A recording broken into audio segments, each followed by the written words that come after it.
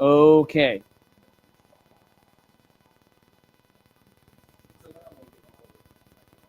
Yeah, definitely, definitely. I know every bit counts. Yep. All right. We're live now. Okay. Okay.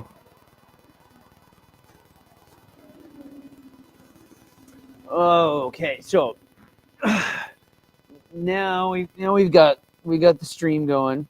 So, hold on a second. Huh. Okay.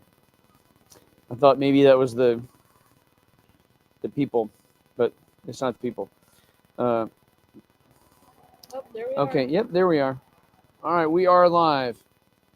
Yay. Yay. Okay. Let me share it to my. I want to share it to mine. Um,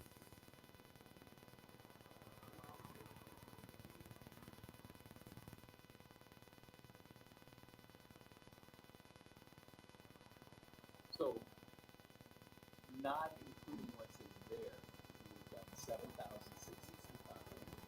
okay. And if you add what's in there, we're probably closing in at 7. Awesome. That's great. That's such good news. Okay. Okay, we got at least a couple of folks. And yep, I'm in. And hi everybody. Okay, so there we are. So we're okay, we got 6 and yay. Hey, thank you everybody for tuning in. I'm here with Carla Schneider and Rob Vickers, and I've been trying to tell everybody you really want to make sure you see this tonight. Welcome. Hey guys. Hello. Yeah. Dina says hi, Carla. Hi, Dina.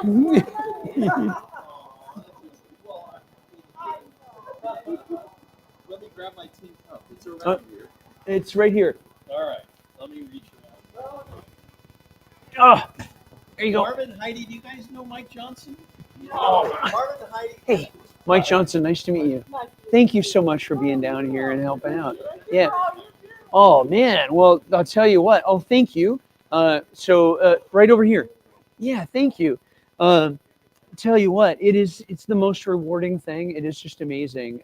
Carla's going to share her story, and you're certainly invited. I can turn up the fire, and and you. This is because this is what it's all about. It is what God does in saving and changing and transforming lives. And Carla's become one of our most important young leaders at the mission now, and so. Yeah, so we're going to share her story a little bit. You're welcome to stick around if you want. You'll be glad if you do. So oh, you got a puppy dog in the car. All right. Okay. Yeah. Thank you. Thank you. Oh man, I love what I do too, and so thank you.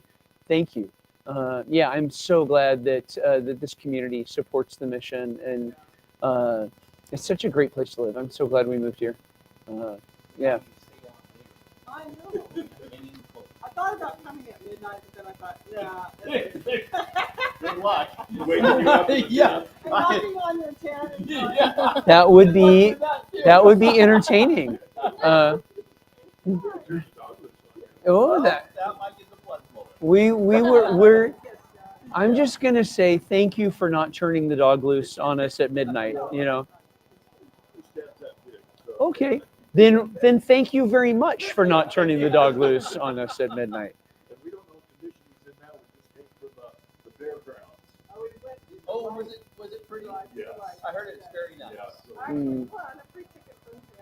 Okay, so we're gonna get started with Carla's story here. We really want to encourage you to please share the stream out onto your Facebook profile so that other people can see it too.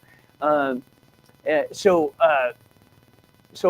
Carla, First off, thank you for agreeing to come down Yeah, and no share problem. some time with us. I know that it's Friday night, and and here you are, and you could be other places doing other things. So, uh, so how long have you been working at the mission? I've been working at the mission. I lose track of time. So I want to say it's 5 or 6 years. I'm thinking 5, but it could be 6.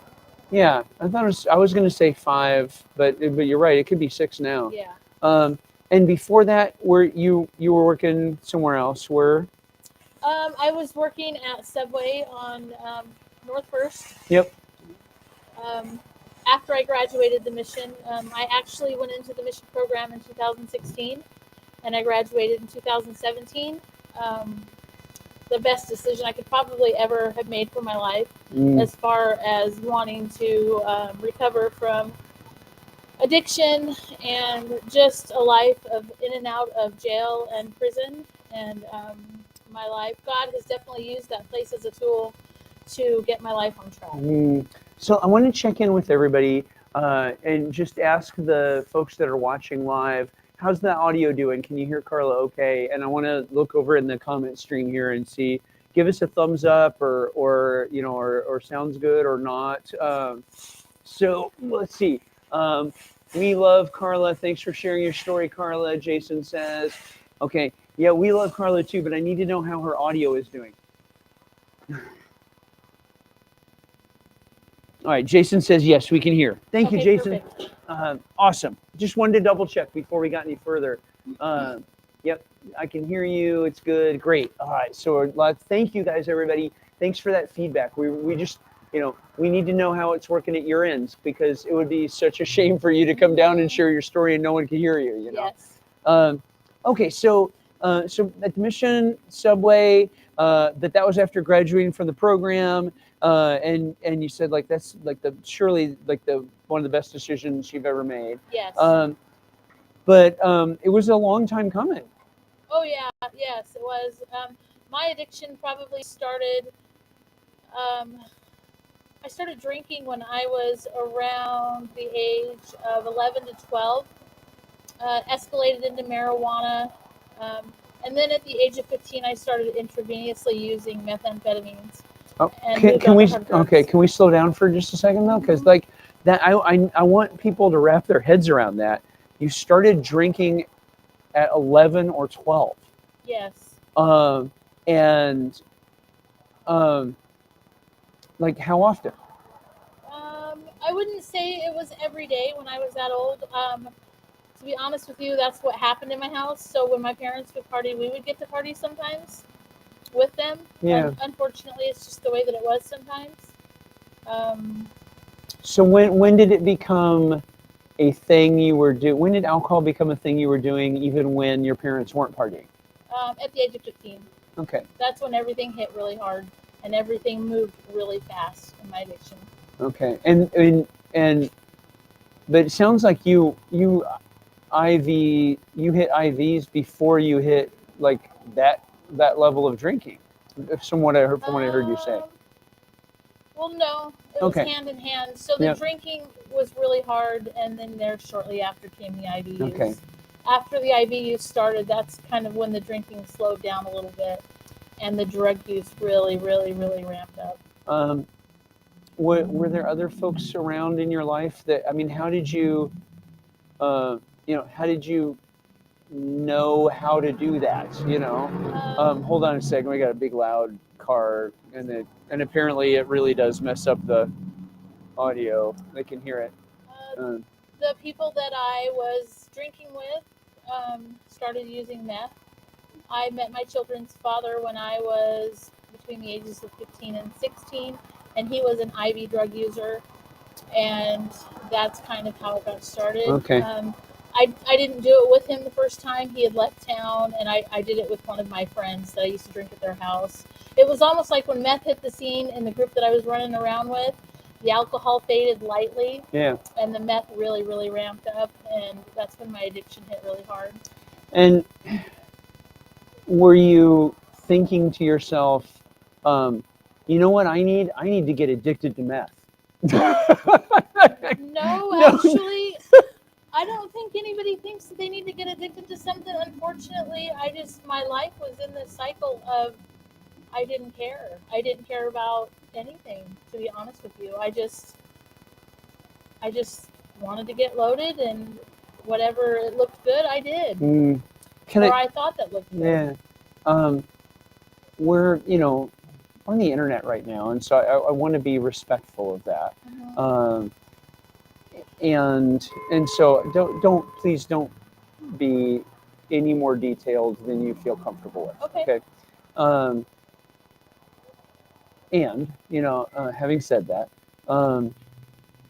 there's a lot of folks with 15-year-old kids and 15-year-old daughters. I got a 16-year-old son, and um, it hurts my heart to think that at 15, like, you didn't care, you just wanted to get loaded. What was that about? Looking back, what do you think that was about? Like you weren't thinking about what you wanted to do with your life or where you wanted to go. You didn't care. Why? I just think that it was probably the way that I was raised. A lot of childhood trauma, things that people that function in families don't normally do. I was raised around a lot of drugs and alcohol and addiction and violence, and that was our norm. And what went on at our house, we kept at our house, and we didn't bring anybody over to our house that we didn't think would be okay with the environment that we were living in. And it's just the way that it was. Like this rule, what happens at our house stays at our house. Because you knew that if other people found out what happened at your house, then people might get in trouble. Yep. Yeah. And if they didn't fit the criteria to come to our house, they didn't come to our house. Yeah. So I mean that's so also that's so heartbreaking. The idea of parents, right, who know that what they're doing with and around their children would potentially put them in jail. Well, yes. I And don't know. It's really strange. It's like this normal. It was your normal. It was my normal.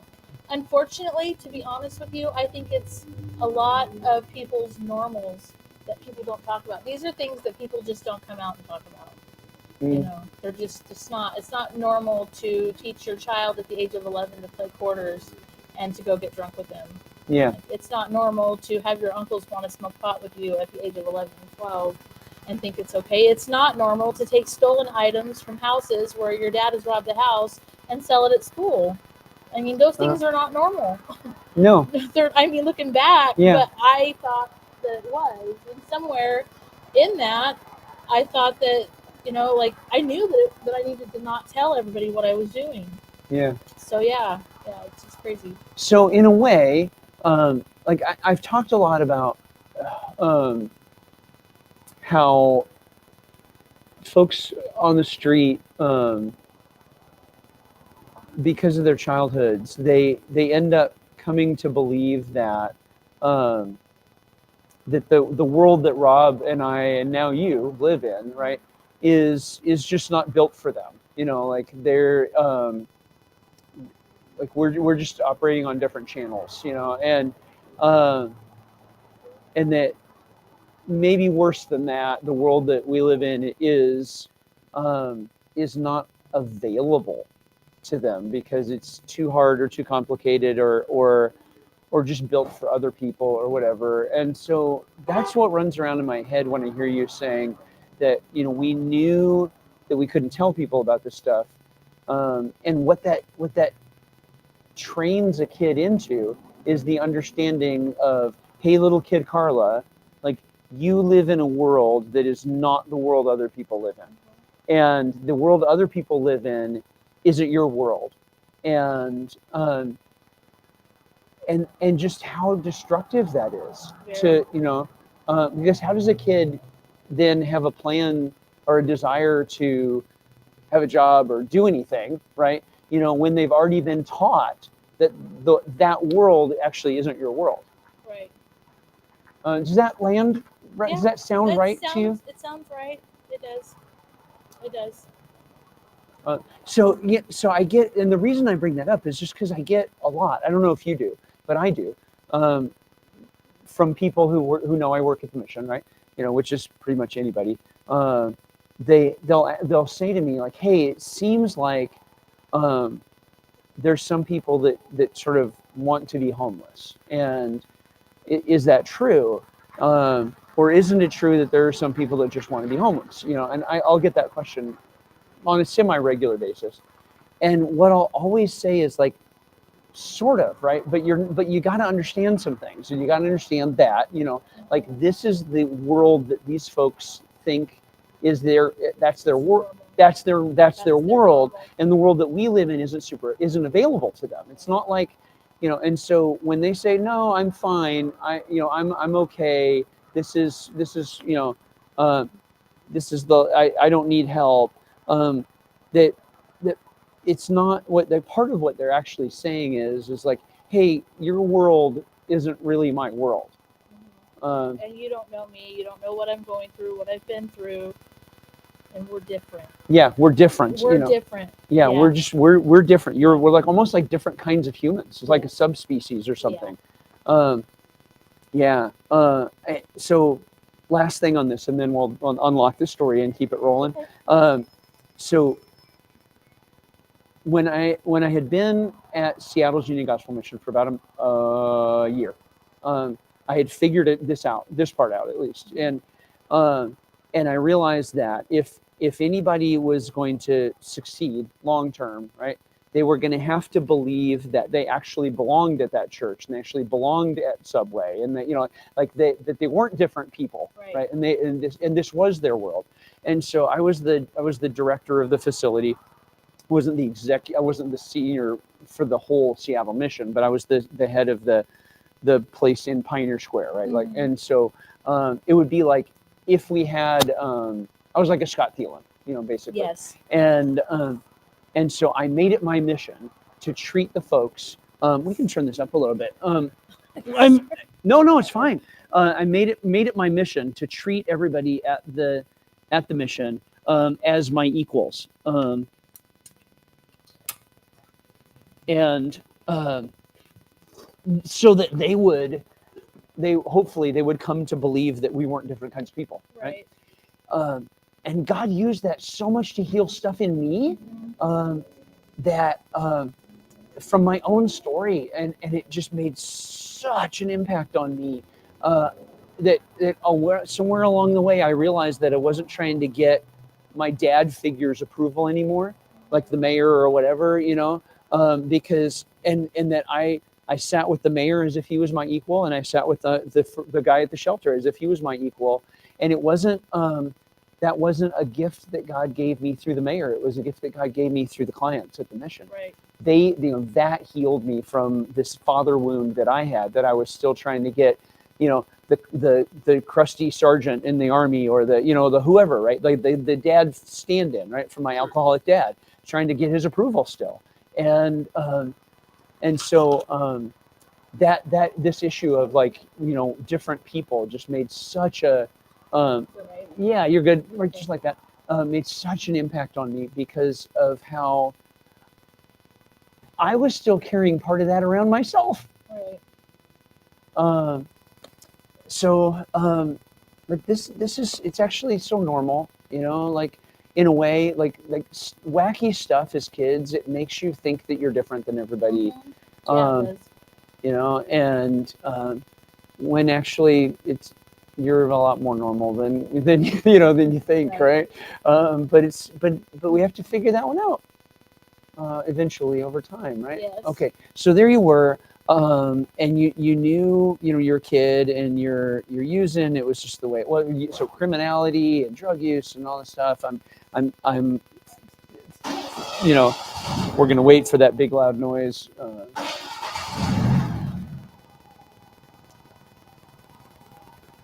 And you know, you've already learned that you live in a different world than everybody else, and that's their world, but not your world. And then somewhere right around the time, you know, that you're 15, you try like really hard drugs for the first time, um, and you said that just sort of blew everything up. It did. Oh yeah, everything, everything. That's when I moved out when I was 15, and then right before I turned 16, and that's when my addiction really really plummeted. My mom and dad did not approve of the methamphetamines or any of the other harder drugs that Uh-uh. I Did you did. find that hard to believe Um, in light of the experiences that you had growing up and what was accepted? I don't think at that age I really actually thought about it. I just know Mm. that marijuana and alcohol were fine, and the harder stuff for me wasn't. I can remember my parents asking me at that age what kind of drugs I had been using, and we did have the relationships where I could tell them everything, and I did, and it kind of like it shocked them a little bit. I used to come home from school and they would check me for track marks. Mm-mm. That was like a normal thing my dad would do. Yeah, it sounds so, my dad used to be an IV drug user and he's been to prison several times, so he knew what he was looking for. I don't know if they just didn't think that it would ramp up like that. I'm not really sure what their thought process Yeah. was, but yeah, that's kind of what happened. And then when I got addicted to the meth is when I really, really, really kind of went out there. So that was 3 reallys, by the way. I don't know if you noticed that. Really, really, really went out Really, there. let's say it again. Really. Yeah. Yeah. So like a lot of people, I don't know how many people we have watching, but let's assume that we got some folks watching who've never done IV drugs, Right. like me. You know, um, to me, like the mere use of IV drugs is really, really, really out there. Right. But what you're saying is like, no, actually, that was just the key to other things that were really, really out there. So again, I don't want you to be more detailed than you feel comfortable with. But would you unpack that a little bit? I mean, what's behind the really the four really, the really 3 or 4 reallys? reallys, there? I would probably say that. Well, I went on an IV drug use run. I went from smoking it to IV use, on and off until I was 18. When I was 17, I ran away. Merry Christmas. Hey, we're here with the Union Gospel Mission, and we're doing a thing where we're out here for 60 hours, sleeping out here and everything. I don't know if you remember Operation 10 Cup. Yep. So this is like 10 Cup 2.0. So it's been a soft giving season, not just for us, but for just about everybody. And we're running a little behind, and so we've kicked. Well, we're asking for your financial donation, but we're happy to receive whatever support you feel led to. Thank you. Yeah. So the takeoff. So my IV drug use ramped up. I moved out of my parents' house and just was on this mission of self destruction and sabotage, and wasn't really aware of What the was it? mission that I was actually on. Okay, that's what I was going to Yep. ask. Is were you aware that you were on a mission of self-destruction? No, not at You know. all. It was my new normal. I Yeah. hate to say it like that, but that's what it was. At the age of 17, I ended up getting pregnant, and I ran away all the way to Texas. I didn't Why? tell anybody where I was Why going. Texas? That's where my kids' dad was. Okay. So he was there, and I ended up coming back at the age of 18, about 9 months pregnant. Had my baby. As soon as I had my baby, I got back on methamphetamines. My kids' dad came, and the addiction then ramped up really, really bad again, and got pregnant again. I probably used during that pregnancy a little bit. Got clean long enough to have my child. I'm just going to be completely honest with you guys. Yeah. Had my child, then my addiction ramped up again. Then I got clean for a few years. May I? But not clean. Yeah. May I ask another detailed question? Yes, please. as a man, right? You know, I don't experience pregnancy, right? You know, or childbirth, and so you know, just looking back, um, you know, how do you? I'm glad, right, that you did your best to Right. to clean up while you were pregnant, Mhm. and um, just you know what feelings go along with that phase of your life, you know, Gosh, I don't. Honestly, I as don't. you I know, don't even know. how was that feeling at the time, you know, like that while you were pregnant and trying to be clean for your baby, right? You know, Right. were you thinking to yourself, you know, I should I should just try to stick with this, you know, and stay clean even after the birth, or were you thinking to yourself, okay, you know, I'm going to do this because I don't want to hurt my baby, Mm. but after that, you know, I can't wait to be done so I can get back on, or what was that? After I had my second child, actually, I didn't start using hard drugs again. Marijuana, and I'm not putting anything lightly.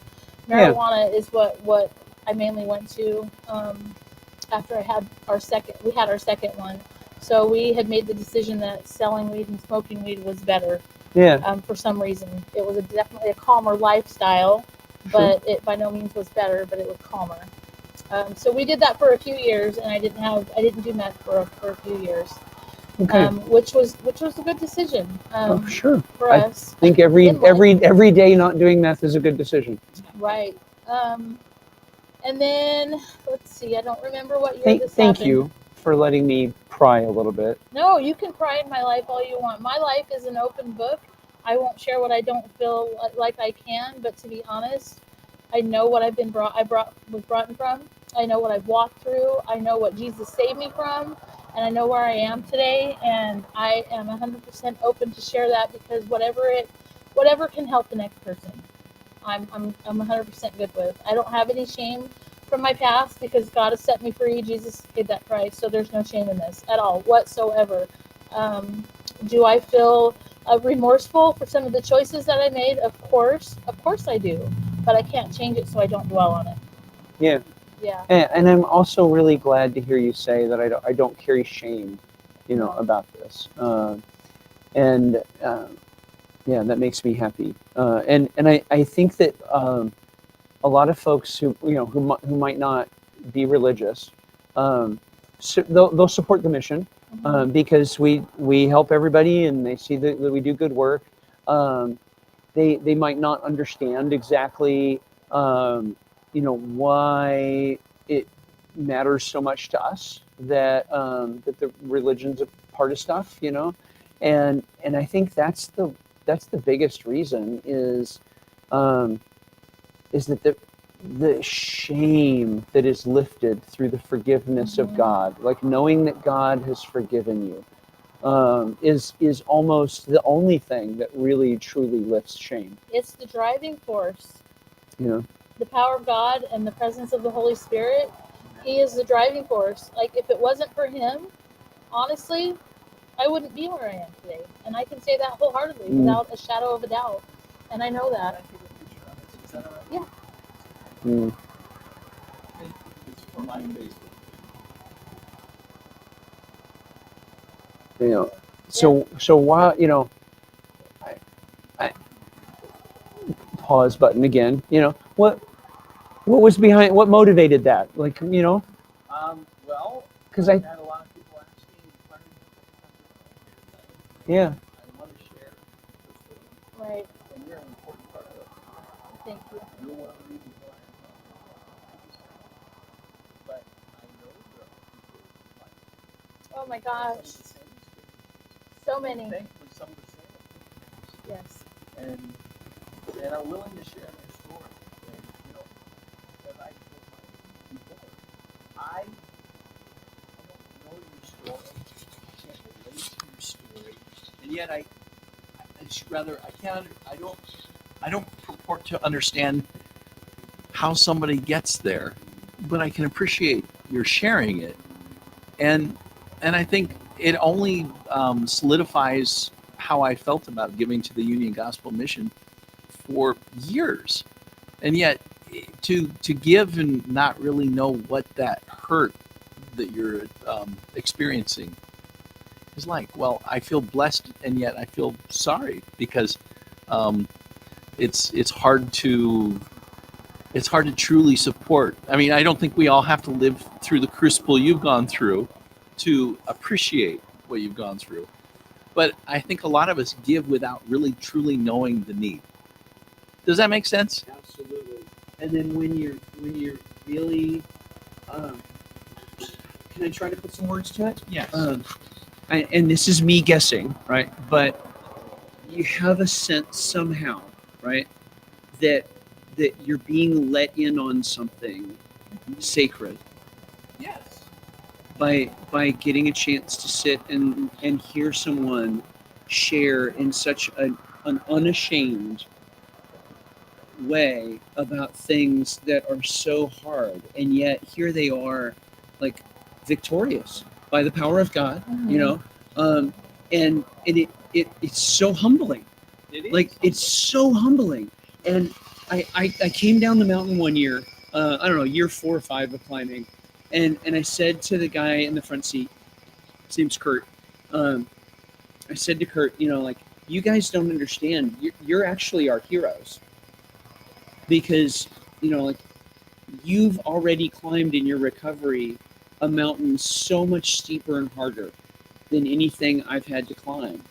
Um, and you know, and um, we actually look up to you. I Uh, do. I do.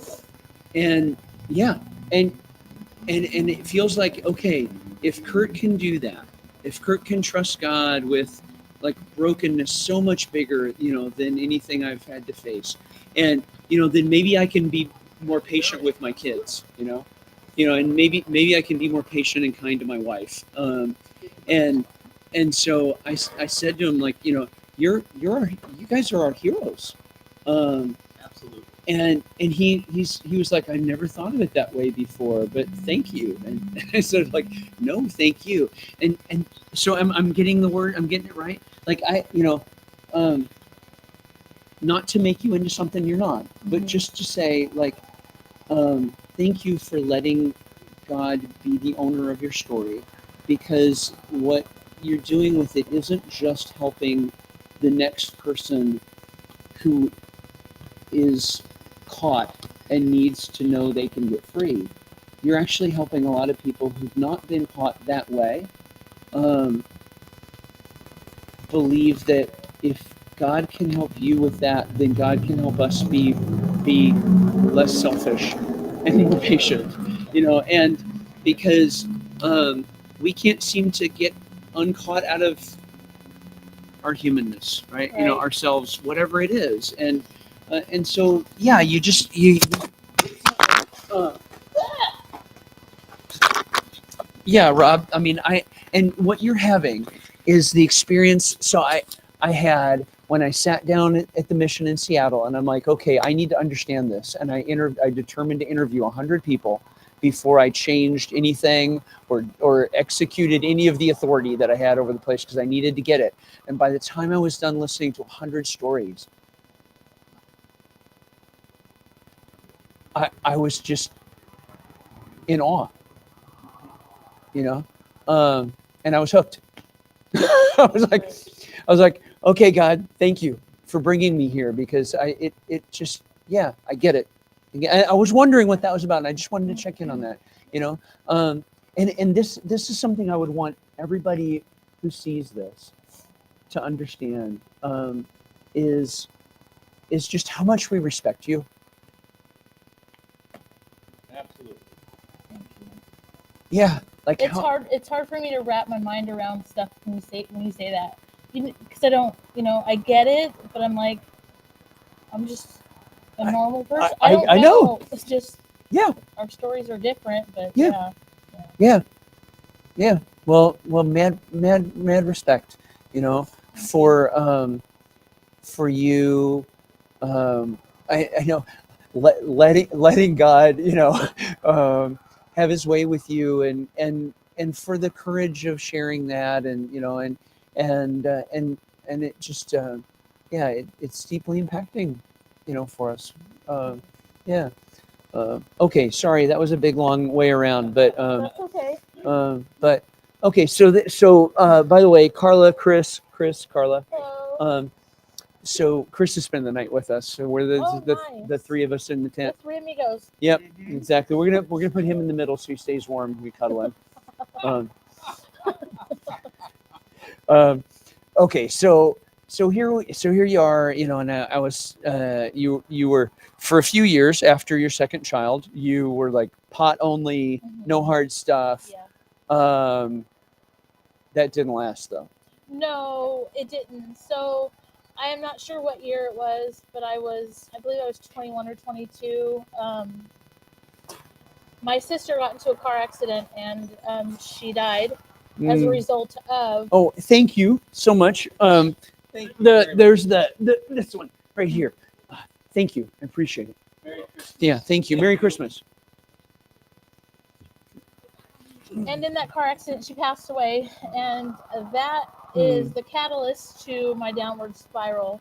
When that happened, I literally, it was like I lost it. Um, I didn't know how to grieve. I definitely wasn't walking with Jesus.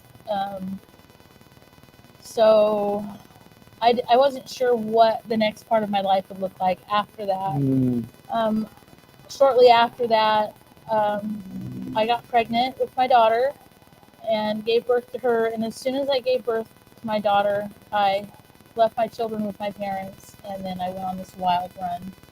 Um, my kids' dad left in the middle of the night shortly after my sister passed away. And Did her death just make you feel like life was sort of pointless? yeah, I felt like I'm sorry. I literally felt like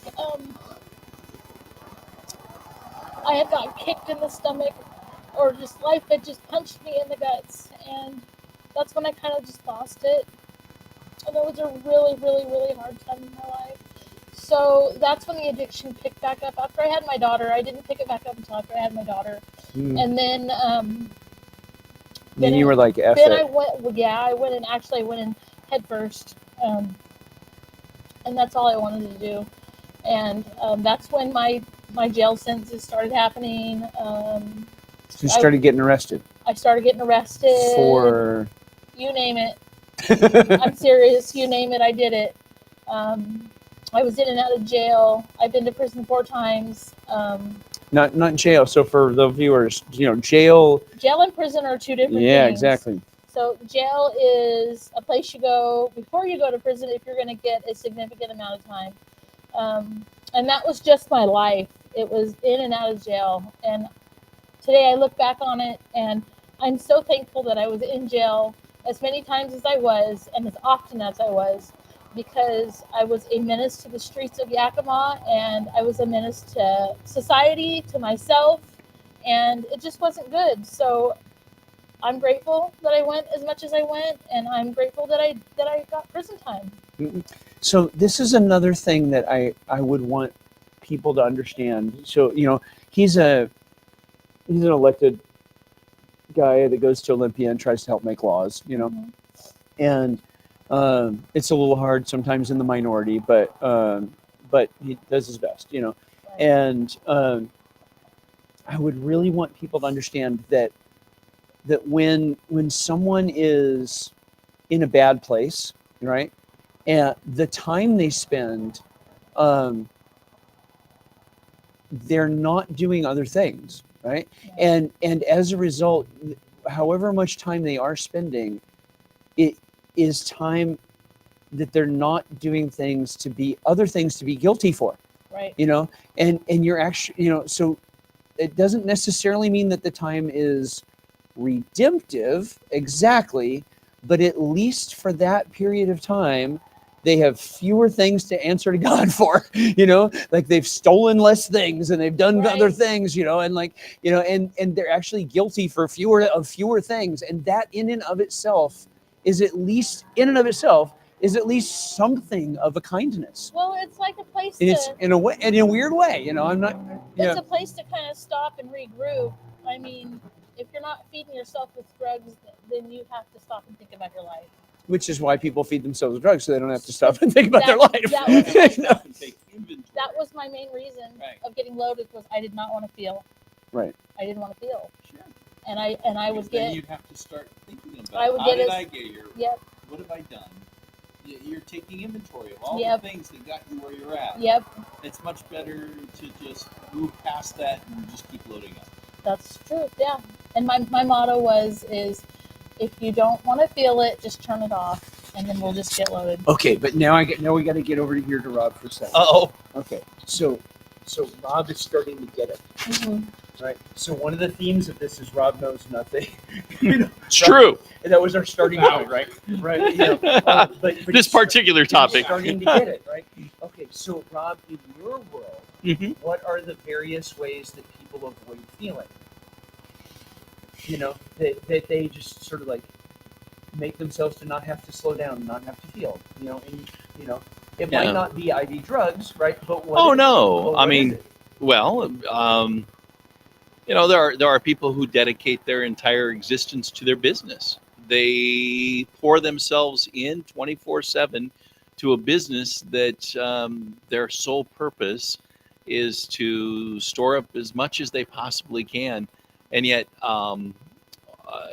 in terms of cash or assets, or really it's just, it often becomes avoidance of, oh well, I have to think about these things. Mm-hmm. What does what I do impact my family? There are so many people who enter a business, and largely it's easy to make the case that, well, look, it takes 24/7 to be a successful businessman. But as I found out early on, that I needed to slow down. I needed to take inventory. I needed to think about where I was going, what I was doing. I've run a financial planning practice for 30 years. A lot of people came out here tonight. I didn't even realize how much they supported me in something that was important to me that had nothing to do with crunching a balance sheet or looking at the market or investments and so forth. And we are a community. That's hard. I mean, you and I are a community, but we don't. Our community hasn't intertwined. There's the two circles, and we are just finding ourselves in the middle of these two circles where they intersect, but they haven't intersected much, have they? No. And they're different worlds, and yet I live in this community. I love this community, and I know it's not just about running a business. It's taking these fruits from the business and finding ways to make the place we live a better place. Right. Now, that doesn't just happen because you say that's what I'm going to do. You need to take the time and take inventory of, well, what's going on around you. And in all honesty, since I've done radio for years, it's easy to have an opinion about everything. That doesn't necessarily mean you know what you're talking about. That's true. and in truth, I know that when I have an opinion about something like homelessness, I always assume that that person got there of their own volition through their own choices, and the initial answer to the problem is just to not have them on the street.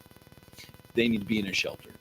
They need to get services. They need this, they need that. But I don't know how they got there.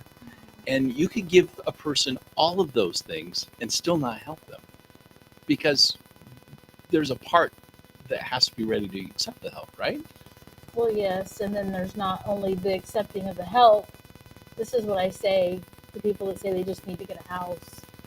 What that looks like for someone that has tons of trauma and stuff that they haven't dealt with is putting a Band-Aid over a You wound. bet. And then what happens is if you don't care for that wound and get the healing that it needs to get, it's going to get gangrene, and then it's going to get infected, and it You never bet. gets better. That's right. Yeah. That's right. So there's so many where I just feel like there's so many ways in which people Band-Aid things.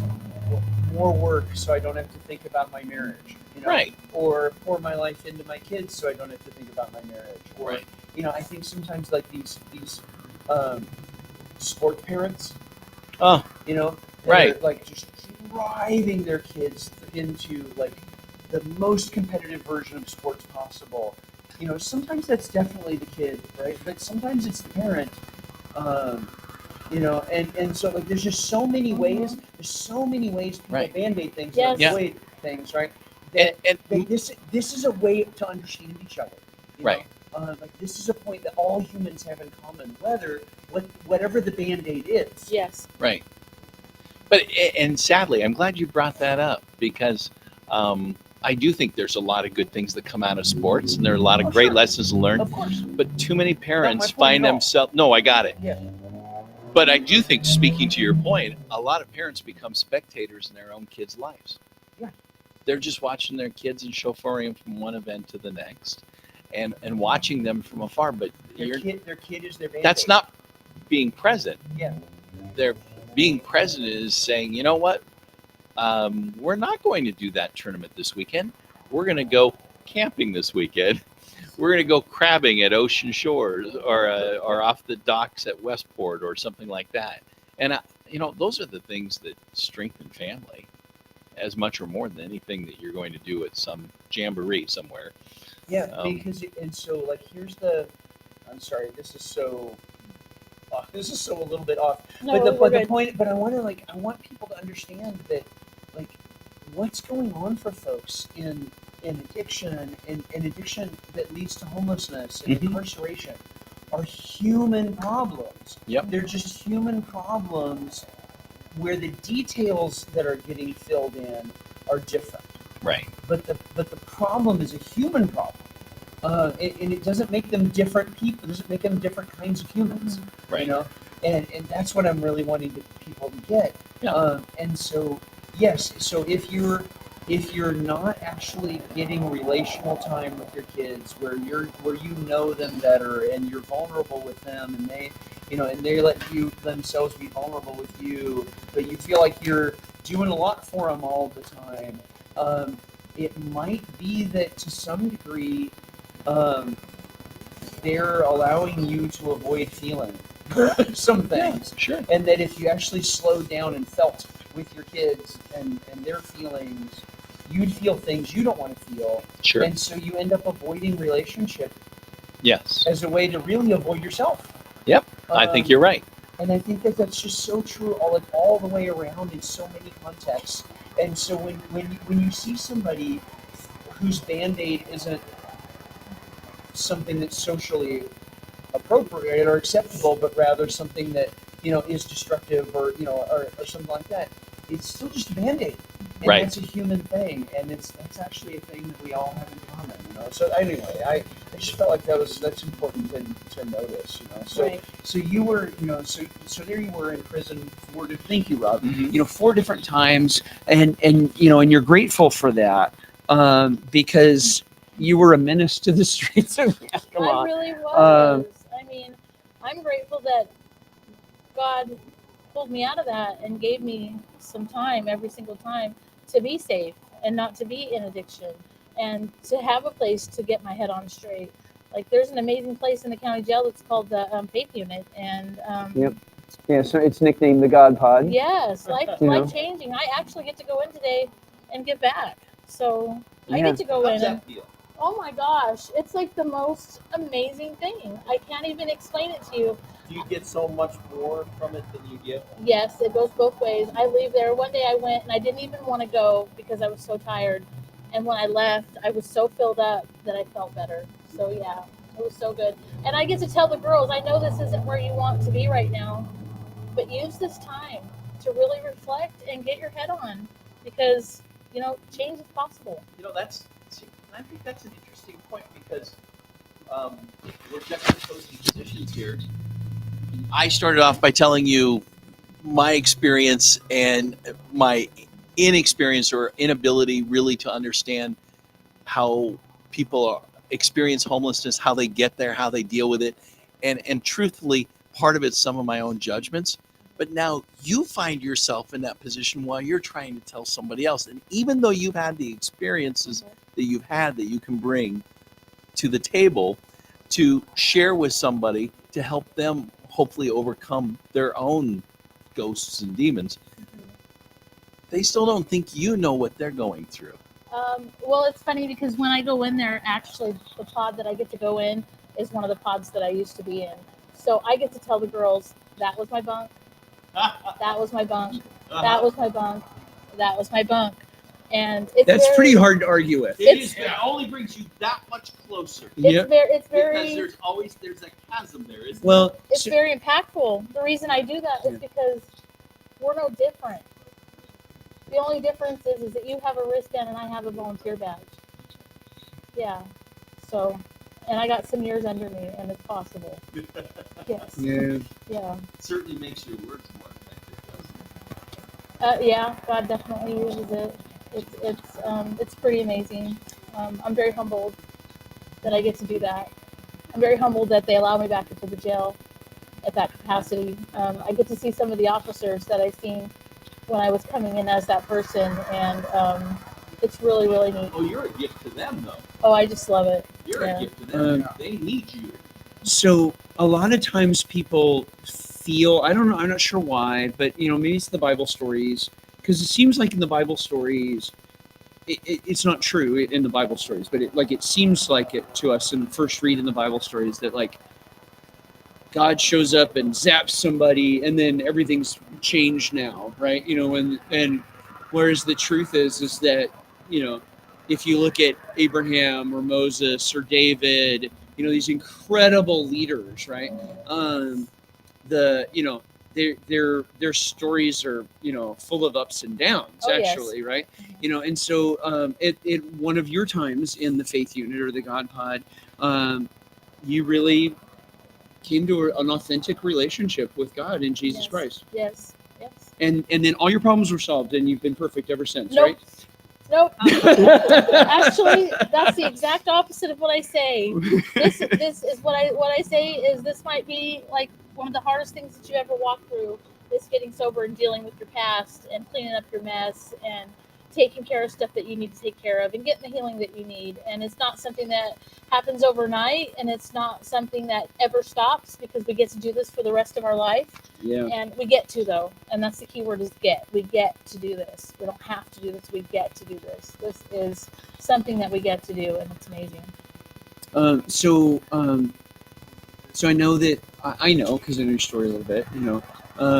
You got out of the God Pod and you were doing all right for a while, I think, right? Mm-hmm. Um, Well, let's see. I went to prison in 2009, and I got out in 2015. And I thought that for sure because in 2009 I was radically saved. So I say saved. Yeah. It's different, saved. Because before there was never any fruit, Right. but there was fruit this time. The only problem is that I had a root system that was bad, and I did not know that there was things that needed to be dealt with underlying to get the full healing that I needed. Yep. So I did do well for a little while. Yep. I actually went to the mission. Didn't think I needed to get into the program, and I thought that I was good. I got a job, moved out. Yep. What I didn't realize what I had was that I had these things, these trauma, this root system that needed to be healed and dealt with, and I relapsed for about 4 months. And this was in 2016, before I came into the program at the mission. Yeah. Yeah. And when you relapsed for 4 months, that had to have been like really hard because not only, were you relapsing, but at that point, like you knew better. It was, Am I right? No, you're right. Actually, as you're saying it, I can like feel this. I just feel this inside of me, the pain that I felt, because I knew God. Yeah. At that point, you knew better. I had a relationship with Him, and I was for sure that I wasn't ever going to go back again, but I did, and it was a new broken level for me. It was a different kind of broken. I went on this run for 4 months, and I was completely miserable. More miserable probably than I'd ever been in a long time. And I remember I got pulled over in Sela and I had a warrant and I was so happy. I was like, I have a warrant. Please take me to jail. Like, please. Like, I just need to. I slept for about a week and then I went back into the God pod and God began to talk to me in that place. And he told me, I remember he whispered inside of my spirit, I'm not mad at you. Like, I love you. And I was like, oh, that crushed me. Like, that really crushed me. And I was like, oh my gosh. So the process of Would you have found it easier if he had been mad at you? You know, because like you deserved it, and then or Right. something. Right. It probably almost would have been easier, but Part of the reason why we want anger is so we can be just a little bit ignorant.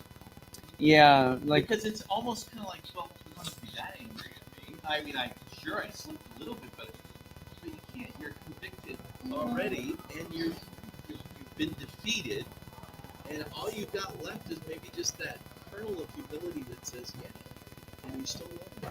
Yep, and you still love me, and that's exactly what he said. And we started putting the pieces back together in that unit, him and I, and I had some lovely teachers in there that were directing me to go to the mission and get into the program when I got out. And the day that I got out of jail, I'm standing on Martin Luther King and First, and I'm like, okay, I'm standing there, and I could hear the Holy Spirit inside me say, if you want life, you have to walk away from everything you know, and I'll give you life. Like, you have to. And I made a decision and I started walking toward the mission that day. There wasn't a bed right away, and I had to wait because the manager of the program was in Israel, and there honestly wasn't even a bed available. There was somebody in front of me. Yeah. And It happens. So our managers go to Israel all the time, and so yeah, they're always asking. Yeah, they're always asking for our advice about stuff, and so yeah, so just so it's a little random, like is there is the manager in Israel this week or are they back? I'm joking for all the viewers. I'm joking. That's a good joke. Yeah. But yeah. So I just decided to make the decision to wait, and the girls kept telling me in the program, there's not going to be a bed because there's a lady in front of you. And I'm like, I don't know. God told me to come, so I'm here, and I'm not going anywhere. Like, this is where I know I need to be. At the last minute, the lady that was in front of me was like, this is not for me, and the bed is yours. And I'm like, I felt bad for her, but for me, I was like, thank you, God. And that's when I got the opportunity. So, yeah. Okay, so, whoops. I feel like I want to check in on the comment stream, and just see what folks are saying. So let me see here. Yeah. Thank you for allowing me my ignorance. What does that mean? That I don't know what I don't know. I don't think any of us do. You know what I mean? We do the best we can. Yes, we do. Yeah. So, yeah. Melody just says, so proud of Carla. She's come along. So, yeah. Mm-hmm. And Debbie Carl, of course. And so, what would you say to someone who says that who's just mad, who's mad at the folks that pushing the carts down the street? They don't care how they got there. They don't care, like they're mad at them and they want them to go away. You never know what somebody's story is. You don't know why people get to where they are. I promise you that no one, when they're a child, says that they want to be homeless when they grow up or they want to be drug addicted when they grow up. That's just not something, as children, I believe that they sit around and talk about. Like, it's not something that we want. I didn't want to be an addict. I did not want to go to prison when I was a child. I didn't know that was going to be in my future. That is not what I wanted. And yeah, and I think sometimes, for folks who who grew up in a family in a world that was more ordered than yours was, right? Mhm. You come to the belief that you can go after what you want, and that everyone does go after what they want. That what you see people going after is the proof of what they want. You know, and so if you want to know what somebody wants, look at what they're going after. Um, and in an ordered world, like that makes sense. But in a disordered world, in a chaotic, disordered world like the one you grew up in, um, like this is the biggest thing. Like Rob Vickers, if I could get you to understand one thing, it would be this: that what childhood trauma does is it uncouples cause and effect. Sure. I get that. Yep. And once you get that, you get everything else. Everything else flows from that. It uncouples cause and effect. And once cause and effect are uncoupled, like nobody believes that if they made different decisions, their life would suddenly be better. They don't actually believe that.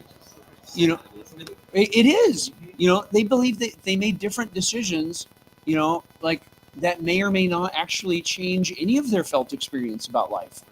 In fact, it might make life suck worse, you know. It might not fix anything, and then they would just be more miserable because they'd have a life that wasn't fixed and they wouldn't have a beer. You know, and so like people aren't actually going towards what they want in the belief that they could do a thing and then it would fix a thing, and you know, in effect, like their whole understanding of why you do anything that you do is not running off of cause and effect. It's running off of action and reaction. Yes. I get it. But we have to have 14th District State Representative Chris Corey here, and I'm not going to speak for Chris, but in my mind, as if, because I do understand cause and effect, it seems like we should be able to legislate almost Yeah. every problem away, and it's not possible, or is it? Well, he's not on the camera, and so before we, you know, so yeah, let me move some stuff, and then we've got Travis Maltos is here to share his story at 8 o'clock. So if it's okay with you, Yes, I want to pick that up. With I you. would. Let's pick that up, but not right now, if that's okay. Yeah, no worries. Uh, uh, Details. yeah, you know. So I asked you the question. You know, like if folks see the person pushing the cart down the street, you know what, and they're just mad at them and they want them to go away. Like first off, I actually get it. You know, I get it. Just like you know, when one of my kids is misbehaving, it can make me a little mad, right? You know, and I want them to stop. You know, so like I get it.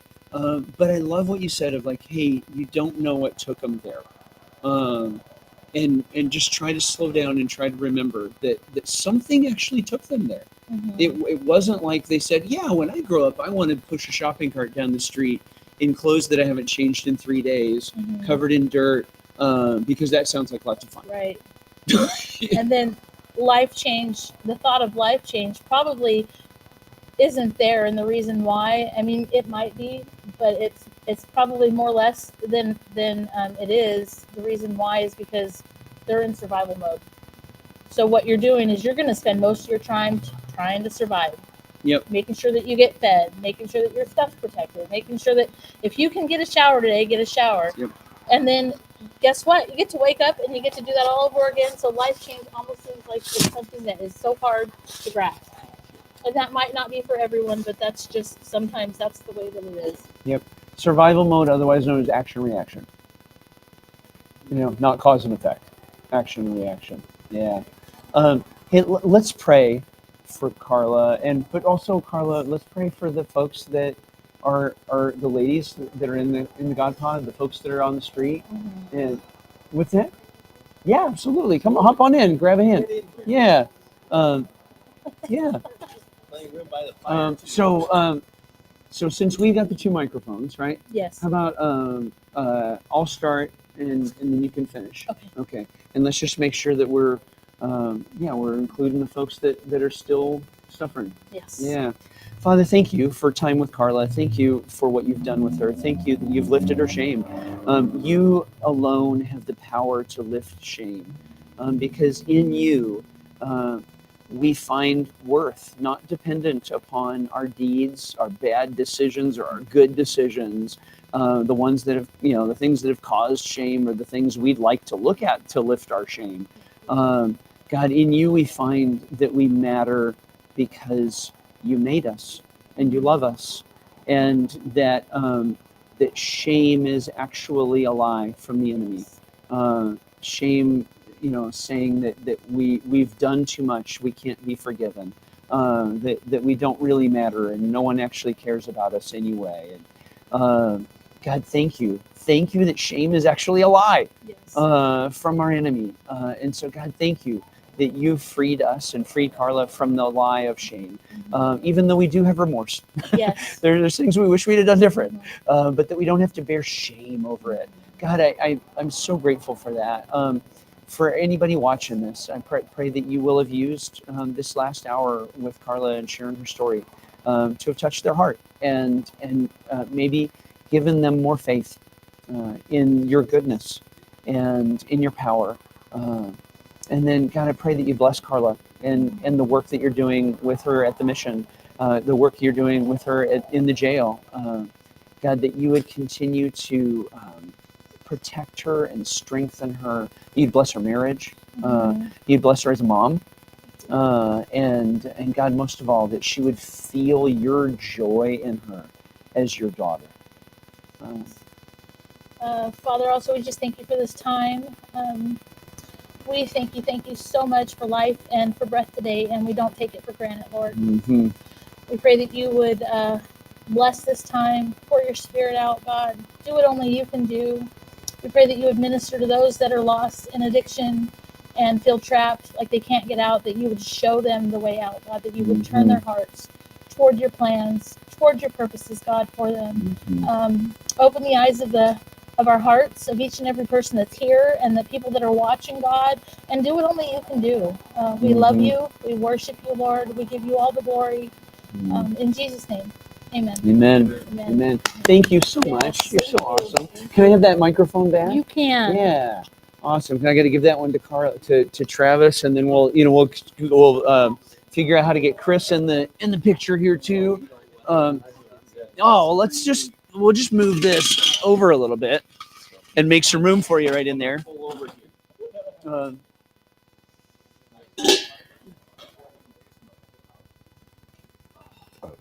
Well, actually, I am. I'm Mary Howard, Nice to meet you. and I'm just across the street at the commission store. Uh-huh. And, well, I told the gals that I missed a lot. Let me take the microphone off so that we can talk for a second. Okay, guys, give me a quick second to get Travis set up and talk to Jerry for a sec, and we'll be right back, and you'll get to hear from Travis.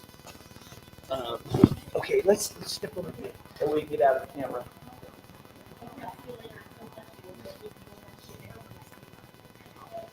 Let's wrap camp down. Bye. You were awesome. Thank you. Bye-bye. Nice meeting you. Nice meeting you. Bye-bye. Oh, hey, Carla. I think this is actually your appointment right here. Really? Yeah, absolutely. She's gonna be the one. Yep, and she can too. Yep, you're right on time. Yep, thank you. You got it. Have a seat. Come on over. Have a seat. We're all gonna gather around here. I'm a little nervous, but All right, and I'm gonna clip this baby on here, and you rock and rolling. Awesome. Hey, thank you. That's actually perfect timing. Yeah, thank you. All right, Isaac Johnson. Can I put Chris in that seat though? Yeah. All right, fine. Go ahead, have a seat, Isaac. Okay. we staying up till 3 in the morning? I don't know how long I'm staying up, but okay. So, all right. So, hey, everybody. Travis Maltos is with Yes. us now. Carla was so kind and generous with her story, and I Yes. said to her a couple of times. I want to make sure I say to you, um, don't don't be any more detailed than you're comfortable with. Okay, and I don't ever want you to feel exploited. Right. You know, Yeah.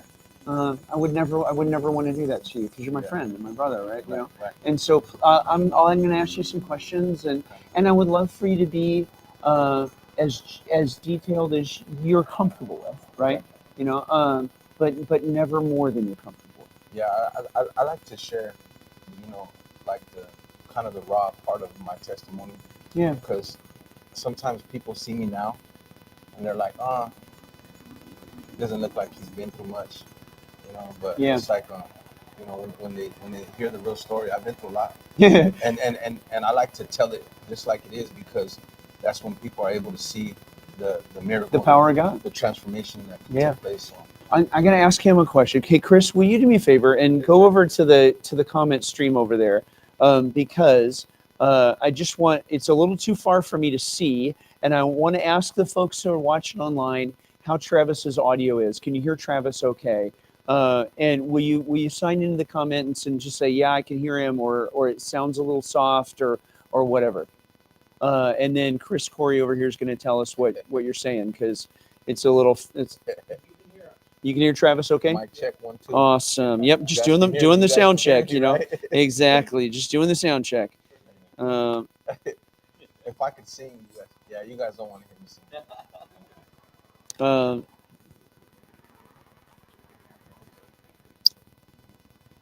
okay.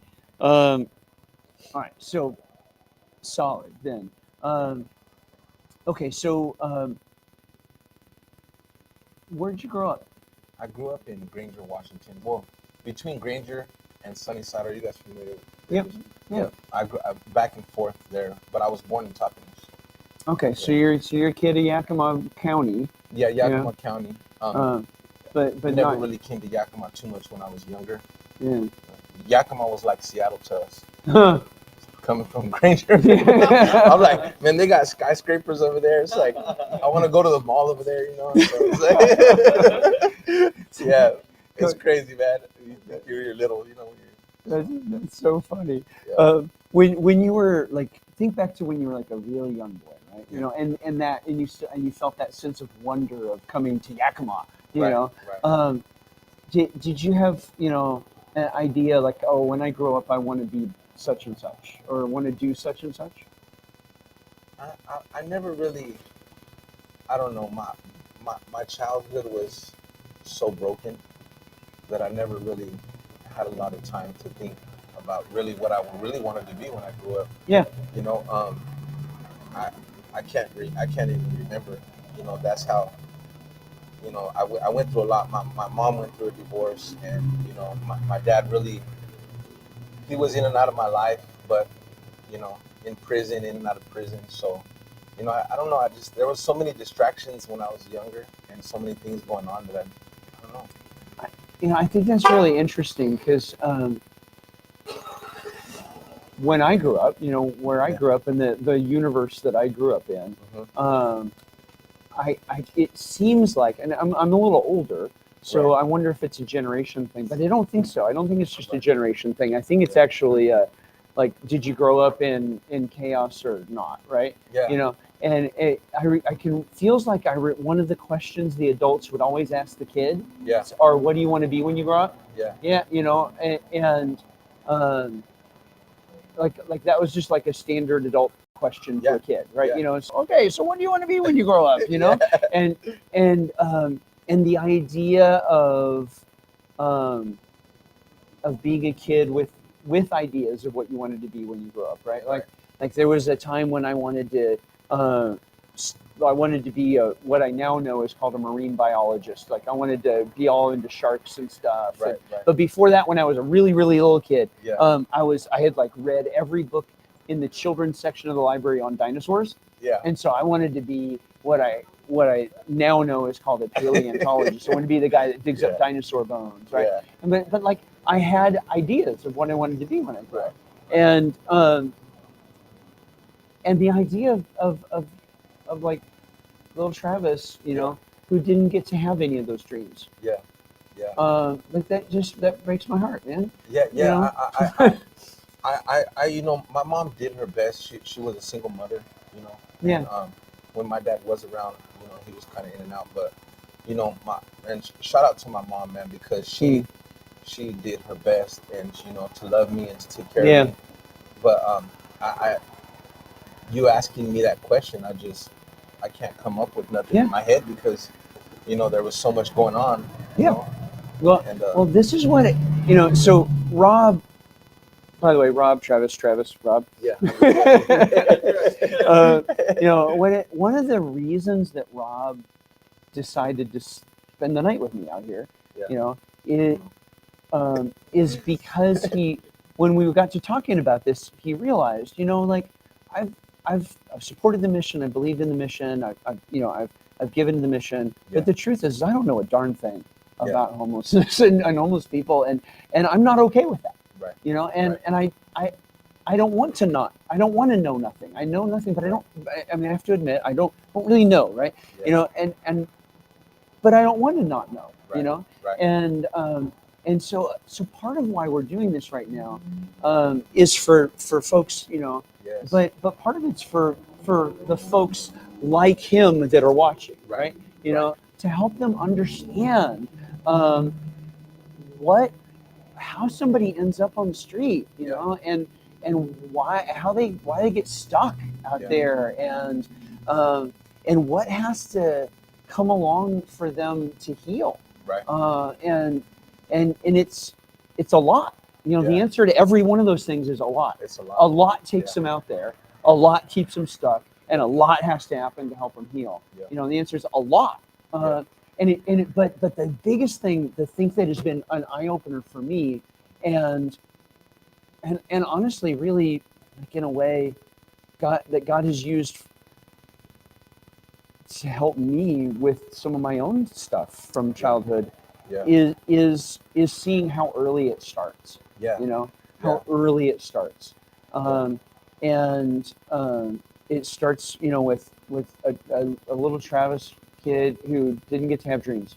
Yeah. Because he was just trying to survive. Right. As good as his mom did, right? Like, but you know, he's trying to just survive. Yeah. You know? I really didn't. I didn't realize until I was older, like my dad not being there, and that neglect and that abandonment, how it made me feel, and then at 12, What 13, you mean you weren't spending a lot of time as a kid in touch with your feelings? Not, I mean, it was kind of in and out, man. Like, you know, but it was crazy because I don't know. I didn't realize that my childhood trauma would lead me into trying to cover it up at 12, 13 with drugs and alcohol. Yeah. You know, I didn't.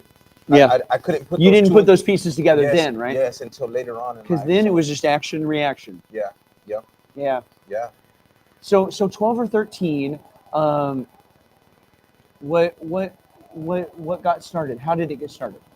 And I think it was just my dad not being in the picture, and you know, my mom. But well, my I mean, mom like, doing her best. like practically speaking, how'd you get your hands on stuff? Like who? Like that's what I mean. drugs? Like the alcohol, drugs, you know, the stuff. Like where'd it come from? How did it show up? Yeah. Like you know, specifically. Yeah. Like, you know what I mean? I had cousins that were older and stuff, you know, and I had uncles and stuff, and you know, that's how we'd get our alcohol and, you know, the drugs, the marijuana, you know, and eventually they would always tell me like weed is a gateway drug. I was like, no, but it kind of led me into. But they gave it to you anyway. Yeah, different addictions. You know, what I mean? You know, and I was smoking weed. I was drinking at 12, 13, making bad choices. You know, and you know, skipping school.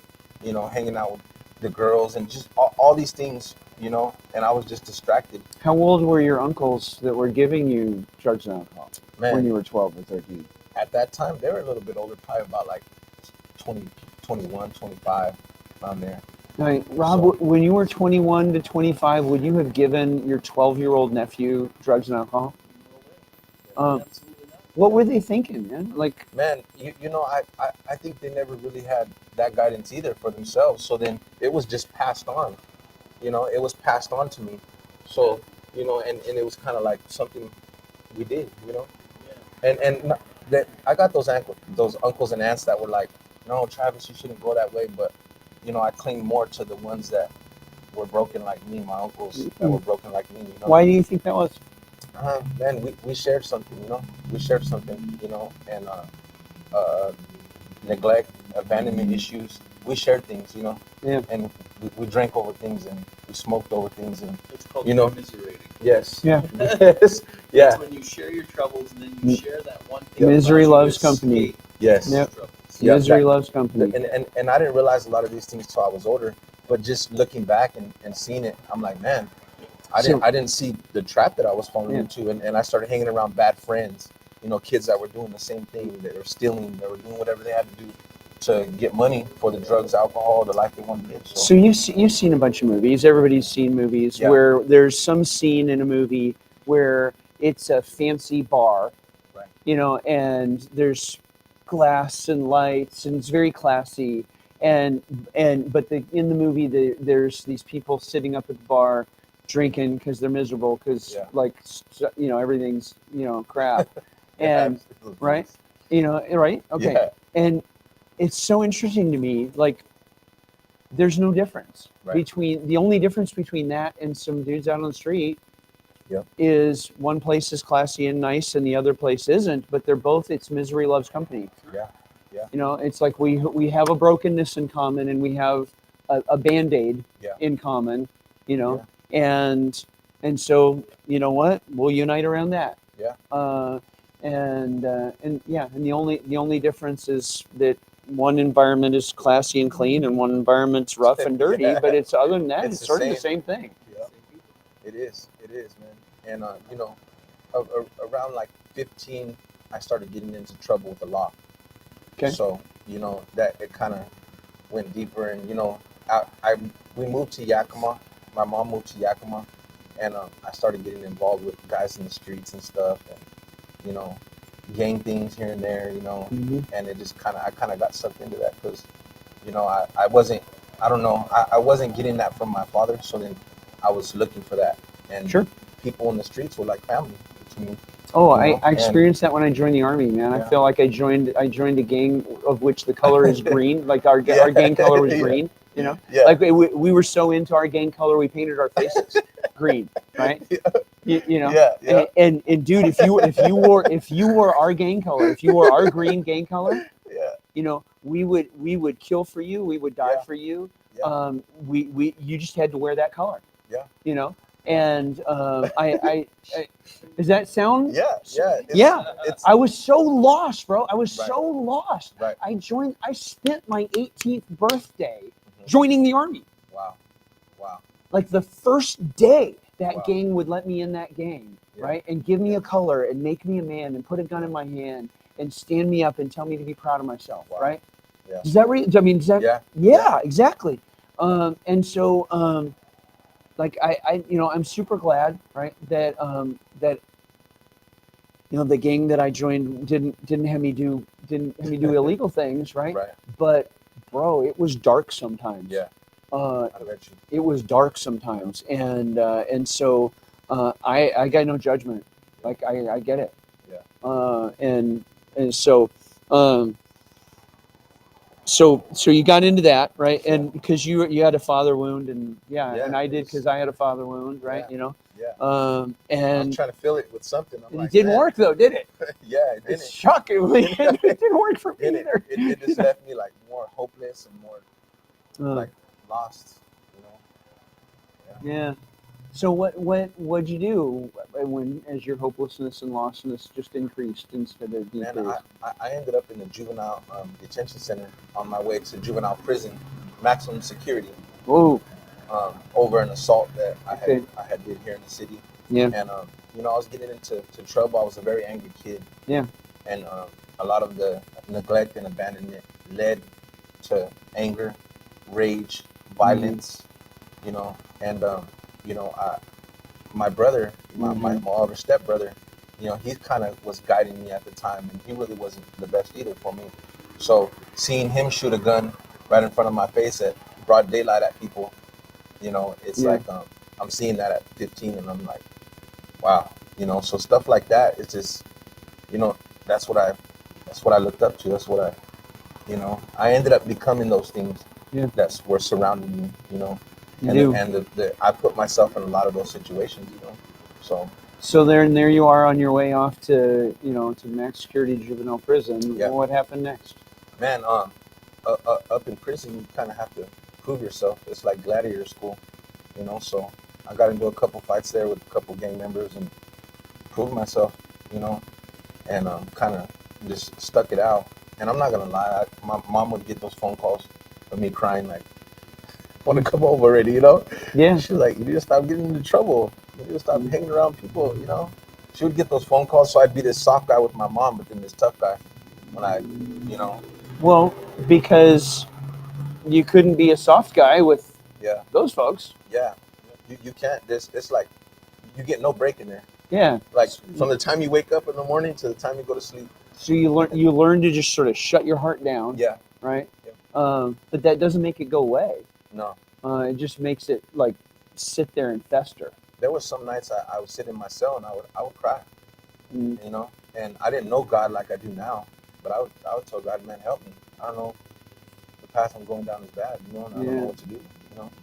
And then I wake up in the morning, and the peer pressure was there again as a young man Sure. to be this person, you know. Yeah. So, you know, that's where a lot of it led to. So so when you got out, how long were you? I got out in 1999, I believe. Might have been early 99. We're old enough now. Yeah, yeah. and I got out, and my mother was on her way to Fresno, California, and she said, "I'm going to get you on the flight out here." Okay. And 2 days out, I took a flight out to Fresno, California, and my uncle worked for Budweiser, so I had these plans of staying sober when I was in jail or in juvenile prison. Right.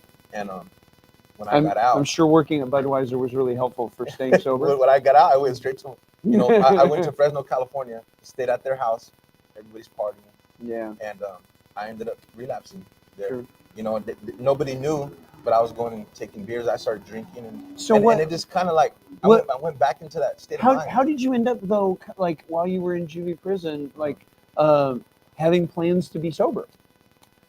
You know, I think everybody, and then they had classes in there that I would have to go through, but I think everybody has that inside of them, like, man, this life that I was leading before going to juvenile prison, it got me nowhere. So I kind of had that hope of like, man, I want to stay sober. I want to do better. That's what I want to do when I get out. And talking it over with counselors and having classes inside of the juvenile prison, and you know, going to anger management and AA meetings in there and stuff. You know, I had that hope and I wanted it, but it was just like my surroundings, you know, and the places I was at, you know, sometimes family, friends, you know, and just kind of went back downhill after that. You know, I came back from Fresno, and I was in a state of mind where like, all right, I'm back out here on the streets now, so I'm gonna call my friends and link back up. And there's that scripture that I never got until later, but it's bad company corrupts good character. Yeah. And I kind of just, you know, I kept hanging around bad company and people, surrounding myself around this, but it's all I knew. You know, it's really all I knew. I didn't have no guidance, so yeah. So where, you know, where was bottom for you? I think bottom was later on, because I kept going in. After that, I committed another crime here in the city, and it was I robbed a store after it was closed, a convenience store. We broke in, alarms went off, cops came, and one of the guys ended up getting caught. I got away, and I started getting back into the criminal stuff again, hanging around gang members and stuff. And that's kind of what was there a little bit of a thrill in that? Yeah. Oh yeah. It was like a drug in its own way. Yeah. Yeah. It was an adrenaline rush, like I don't know. It was like an adrenaline rush, like you're getting high when you're doing that, you know. Mm. So, you know, one of the guys got caught. He ended up telling the police officers I was with him, and you know, I'm on my way back to juvenile prison again. So,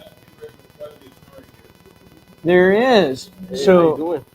so we're with the Union Gospel Mission, and we're out here for 60 hours, like all night, the whole thing. You know, to try to raise $60,000 in 60 hours because um, the the economy is hard right now, and charities are behind, and we are, and so I'm the CEO of the mission, and this is my friend Rob and Chris, and we're sleeping in the tent tonight, and we're going to be here, you know, when we wake up, and so far we've raised something like $20,000 our first day here. let's go. Yeah, so we've got 40 more to go. Let's go. Travis works with me at the mission. Yeah, I'm a janitorial manager down there at the mission. What's your name, sir? Right. Nice to meet you. Yeah, and that's I don't know how many people. That's a couple dozen people online watching us, and we're live streaming the whole thing. And the, on the little poster over here, see the QR code. If you if you scan that with your phone, it'll take you right to a little giving page, and you can help us meet our goal. You know. Nice Thank to meet you. you, Brian. Yeah, thanks, Brian. Thank you. Take care. Yeah, appreciate that. That's awesome right there. There we Yeah, go. that's Come on. super cool. Yeah. Yeah, and yeah, thank you. Thank you. Okay, so you're out there, you know, and you're doing the crimes, but then you're getting caught again. Yeah, I'm getting caught. I'm on my way back up to Back to juvenile prison, but at this point, juvenile prison. I'm but on at my way that back. point, how old are you though? At that point, I was what? I think 16, about to turn 17, somewhere around there. Oh man, I had the idea at this point you were more like 21 or something. No, I know exactly. no, it's a lot in a short period of time. A lot has taken place, you know, and there's much more, man. We could probably be here for all night, but yeah. At this time, I'm on my way back, about 16, 17 years old, back to juvenile prison. Yeah, and Naysel Youth Camp, and you know, I was up there for a while. You know? Hey, good. Man. Hey, buddy, how you doing? I had to stop by. What's My up, man? How you doing? associate, Travis, Elliot Travis, Reed. man. Elliot, nice to meet you. Elliot. Okay, yeah. Mike, Travis, Chris. This is my son Isaac. Hey, Isaac, how's it going? We work together, and he's also Let's go. the heir apparent. So Oh, awesome. Yeah. Well, I got a coin for the event for you. So I got this old 1897. Oh wow. wow. What? That's crazy. So Brother? what event you get for change, right? Yeah. So, yeah. What's that? What event was that? Oh, for this event. Yeah. So Well, this is Yeah. for me. This is Yeah. commemorative. oh, I know. Yeah. That's awesome. That's awesome. We've managed to get close to 20,000. No way. Yeah. Let's go. I think we're Come going to on. be relatively close. We're Yeah. going to be here tomorrow. I'm writing my Yeah. book, and Okay. Man, let's go. We've gotten off to a decent start so far. Still Yeah. got a lot of work to do, but Amazing. I love the fire. Yeah. No, Well, yeah. We just need marshmallows. We just need marshmallows. That's it. I know, right? You're going to the grocery store. There's marshmallows. Yeah. That's awesome. Definitely. Is that the sleeping quarters? yes, it is. We Yeah. haven't really gotten That's it. bed ready yet. We've been listening to Travis's story. Yeah. Oh, pardon me. It's not boring like Mike's. Oh my gosh. We're at this point, like Travis is like 16 years old and he's already on his way back to prison the Yeah. second time. Yeah. You know, Yeah. so Holy oh, Crazy, dude. man. cow. Oh my. Crazy. Uh, I need to write a book or something. Yeah. You know? Might as well. So yeah, you can. I think you can like self-publish now on Amazon. Oh yeah. You know, So, yeah. It's but crazy. I gotta tell you, man. I just have become so absolutely convinced that that like what we know, you know, is helpful. It's helpful. Right. But who we are, Yeah. is everything. Yeah. You know, and I am so grateful that God has charted me into the place He's charted me into, Yes. because some of the people I know are amazing human beings, and and I get to work with some of them, you know, and so, like just like really, it's so humbling, and amazing to get to be around folks that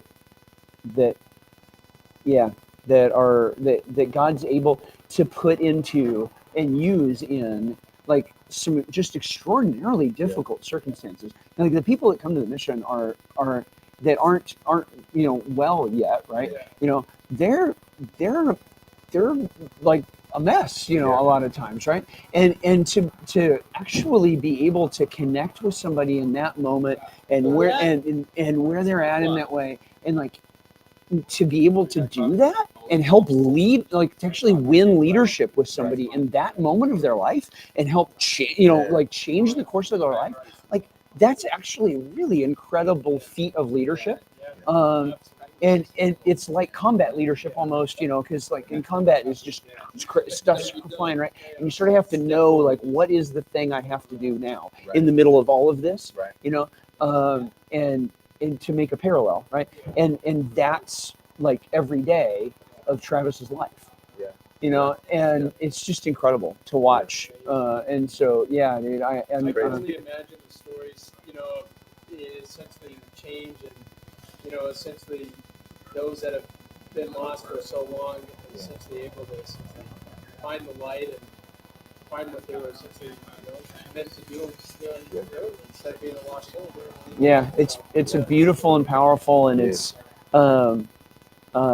it's not a switch flip, right? It's like this. It's more like the dawn, like it starts getting light before the sun even comes up, and you're sensing that there's a change happening, right? And then slowly the light fills the sky, and then eventually then the sun finally comes up, and you're like, there it is. But its sun's actually been rising like for a while, right?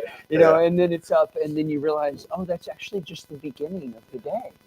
And so I think a lot of times people think of it as like this light switch of like I saw the light, right? But I think it's more like the dawn. Absolutely. That's a good way to put it. It is. Yeah. It's opening to the new light. Yeah. So we're just getting. So have a seat, man. Like while he's up and talking with Dad, plop down. And like Rob, you might want to rethink the heir apparent thing. I'm just saying. Like it's there's still some maturing that needs to happen. Come on in, dude. Okay, so all right, so you got back in trouble, you got back into the crime stuff, and then you got busted again, and now you're getting ready to go again. Yep. Okay. So pick us back up again. So I was on my way back to Nacelle Youth Camp. Okay. And I was on my way back to Nacelle Youth Camp with another felony on my record for burglarizing the store. Yeah. And I'm just thinking like, man, what led to this, and like, man, I need to make a change, Mm. And so you made a change and everything was perfect. No, it didn't work out. No, I still had to go to prison. I still had to go to juvenile prison, man. So it's one of those things of you want to change and you want to do better, but then there's just something always drawing me back, and it was that life inside the juvenile prison for me too, of having to be this tough guy and having to prove myself, and that it had a lot to do with, I didn't know who I was. I didn't, at a young age, I didn't know, like, my father wasn't around to tell me, people weren't really around to tell me who I really was. So I'm like, this is who I am, and I'm this violent guy, I'm this angry guy, and, that's what it was for me. Back inside the juvenile system. It sounds super lonely. It is, man. I remember a couple times just being in there and crying to myself at night, like, man, something needs to happen. I don't want to be this person, but it's kind of like I have no other choice. That's how I felt. I think that's super helpful to people watching, or who drive by some folks on the sidewalk, and like I don't want to be this person, but it feels like I have no choice. Yeah. You know, because it, you know, if you've grown up with choices, Right. you know, like Yeah. like what do I want to be when I grow up, Right. right? You know, which is where we started was you know that you know if you've grown up with choices, that like it's hard sometimes to remember that there are people all over our city Yeah. that that are doing things that they don't really want to do, Right. but it's all the choices they think they have, Right. you know. And until they understand how to have different choices and how to use and how to take advantage of different choices, this is the choice set, right? And they're trying to choose from inside the choice set the best choice they know how to choose, right? You know, and they may not want it or like it, but it's what, like, if mom made spaghetti for dinner, Right. you can wish that you had pizza all you want, but it doesn't make pizza pop on the table. That's You know, exactly like what's how on the it feels, table is man. spaghetti. Yeah. You know, uh, Yeah.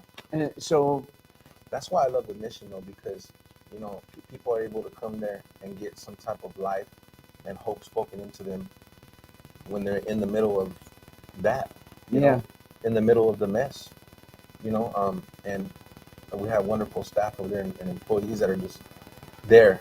You know, in whatever way, feeding the people, speaking life into them, trying to guide them in different direction, helping them. You know, we got the discovery program, new life program, like all those things. I'm like, man, I'm kind of like, man, where was this stuff at? You know, where was it at when I needed it? I'm like, man, it, but it was yeah. there. Yeah, it was there, it but was- I was like, yeah, it's one of those things. Like, yeah, that's what I love about the mission. Is we're able to give some hope and kind Yeah. of guide in a different direction. Like, You know? yeah, be able to say, okay, what if there was a God who loved you Yes. and he could put other things on the table? Yep. And you could choose from those things instead. It's hard for people to imagine though, Yeah. when they get their head gets all ghettoized, right? Yeah, Their yeah. head becomes a ghetto. Right. Right. Their mind becomes a ghetto, Yeah. right? And so there you were in prison and your mind had become a ghetto. It did. You know, It did. and like that was all that you thought, you know, Yeah. that was that little, you know, Yeah. mental ghetto was what you thought you could do, you know. You know, like in there, it was kind of hard for me to see anything else, especially as a young kid. And you know, I didn't have God in my life. I didn't believe in Jesus and all that stuff. So it was kind of like hard for me, you know, and getting into fights and then being thrown into the padded cell for 2 days, you know, hogtied, you know, because I'm this violent person. And it's kind of like, man, is this who I am? Yeah, this is who I am. I guess I'll just be this person, you know. And just getting out of that is so hard, you know. Yep. So even getting out of Nacelle Youth Camp, I'm back in the streets again, and it's like my environment, you know. And God bless my mom. She went to church and she gave her life to Jesus, and she started doing, and she would pray for me. But I was already stuck in that mindset, you know. So no matter how hard she tried and cried and told me and tried to guide me, you know, I was like, man, I'm already that person. So I'm coming back out to the streets of Yakima, and it's nothing nice. So I got to be this person, and this is who I am now. You know, I'm kind of adapting and taking that identity on. So I got into more trouble, you know, back to the drugs, back to the alcohol, back to, you know, I had a place to stay at that time. My mom would let me stay there, but there was times where she was like, man, you're kind of getting crazy. Like, she's probably second guess. Like, I don't know if, you know, you can stay here. Like, kind of, you know, I was stealing, you know, it was just bad. It was bad for me. So, yeah. And I think it's so fascinating that if somebody could have seen you from the outside, right? Right. And then we had told them, yeah, this is the same kid who really wanted to be sober. Yeah. When he got out, you know, of juvie prison the first time. And this is the same kid who like when he got thrown in the padded cell, it's like, is this really who I am? Yeah. Because this isn't who I want to be, but I guess this is who I am. Like, Yeah. like nobody would have guessed that mixed in, right, with that whole story, are all of this like hope and desire that there could be a different story. Yeah. And yet they're like because I think people they make it so simple in their head of like, well, that someone must want to be homeless, right? Or Right. you know, or whatever, right? Or like, and the truth is that um, it like no human being is that simple. Right. No. I mean, we are complicated creatures, and we're super complicated creatures, and so I just think like what I would want, you know, everybody watching to hear it, like at this point in the story is, um, at the point at which your mom is like, whoa, you know, like I'm really worried about how dark and violent and angry my son is. Yeah. Like that wasn't all who you were. Right. Right. That actually wasn't the sum of who you were. Right. And so, you know, if you've got a family member who is struggling, if you've got a family member that you look at and it doesn't look like they even care about being different or better, that doesn't mean they don't care about being different or better. It might Right. mean they just don't believe it's possible for them. Yeah. Like they um, at this point, I am talking about stuff pretty close to home, even for me. And so don't ever give up on somebody. Don't ever give up on somebody. Don't ever give up on somebody. As long as they wake up in the morning, God hasn't given up on them yet. And if God hasn't given up on them yet, then maybe we shouldn't. You know? That's powerful. That's powerful. Because you know, it's like I'm trying to hold back tears right now, but I get to see this at the mission daily. You know. Yeah. And Yeah. you know, people come in fresh off the streets, and the mission is low barrier, so it's not hard to Yeah. to get in. To get in. We try to make it as easy as possible for It's like- somebody to come in, Yeah, right? Because we want them in. We don't want them out. You know how some of the churches say everybody's welcome? No, it's definitely something that the mission lives by. Everybody's welcome. Like, come as you are, you know. And I got a friend, I won't say his name, but he came into the program and you know, straight in off the streets, and he went into Discovery, and I seen him, you know, kick the alcohol and the dope and stuff in there, and then you know, I work with the Discovery on work therapy, Yeah. so Just so all the viewers are, Discovery is this entry phase. And so if someone's in the shelter and they say, like, hey, I wanna learn more about what you guys have. I want to try to, you know, make some steps for progress. Yeah. Before we just throw them into the addiction recovery program full bore, there's this sort of interim thing that we call Discovery. So it's where they can discover all of the options that we have, and because what we found is that like if you just throw them in the deep end of the pool, like, you know, it's overwhelming, right? And so you sort of have to ease them in, because you know, so anyway, so yeah, so your friend is in Discovery. Yeah, I didn't know that the mission did that. Mm. And there's probably a lot of people watching right now that, you know, you might not know what the mission does, but I didn't know the mission just bring you straight in off the street, put you in a room, and help you get sober. Yeah.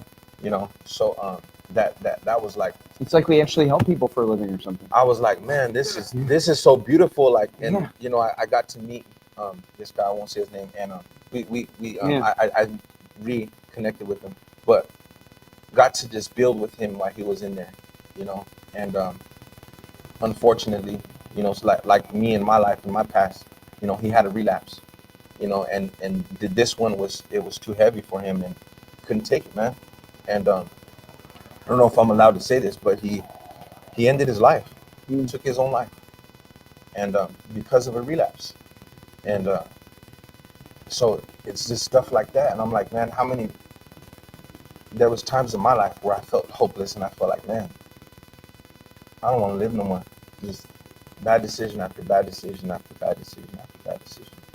So it's like seeing that, but the mission was able to be the light to him during that time, and introduce him to Jesus, you know. Yeah. And he was like, he was getting sober, getting his life back together. So yeah, that's one of the stories that really touched me down there. You know, Travis, does that story touch you because it could have been you? Did you ever feel like that could have been you? So just in case the viewers weren't able to hear your question because Rob doesn't have a microphone, Rob asked, Yeah. you know, does that story touch you because you feel like it could have been you? Yes, Um, it does. I seen myself in him, and he was sober for a little while, so had him over. uh, Had him over for Thanksgiving with my family and stuff too. mhm. So me and him Oh, got wow. close. Me and him got Oh, close, man. and just to see that him kind of go down that path, it's like, man, it could have been me. That could have been me, you know. And that's why it hit me so hard, and Mm, it kind of put a motivation in me though after he passed, and was like it gave me more fuel to keep helping, you know, Amen. and the homeless here in our community, you know. So, Yeah. Okay, so it could have been you though, Yes. you know, and there you were, you know, in Fresno when your mom was like, or no, she was back. No, we were back here in Yakima, Okay, so you know, you- and you know. and she didn't kick me out, you know. Moms, they don't just kick you out like that. She's like, I love you, you know, and we want to see can you get some help, you know. I tried to go to Sundown. Yep. Yeah, I went to Sundown for a little while, and I didn't succeed in there. I lasted about 3 weeks and got into a fight, got kicked out. So it's like that same cycle kind Yeah. of continued with my, you know, my rage and my anger and my violence and stuff. But my mom, she just did her best. She always believed. She would always speak life into me. You know, after Yeah. she gave her life to Jesus, she, man, this ain't who you are. You know, Right. And those things stuck with me. You know, Mm. those things stuck with me. And later on in life, later on down the road, I got it. You know, Mm. and her prayers and her just being there for me and supporting me. You know, there did come a point in time where she had to tell me, you know, you can't live here no more. You can't do that here. You Right. can't. And you know, I chose to Yeah. be in the streets and be homeless and be in and out of gangs and in and out of from house to house, from hotel to hotel down First Street. You know, so Yep. yeah, I yeah. Yep. And so like what turned the tide? Later on, fast forward. Um, I know we probably don't got much more time, but No, I don't think anybody's worried about it. You know, like I'm here all night. How much do you want me to fast forward? Because I kept getting into trouble all the way until Yeah. Well, all the way until I was about like 26. Then I finally got sent to adult prison, okay. and that was the game changer. Oh, really? Yes, that was the game changer for me. They have a program in the Yakima County Jail called the God Pod. Changed my life forever, man. Forever. Uh-huh. So Changed my life forever. yeah. So like one of the things that I've been really working super hard on is trying to help our lawmakers Right. and our law enforcement and everybody understand Mhm. that that you know you can be a jerk about how you enforce the law, Right. But if you're consistent and compassionate, and you know, then somebody getting arrested might actually save their life. Yes. You know, Yes. like I'm a firm and, believer of and that. so so here you are, you know, and like and so you've got the God Pod, you know, so you got busted again. Got this time it was adult prison, and in adult Yes. prison it was, you know, it was the God Pod. Yeah. And how, so what, you know, what happened? So Well, you know, by that time I was deeply involved in the streets and deeply involved in gangs. I won't say the gangs, but I was deeply involved in gangs, and so I'm just looking at everything around me, man. I'm in the Yakima County Jail. I'm looking at everything around me. I'm hearing killers talk about certain things in there, and gangs talk about certain things. I'm hearing all this, and I'm like, man, is this the life I want? Do I really want this? And that's when that hope started kicking back in there. And somebody had told me you can ride a kite to go to the God Pod, but if you ride a kite, the leader of the gang checks those kites every night, right? So people are going to need you to explain what all that means. So there's a piece of paper that you can write, like, to transfer over to the God Pod, and so I decided to fill that paper out. I was like, I want to change my life. I want to do something different. I don't know God like that. I don't know what's over there, but I want to go into this program. And I write the kite, I write the piece of paper, put it in so the police officers or the guys in there can get it to staff. And the guy pulls, the gang leader pulls the kite out, and he said, "What?" In front of everybody, He's like, "What? You're trying to go to the God Pod?" So then everybody's like looking at me, like fellow gang members, and they're like, "Man, that's weak," you know. But I knew him real good on the streets, the gang leader. I knew him on the streets real good. So he goes, "Go ahead and go. I'll give you a pass." And I was like, man, I was getting ready to fight. Like, I was like, I'll fight to go over there, bro. That's how much I wanted to change at that time. I was just sick and tired of the cycle, you know. So I told him, I said, man, this is, if you don't let me go over there, I'm gonna get through you to go over there. That's how much I want to change. Well, and I would want everybody who's watching to understand, like, because I've seen this, like the life, it fights for its people. It doesn't want people to change. Yes. Like I've been, I mean, I've seen dealers give free stuff Yep. to people who they thought were like going to try to join our program. Yeah. Right. In order to like keep them hooked. That's a perfect example. Exactly. Yeah. And so that lifestyle fights for its people. It does. And as people even try to change, Yeah. then like it rises up to try to kneecap them. Oh yeah. And keep them from changing. And good thing I knew him from the streets, so he kind of gave me a pass. He's actually, I won't say his name, but he's actually locked up for attempted murder right now. Yeah. So, it's stuff like that. I made that change though, and I went over to the God Pod, grabbed my mattress and everything, and went over there. And when I walked in the door, there was a pastor named Chaplain Lopez. I just ran into him recently, and he was preaching the word of God, and some worship music was going on, and I'm like, this is weird. I dropped my mattress down on my bunk, and God got a hold of me right there. I dropped my mattress down on my bunk. I don't even remember what he was saying, and I just like went and sat down on a chair, and I began to bawl, and I said, "Man, God, I need your help," and that's when the change started taking place. I don't know if you guys know who Darren Smith is, but he's one of the ones that helped start the God Pod. And God started just begin to change me in there. So there was this guy.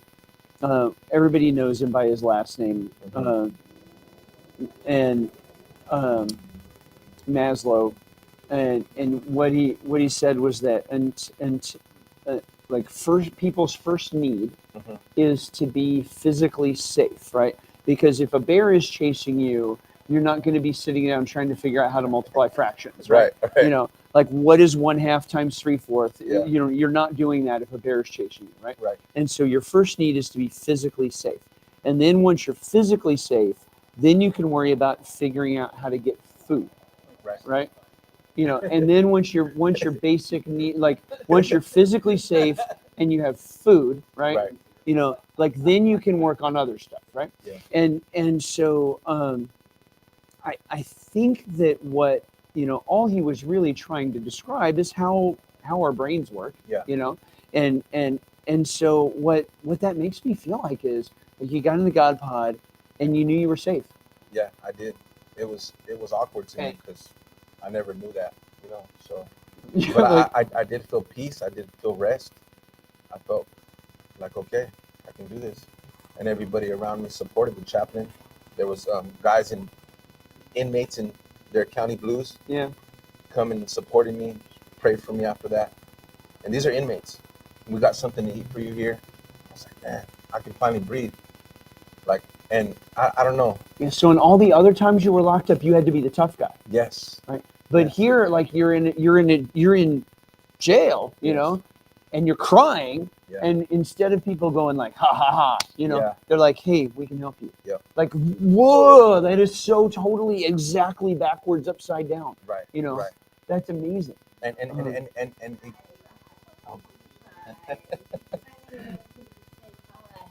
let's pause for a quick second. Yeah. How you doing, puppy?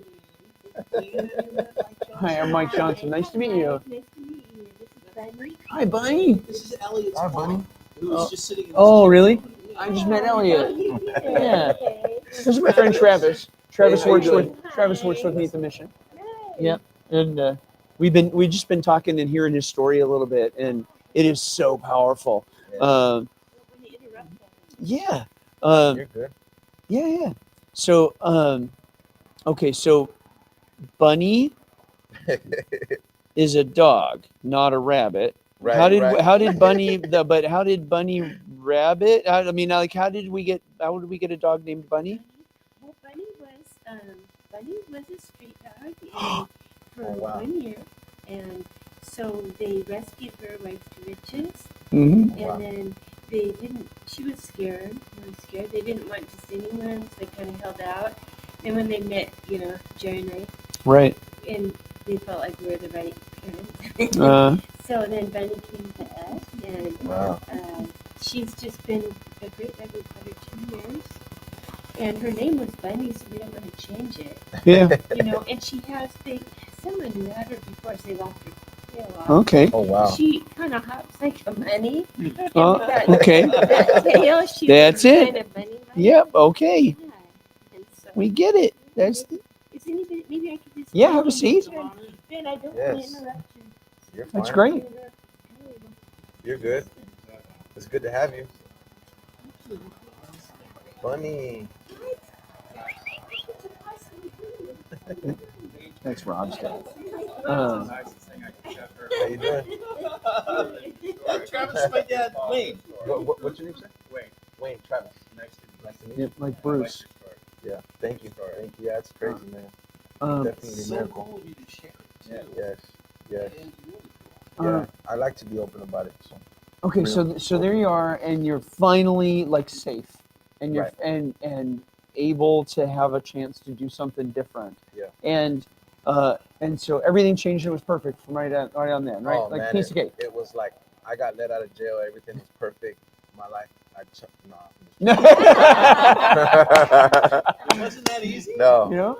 Man, I did not realize all the mental things that came along with, and all the mess that came along with dude. the life that I chose. It was so crazy, and it was just like I was seeing everything. all finally. the weeds that had to get pulled, Yes, yes, all the weed that I smoked, bro. all the drugs I did. It's just like, it was like I was coming down off of that, and it was like, Yeah. but I felt rest, some type of rest there, being Mm. in the God party, and I had that same feeling when I'm working at the mission. Yeah. I have that same feeling like that's a place of rest for Mhm. people. It's a place of peace and safety for people, and that's exactly how I felt in the God party. That really touches my heart. Yeah. It's really important for us that we try to make the mission a place like that, Right. because we know, and some of us have felt it ourselves. Like I did not grow up feeling safe, know, and that's part of why I joined the Rangers, right? Because I was so freaking tired Yeah. of being scared, Right. and I wanted somebody to be scared of me for once. Yeah, yeah. I know how that. I know that feeling. Yeah, you know, yeah, and so sorry for the language there, but that's where it was at, you know, and the way I thought at that point, the language was worse too. So that's the clean Yeah. that's the cleaned up Yeah. version. Good thing we're keeping it real, man. That's the cleaned up version. Yeah. And so like it just if for people that have never had that, Yeah. you know, like to be able to give that to somebody Yes. is sacred. Yes, it is. Life changing. It's sacred. Yeah. It is of God. Yes, it is. Like to be able to give that to someone who's never had that. So thank you Yes. for helping us and supporting us to be Yes. able to do that. Yes. Like It it is just not okay that there are people all over our city, right, who have never known what it's like to be safe, who've never known what it's like to be in a place where the pieces are together, where they're safe, where they can get help, where where it's okay to cry, where they can, and they're all over the place, and they've never known that, right? Like that is not okay. Because what ends up happening, what comes out of that is people that are angry and messed up, and they're doing things to cover their feelings that are criminal, and or they're lashing out, in ways that are criminal, and we have to make a place where people can come in and they know that they're safe, and so like it's so to hear you say, like, that's how it felt when I finally got in the God pod and I just wept. Yeah. Right. And that's what it feels like every day when I come to work at the mission. Like that is so important. Yeah. I'm trying to hold back my tears right now. I'm sorry, but it's. You don't have to hold them back, bro. Yeah, exactly. So, but I want to circle back because you were close on something, and I just wanted to hear it. I wanted to hear what you were going to say. So you get out, you're out of the God pod, you're over at the mission, and now, did I get that right? Well, kind of. There's space between there. Okay, in that's because of my prison time. Yeah. Okay, but in that space, where at what point were you taking inventory of the collateral damage that you had experienced? It started taking place in the Yakima County Jail, in the God pod. That started taking place slowly but surely. Yeah. And being on phone calls with my wife, because we skipped that part, but I got married to my high school sweetheart, and had my first son with her, but being on phone calls with her, and it's like, man, you've done a lot, and you've done a lot of damage. And what was that? Did that feel like even a greater weight of almost feeling like you're piling on? It kind of was, but in a sense, it was kind of relief, Mm-hmm. because I was like, man, yes, I have, and I was able to be honest with her, was able to be honest with myself, and start making those changes in prison. There's a guy named Dave Roberts. He was very into Celebrate Recovery. If Dave Roberts is watching, he's from here. Shout out to you, man. I love you. Yep. He helped me so much. He would come into the Yakima County Jail and speak life in me, and he would tell me that there's hope. And I would tell him, I would confess the things that I was doing, on the streets, and I would confess these things to him, this weight I had on my shoulder, and he'd tell me, he's still gonna do something in me. There's still hope, and he was facing a 25-year sentence, I believe, himself. Wow. And he beat, I think it was like 3 strikes or something. Mm-hmm. So he was in there looking at a lot of time too. So he kind of like got out and got into the clean and sober world, and started running recovery homes and stuff. So he would come in and just kind of help me along that journey, So is there ever a point where you feel like you can put the burden down then? Or is it always there? No, there was that point, and still till now this day is, I know I can go to Jesus. I know I can go to God. I know I can go to people that love me, and I know I can go to the church, and I can talk to them about the things I'm going through now. Mm-hmm. And But the past is the past now. The past is the past. Right on. There's a scripture in 2 Corinthians 5:17, and it says, "Therefore, if anyone is in Christ, he's a new creation. Old things have passed away; behold, all things have become new." And that scripture right there is one of the ones that kind of like, okay, I'm forgiven for what I've done. I can change my life, and So It's cool. yeah, It's very cool. yeah. I think that that people that aren't religious, Right. they It's hard to understand. it's hard to understand that, Right. Right. what they think, like Right. what some of them at least. Well, I think, was 'cause- that person, so yeah. Well, what some of them think is that the religious thing at the mission is really us trying to sort of inflict our beliefs on people, Right. and leverage their needs for our, to make for our validation or something. And Right. and man, if I could get them to understand something or anything, it'd Yeah. be like, you guys don't understand the power of forgiveness. Yes. Yes. Like and how liberating it is, Yes. how essential Yeah. it is that folks know, not just feel, Right. but know Yeah. that God forgives them. Yes. Yes. And I think the mission, so many people are weighed down with burden, guilt, life, and for us to be able to speak that life into them, Mhm. I've seen people like it looks like a ton of bricks come off of them when we're able to talk to them about Yeah. God's forgiveness Oh and, yeah. and His love and His restoration. And because most people, when they've lost everything, the next step is Is killing themselves. yes. Yeah. And I've Yeah. seen it with my own eyes. They're down there at the mission. Some of our clients attempting this. Oh, of course. And I was able to help one of them. So I'm like, no. And there's life, man. God loves you. Yeah. There's a second chance for you. To see one of the guys now, oh man, the mission has helped put him. He went into housing now. Yep. And he's in housing, and that was his number one thing. Why he felt like there's no hope. I don't want to live no more, because he didn't have housing. He didn't have a place to call home. And the mission was able to let him stay there until he can get that. Yeah. Until he can get that help. Mm. So, Yeah. Yeah. It like I really believe that if we didn't believe, Right. that, I mean, really believe, right? God loves that person. Yeah. And God doesn't give up on people, right? And therefore that person has hope and has a future because they're vertical. Yeah. And God loves them, right? Like if we Yes. didn't really believe that, then like I'm really not actually sure what we would have to offer that would matter. Right. You know? Yeah. You know? Right. Yeah, it's like make it make sense, and it's crazy because literally, and I've heard churches and I've been around churches like come as you are. The mission lives by that. Come as you are. Come in and get a meal. Come stay the night. If you have nowhere to go, there's hope here, and we love you. To Mike's point, though, you could help somebody if you didn't.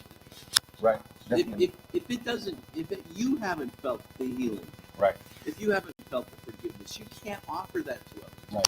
Right. It just doesn't exist. No, No, don't yeah, worry, that's guys. right. My voice. Yeah. Anybody who knows my voice soon will carry across the parking lot. Yeah. So, Well, but that's really true. You have to feel it. You have to believe it. Right. And if you couldn't believe it, like if you didn't believe what you believe, you would be completely ineffective, and the mission would cease to exist. Right. It takes people who believe. Yes. Yeah.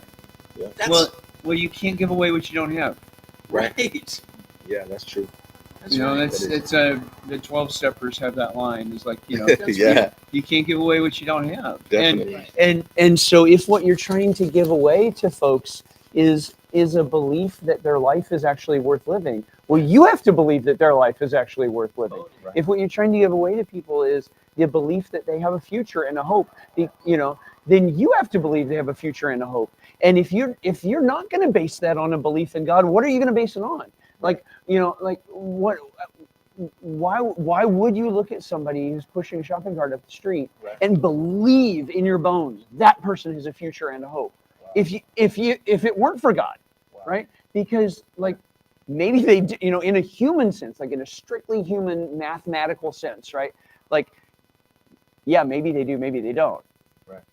Right? It's only because we believe in God that we are able to believe Yes. that person has a life that has a future and has hope, right?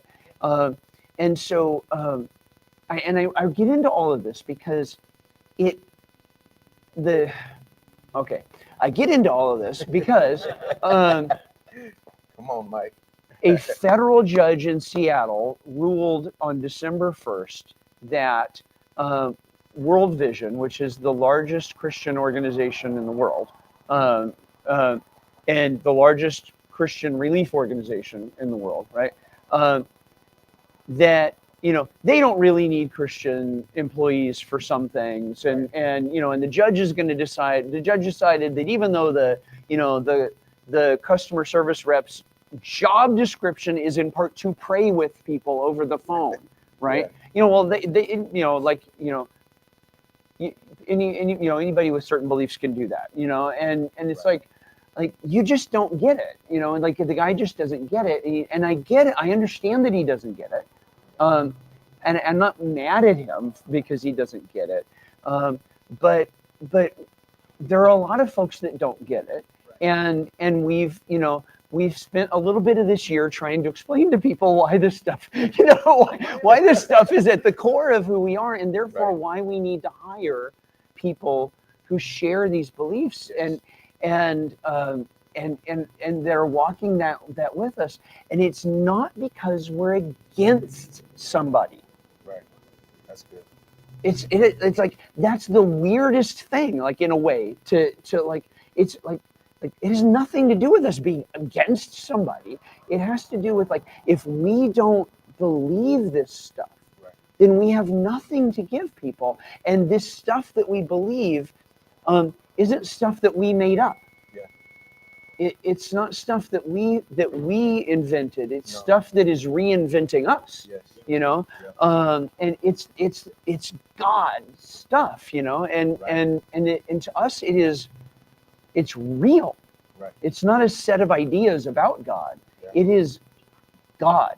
You know, Yes. and so and that's just like that really is the thing that's at the center of it, and that's the thing that we can't ever Well, it give requires up. conviction. Yeah. You know, Again, you have to be convicted in that belief. Yeah. You cannot get from here to there without believing that. Yeah. Right. yeah, And and it comes from in here. right, Yeah. If it was just a matter of logic, Right. the problems would just go away, right? Yep. We were talking about cause and effect. That's logic. right, But when it's act and react, we know that's illogical. Right. You cannot reach somebody logically who's not in a place to receive logic. yeah, Right. It comes Yep. from in here. It comes from that one kernel of something you can't put your finger on. You can't quite articulate to somebody else, but it is so strong in your belief that you feel it, you know it, Yeah. and you impart it as a gift. And that person who receives it knows it at that very moment when they've been given. yes, Yep. yeah, and That's what it I seems like agree. to me. yes, I agree.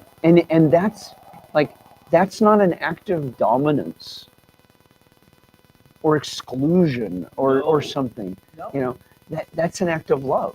Right. absolutely. You know, Yeah. you know, like it's what parents do when they love their kids, and they say like,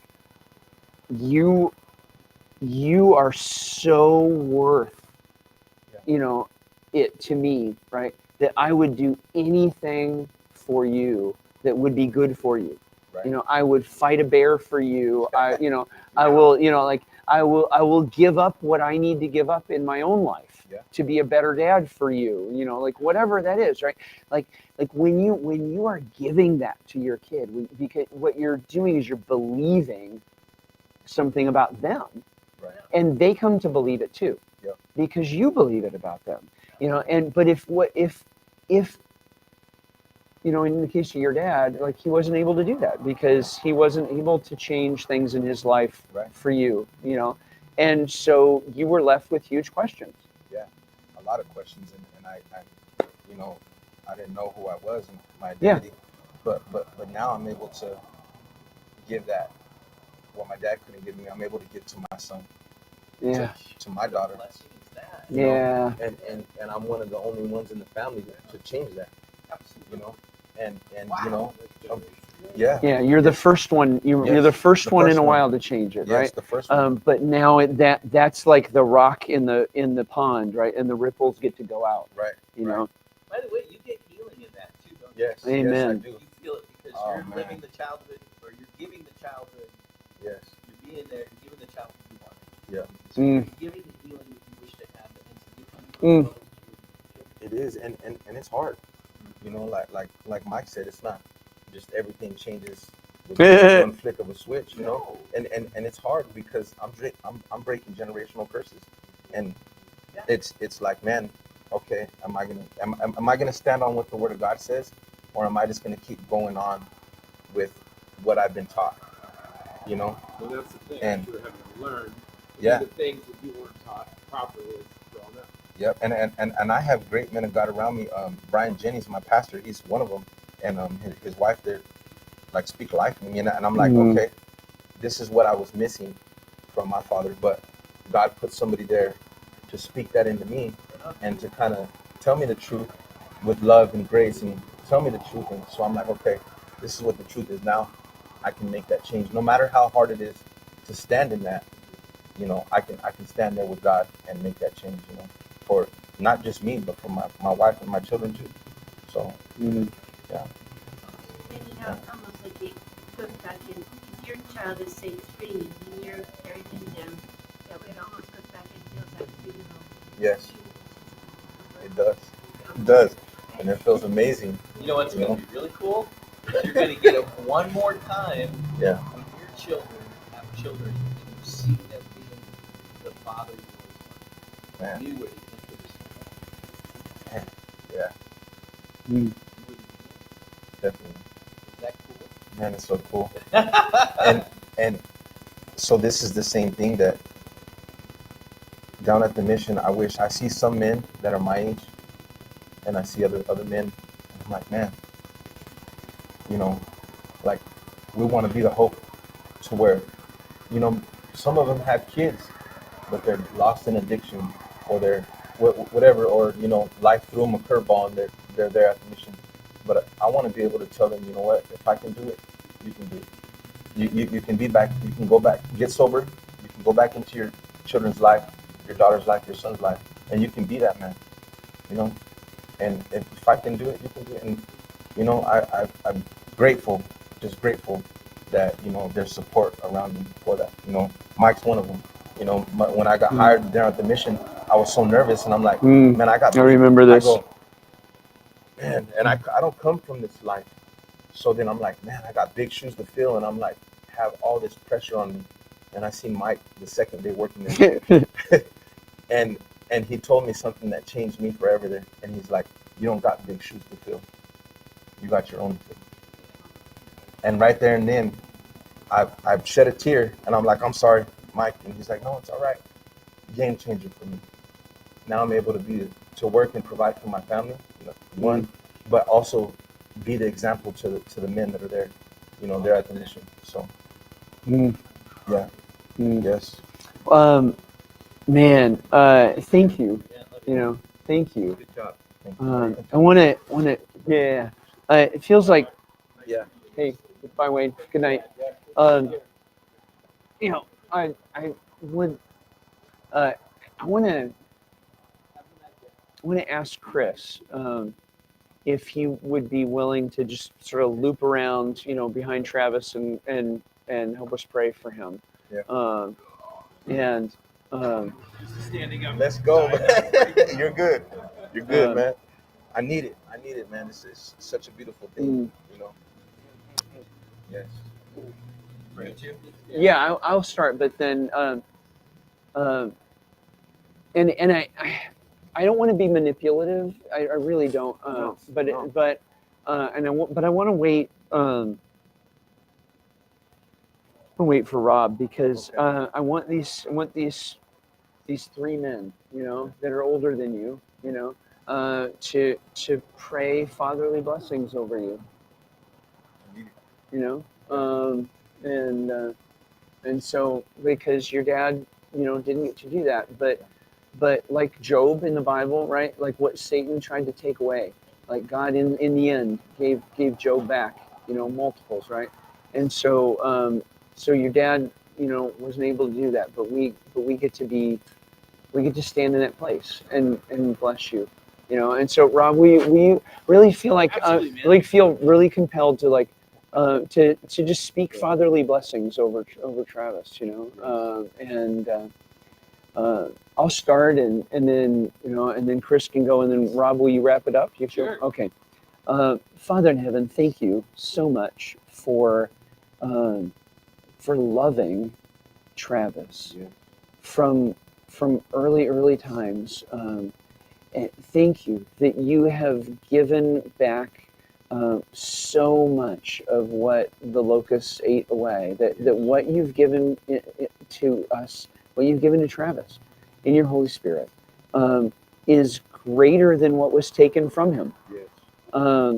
And in fact, we can see that what was taken from him is not worthy of compare to what has been given to him. God, and that this is just the down payment of what you're giving to your people.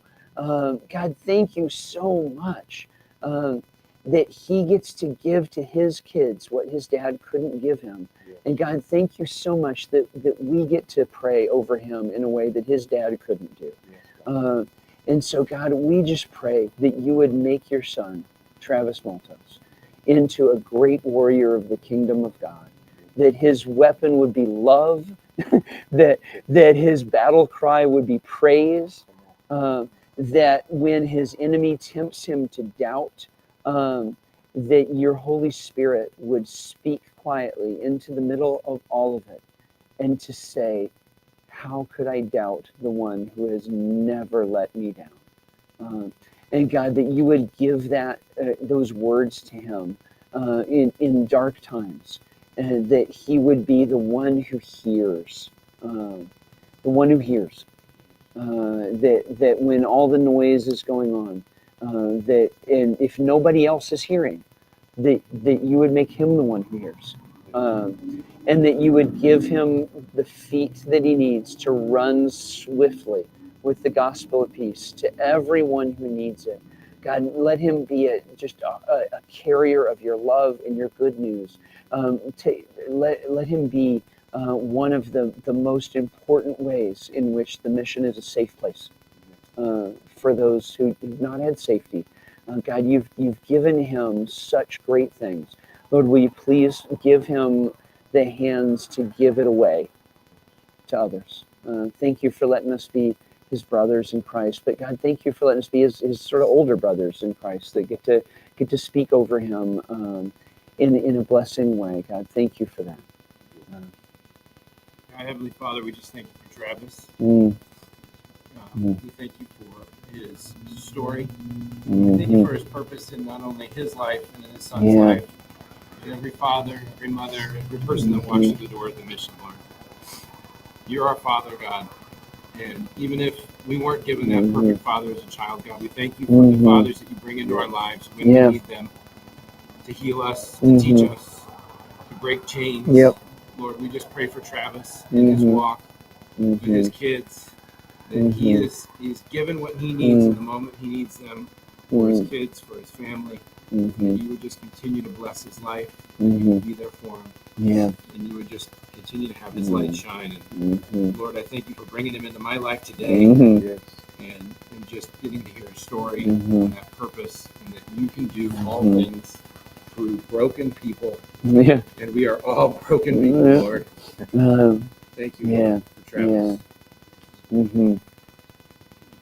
Heavenly Father, thank you for having Travis share his story with us tonight, for having the courage to share and the fortitude to push on and to take inventory, but to know that you love him. You love him deeply, as you love all of us. That you see his self-worth, and that you've given him gifts to go forward and help others. And he's a light in your kingdom. He's a light here on earth, and he is going to shine. And he's going to help others because he's been helped, and he feels that gift. And what a blessing that is. And so we just ask for your continued blessing on Travis, and that you'll help guide him for the rest of his life. And I hope and pray that he gets to see that change in others around him, which is validation for his own experience and his own gifts he's been given. God, you are great. It's hard to fathom your love for us. And blessed we feel when we hear your voice in as many ways that you share it. In your name we pray. Amen. Yeah, I want to say a couple more things before. Yeah, do it. So, I know there's a lot of talk going on around the city, and things are happening because of things that are being said, about the mission, and Mike Johnson and stuff. But I want to sit here and I want to tell you, man, from experience, from somebody working there inside, is that God is doing something there, and we need your help, we need your support, and you're the one that's going to help make that difference in the next person's life, the next person that makes a change, the next father that makes a change, the next woman that makes a change and is able to be there and change her life for her family, so support Financially, I believe you said we're at 20K. So Yep. Come down and support the best you can, and Yep. whatever God has placed on your heart. So We only need 40 more people to make $1,000 gifts.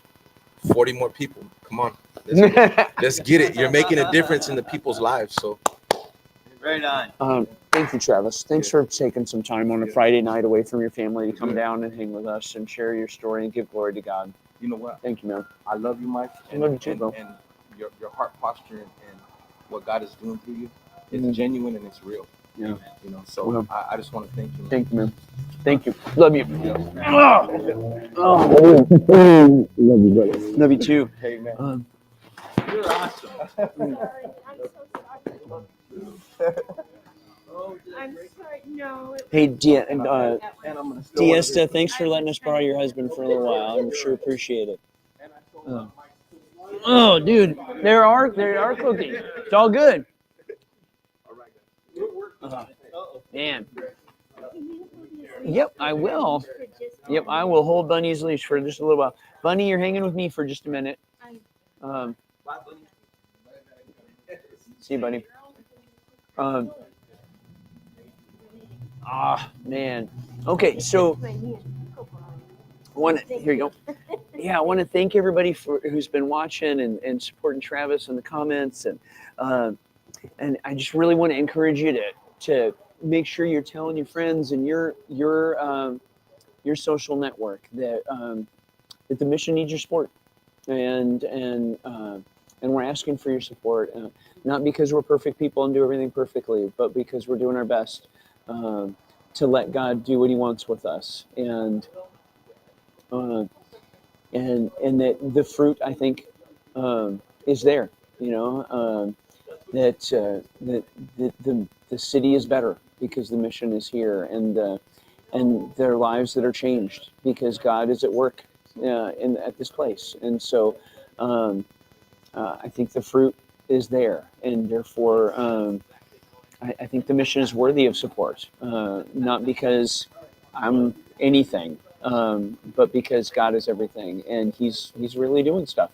I want to make clear to everybody that we don't require anybody to share our beliefs for us to share everything with them, and we meet people right where they're at, and we love people right where they're at, and we don't require them to change for us to love them, because God loves us before we've ever changed anything. And in fact, it's His love that changes us. And so we're very very sincere followers of Jesus as best as we can by God's grace, and we love and serve our clients, whether they're Buddhists or atheists or Christians or anything else. We only hope that we can display credibly, what it looks like for a person to try to follow Jesus as best as they can by God's grace, and if that's a good example, and if that makes somebody more interested in learning more, about who this guy is named Jesus, then that makes us super happy. And if that's not where somebody's at this point in their life, then we're going to love them and serve them with everything we've got anyway. So it really is the case that we welcome, love, and serve everybody right where they're at. And just because we're Christians doesn't mean that we expect everybody else to have to say yes sir to us about everything for us to love and serve them. We all love people that don't agree with us about a variety of things. And every married person, I was just going to yeah, and every married person knows that, right? Like, we all love people. Let me clip this thing on you. Yeah, we all love every married person, who's listening knows that we all love people that don't agree with us about sometimes strongly, right? Because love is about recognizing the worth of the other person and trying to move towards their good. That's what love is.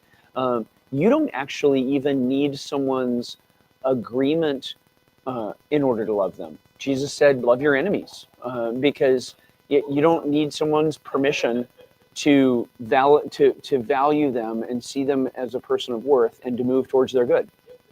You can do that even for your enemies, right? And so, not that we think of anybody as our enemies necessarily, but even if we did, right? Like Jesus told us to love those folks, and so we're I appreciate what Travis said. That there's been a little bit of shade thrown around, and that's been disappointing. But I think it's really important that everybody understands that that what animates us in this stuff doesn't make us into yucky haters or something, and doesn't have to at all. There's nothing about it that requires.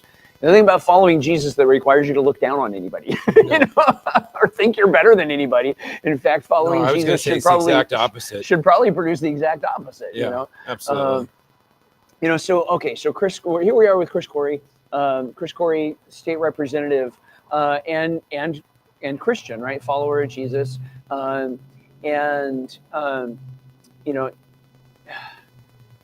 there y'all go off to Olympia, and you're trying to help make good laws and prevent bad laws, and of course, as a Christian, that shapes the way you see the world and the way you think about things. Would you want to use the power of government to try to make everyone have to be Christians? No, of course not. Of course not, right? Because that's not the way Christianity works. No, because if that's the way Christianity was supposed to work, God would have done it from the beginning. Exactly, because God has the power. He would have made us automatons. Exactly. If you could just use power to turn people into good followers of God, then God could have done that to us already. Yeah. Like, this is to me, such a basic point that it feels like it should be obvious. Yeah, I wonder though sometimes when I'm talking to people. Oh, I just want to unzip that just a little bit and move that down. Am I getting a boutonniere here? No, I just want to. Yeah, you're not quite getting a boutonniere or getting the boot. Freezing. I just want to I'm trying to Yeah, I just want to. I don't know. I can't read the comments from here. I see heart emojis, so they're probably for Travis. They're 100% for Travis. There's. I know the politician emoji. That's not a heart. That's funny. Yep, they're all. Yep, it was. Yeah, for Travis. Okay. It's all right. I got to earn my own. I get it. Travis deserves that. He does. Awesome. He does actually, man. Dude, he's legit. Like, he's the real deal. Everybody at work loves that guy. And I love the guy, and I've known him for an hour. Yeah, you can't not love him. Yeah, like it's impossible to not love him.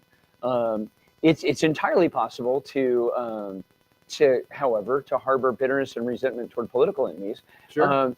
And there's a lot of that going around. So how do you in your space, right, keep your heart healthy? How do you keep your spirit healthy? It's tough. Well, thankfully, it's not on my own accord, right? It's a challenge. I will say things are probably better in Olympia than I would imagine they are in DC. Not politically necessarily by what's coming out, but the atmosphere, the way we treat each other. We'll probably talk a lot about that. I absolutely believe. Not only do I absolutely believe that's true, I believe that it almost has to be true for some structural reasons, and it just makes me so sad for people that God has called to national political office, because it's nasty. It is so rough, man. It is so rough that it is just blood sport. And like Travis talked about, having to be tough in prison and having to get in fights and stuff. And at least in prison, like somebody will face you. Like in DC, it's like it's like the media. It's like exactly. It's like getting shivved in the shower. In prison. And so yes, and I think there's actually some structural reasons for that that almost make it an inevitability. Well, that's where the power. That's where the power dynamics. Exactly, because there's so much on the line. Yeah. Right? There's just too many chips on the table to not have people turn nasty. Well, and I also think the way our media, especially social media now, the way we get, I think a lot of the tribalism is, I want to say it's engineered, but it's rewarded, right? So Mm-hmm. if I'm like, and both sides do this, but if I'm a congressperson and I go in there and I'm doing the work, right? I'm meeting with people, we're trying to pass good laws, trying to help people. Mm. That's not sexy, right? That's not going to make the evening news. That's not going to make the most clicks or views on Twitter, whatever. Yep. But if I go out and I throw bombs, people Yep. love bombs. Yep. They do. They want to fire them back and forth. They do. And I can see where people get in it, which is one of the reasons why, if I were to ever even look at that, like I would have to have some serious safeguards in my life, because I'm a pretty easygoing person. Yeah. But I can also be a little witty and maybe a little negative with my tongue at times. You can get a little snippy, huh? And I could see the incentive structure to do that, right? Yep. So structurally in Olympia, it's a lot different, right? So we have pretty strict decorum rules. We can't, when we're in committee or when we're on the floor, we have decorum rules and how we address each other. We don't have the free-flowing smackdowns that you see coming from the House or Senate floor. And you don't see that constant press thing where they're out beating each other to death. And it's a smaller group, right? So there's only 147 of us, Right. which may sound like a lot, but when you think about Congress, you've got 450 something. Yeah. 435 in the House, Yeah. and then 100 in the Senate. So you're talking about over 500 people. So you don't get to know people. We're a part-time legislature, so we work 105 days in an odd number year. That's the year we develop the budget, and 60 days. So coming up, it'll be 60 days in the supplemental, and we're together. I mean, you end up spending a lot of time together because you have to get stuff done. There are deadlines built in, and if you don't reach those, your bills, your priorities, whatever, die. And if you're at the end of the session, it's over. It's over. Nothing's continuing, right? And so you spend a lot of time together. There's, people don't realize this. I try to tell people. It's like summer camp. It is like summer camp with about the mentality of a middle school summer camp. That's probably fair. And you'll spend a lot of time 2, 3, 4, 5 o'clock in the morning debating bills, working through stuff, late nights. And so you're with these people a lot. And I'll tell you, the one thing that surprised me when I went there and I quickly learned was, once you meet these people and you know who they are as humans, not as Democrat, Republican, Right. guy who has a policy position I hate. You know who they are. You meet their spouses. You know who their kids are. You know where they come from.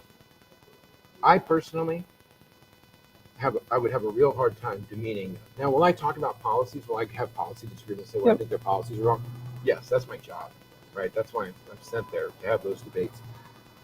But I make it a point, and I'm sure I've failed. I make it a point to never make it about the person. And the biggest frustrations I have in Olympia are when people make it about the person and not the policy. And unfortunately, we have some leaders over there on a statewide level that when you criticize or object or question, instead of firing back the counter argument to your argument, they go after you as a person, and they'll demean you as a person, or they'll attack your motives. Yeah. Yeah. So how And do that's you the most frustrating part. how do you keep your heart in the right place in the middle in that? Because I've taken a shot or two like that this year. Yeah. You know? I remember you calling me on them. And know? it's tough because your instinct is to want to fire back. Yeah. Yeah. I'm a soldier. You know. Right? You want to fire back. It's preservation. So how do you protect your heart? That's a great question. Yeah. One, for me personally, I know who I am. Mm. I love this job. I love serving the people. I love, Yeah, I love my job. I get to meet others. I get to actually try to help people. And that's one of the other things I tell people. DC gets all the attention. They really don't have a lot in your day-to-day life.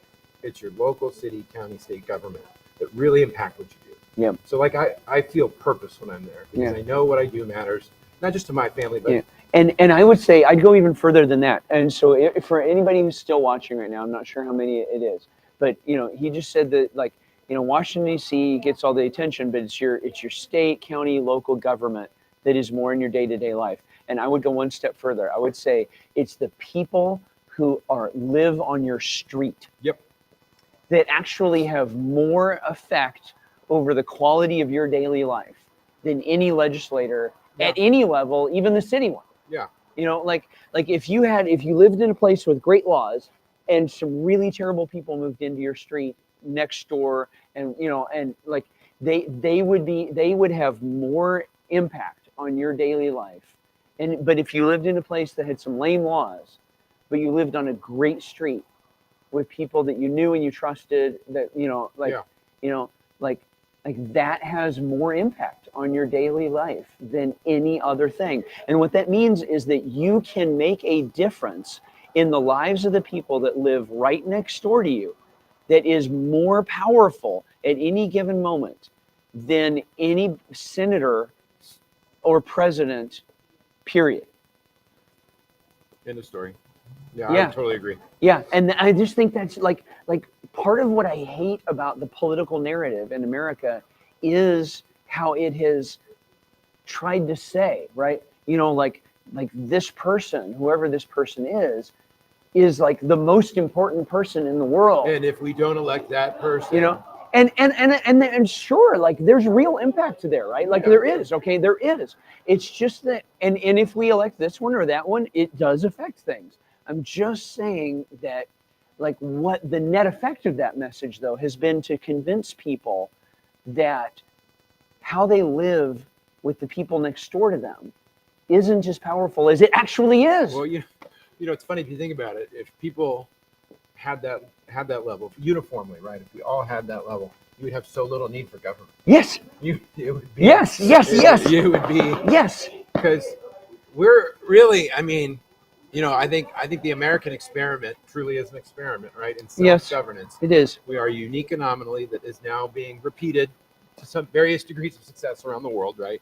But prior to, and I wouldn't say I'm a student of history. I like to read history. I think it's fascinating. But when you look at what we did, and now we're like fish in water, right? We just assume, well, it's always been democracy. Yep. We've always had this self-governance. Yeah, no, it is not. Prior no. to then, and we haven't been perfect. And it, oh no, of course not.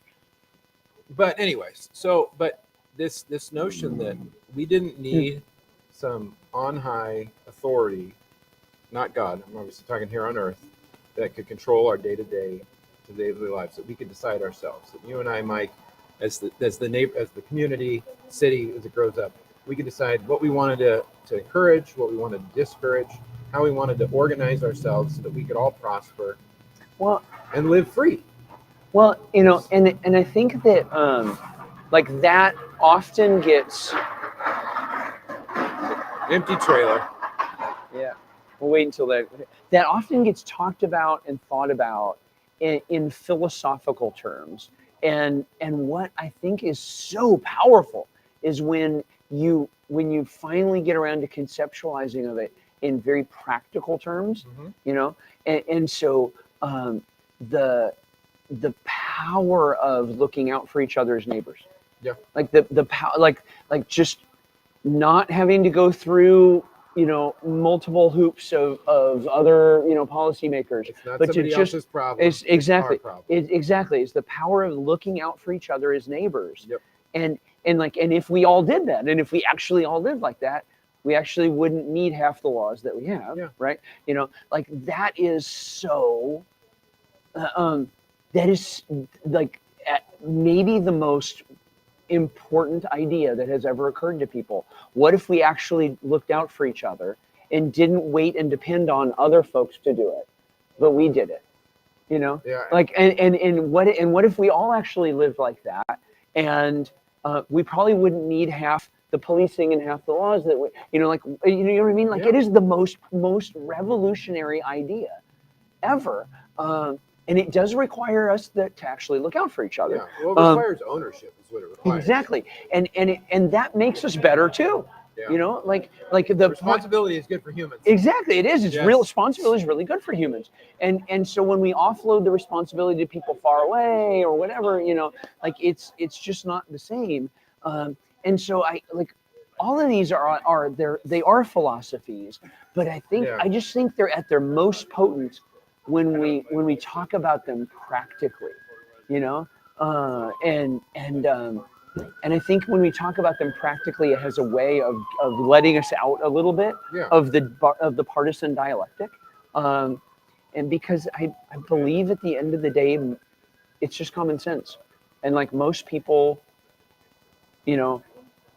most people actually would agree, like, Yeah. like, hey, it is better when we just look out for each other. And if we're really good at that, then we wouldn't need as many laws and we wouldn't need as many, all this Well, stuff. and we spend a lot of time, Yeah. especially in Washington, trying to institutionalize a lot of that looking out for each other. And it comes And with there you go. dastardly effects. There you go, I right? mean, But that's not it. and Like, it's not ill-intended. No. I think a lot of it is really well-intended, but the point at which you institutionalize it from Washington, it's not us looking out for each other. and then you lose all anymore. accountability. Exactly. You kill it. Yeah. At that point, you've made it not a thing anymore. And so that's one of the things that I love about the mission, right? Is that and part of one of the things I love. So one of the things I love about the mission is it's us looking out for each other. Yeah. But it's us looking out for each other without the government contract. Yep. It's just us pulling our money together to look out for people, to look out for each other and our hurting, most broken neighbors. And it shows, no, you can't actually do this. Yeah. Yeah. We can actually look out for each other. Quite far more successfully. Oh, I'm gonna wait for that now. Yeah. Somebody's warming up the engine. Yeah, I think it might be somebody's learning how to drive a stick, or something. I'm not sure. It sounded like it. Yeah. That sounded like the time I tried to learn to use a stick. Hello, person in going? the yellow jacket. That's Jeff Jeff. Beatty. Jeff. Jeff, This is, Mike Johnson. nice to meet you. I chatted with you last week about purple chair. Oh, okay, that's awesome. This guy's been in the purple chair already. I have been in the Sweet. got him down at the studio at the radio station. Well, I have not been in the purple chair, but We met. Good to see you. What's the okay? Now I gotta know what the purple chair is. Oh well. Oh, shit! Again, was that my fault? uh, All right. That's my This truck is- seat. Sitting in this chair and not get out of it. okay, no, you got to sit over here. Yeah. That we way gotta you're get in the you on camera. Yep. So I mean, because there are some people that are actually watching this, and we're so grateful that they are, and we want to encourage them. My 12-year-old. Oh, my cousin is watching right now. Mary Beth Bohannon, hello. My 12-year-old was watching, and I called him before I sat over here, and I said, "Oh, what are you doing?" He's like, "Well, I'm playing a video game." Now I'm like, "Well, were you watching?" He goes, "Yeah, it just got a little boring for me." And Okay. I'm like, "All right, well, I'm sure you got something out of it. You're 12." Hey Beth, or if you're still watching, would you throw something in the comment that says, "Yeah, I'm still watching," just so I know you're actually there. So Okay, purple chair. I got so- before we go back to our story. yeah. Purple chair. Okay. So I do photography, and I did a portrait of this couple years ago, and we did a bunch of cliche shots. Then we took a formal chair and saw the kind of stuff in the middle of the road. Oh. Kind of posed, and that's the one they love. And I Okay. Here. All right, let's do this properly. Put the microphone on. You just hold it. You can hold it. Okay. Or you can hold it. Okay. Okay, so- tell everybody who you are. I'm Jeff Biggie. Hello. And I was just telling him my purple chair story. I'm a photographer and I have this purple rocking chair, it doesn't belong anywhere, but I love to put it in places where when you see the picture, you think, why is there a purple chair there? The first shot was of me in Alvord Desert. If you've ever been there, it's just this flat desert lake bed down in southern Oregon.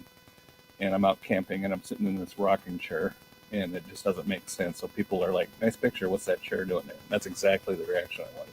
And now, after people have followed this for several versions of it, it's like, where's it going to show up next? And I got this guy at the radio studio on the air, sitting in the purple chair. Month there, Yeah. I mean, it's just been fun, and people come up with some fun ideas, and so I told him I was going to come. I saw Rob was going to be down here tonight, and I was going to come down and help out. And she says, "Take the purple chair," which Rob's already been in it. So I don't know. we may have to get the purple chair to Olympia. oh, that would be great. Let's do it. That'd be fun. I got Yeah. a couple ideas for spots. Oh, perfect. That's what's fun about this is people come up with some great ideas. And one of the things, we contacted just less than a week ago. I contacted Union Gospel Mission because one of the guys that's done a purple chair shot before just went to work there, and he said maybe do something at the mission. And I'm thinking of going on kind of a nonprofit jag Nice. with this thing and show some of those organizations in town that do a lot of good and have the purple chair integrated with someone there doing the work that they do to benefit the community, whether it's these guys or Camp Prime Time Yeah. or Pegasus or whoever it might be, and kind of have a theme going with that. So that'd be a fun angle on it. So, I love it. That's awesome. yeah. Plus, it's a comfortable chair. Is it a good chair? I feel If extremely. it comes to Olympia, it may not leave. The thing has taken a lot of abuse, and it worries me because someday it may not be around. Oh no! Oh, we can find somebody that can tune it up if we In need fact, Yeah. I'm not saying that this thing's important or anything, but I do have it. to. Oh, he's got a purple chair That's tattoo. dedication. Oh, that's dedication. That's awesome. So, thank you. You guys sure you don't want a ginger snap? No, It was I'm- made today. You know, I'm type Mike- 1 diabetic. I got to be Oh, don't careful. do that then. Yeah. Yeah, trying to be healthy. It's not fun. Trying to be healthy is not fun. Like like I'd rather eat the ginger snap. I love ginger snap, Sure. Sure.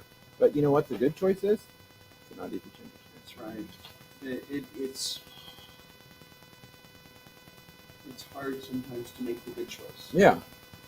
But well, can I come to that next So one of the things I'm wearing right now is a fleece that's an RMI Rainier Mountain Guide fleece that I got from one of my guiding friends from when I was climbing more, and what he said is that mountain climbing is type 2 fun. Type 1 fun is fun when you're doing it, but type 2 fun is fun fun Yeah. when it's all over, right? And making the good choice about the ginger snap is type 2 fun. Yeah. Like That's right. it's no fun to make the Religion. choice, but having made the choice, you feel good. Absolutely. Like the time I ran a half marathon. Exactly. That's type 2 fun. It was a couple days later. Type 2 fun. So type after I could feel my legs Yeah, again. Maybe so- that's type 3 fun. so type 3 fun is so type 1 fun is fun when you're doing it. Type 2 fun is it's not fun when you're doing it, but it's fun later. And then type 3 fun is it's not fun when you're doing it, it's not fun later. Yeah, that was. And so that's the joke. Is No, like yeah, we- something is type we 3 flew fun, it. it We just did means this- it sucks. We did this half marathon down in Southern California, and we flew back that night. And we had a layover on the way because we booked a Southwest ticket. And like I could sit in the seat in Orange County. I got in the seat, and then when it was time to get up in San Jose to transfer planes, I was You like, couldn't move? I was like, we may need one of those. Oh, Jeff, aisle thank chairs. you. Yeah, we appreciate it. So there's Yep. So there is such a thing as type 3 fun. there's type 3 fun. Yep, which is just not fun. Ugh. Sometimes Olympia is type. So Olympia falls in any of those categories depending on the day. Yeah, I bet. And yet, you said you love you're grateful. I you do. know. I love what I do, and I love it for none of the reasons I thought I would like it. I don't know if that makes sense. Like Not without further explanation. so when you run. In- Oh no, we're grab a seat. Grab a. Like 9 people at home watching you. That's, Yep. It's 9 more people than normal. Yeah. So when, on the house floor. yeah, that's right. Paying attention, that's a different story. So yeah. So we, I ran. What am I? I ran in 2018. Yep. And it was a lot of work. It was hard. It was, Sorry. no, you got to clear out your. Yep. I just gotta. I sort of gotta keep an eye. Like I gotta. Because we got He's got a whole got the social we got the media. interaction thing going on. So Yeah, I just love it. I love it. I'm not judging. No, it was interesting. So we moved back to Yakima. So for those who don't know me, my wife was born and raised here in the Valley. Don't hold this against me. I'm a Southern California kid. Parents moved to the West Side when I was in high school.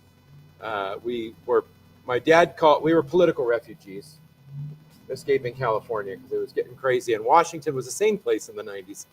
And so met my wife at the University of Washington. She's born and raised in the Valley here.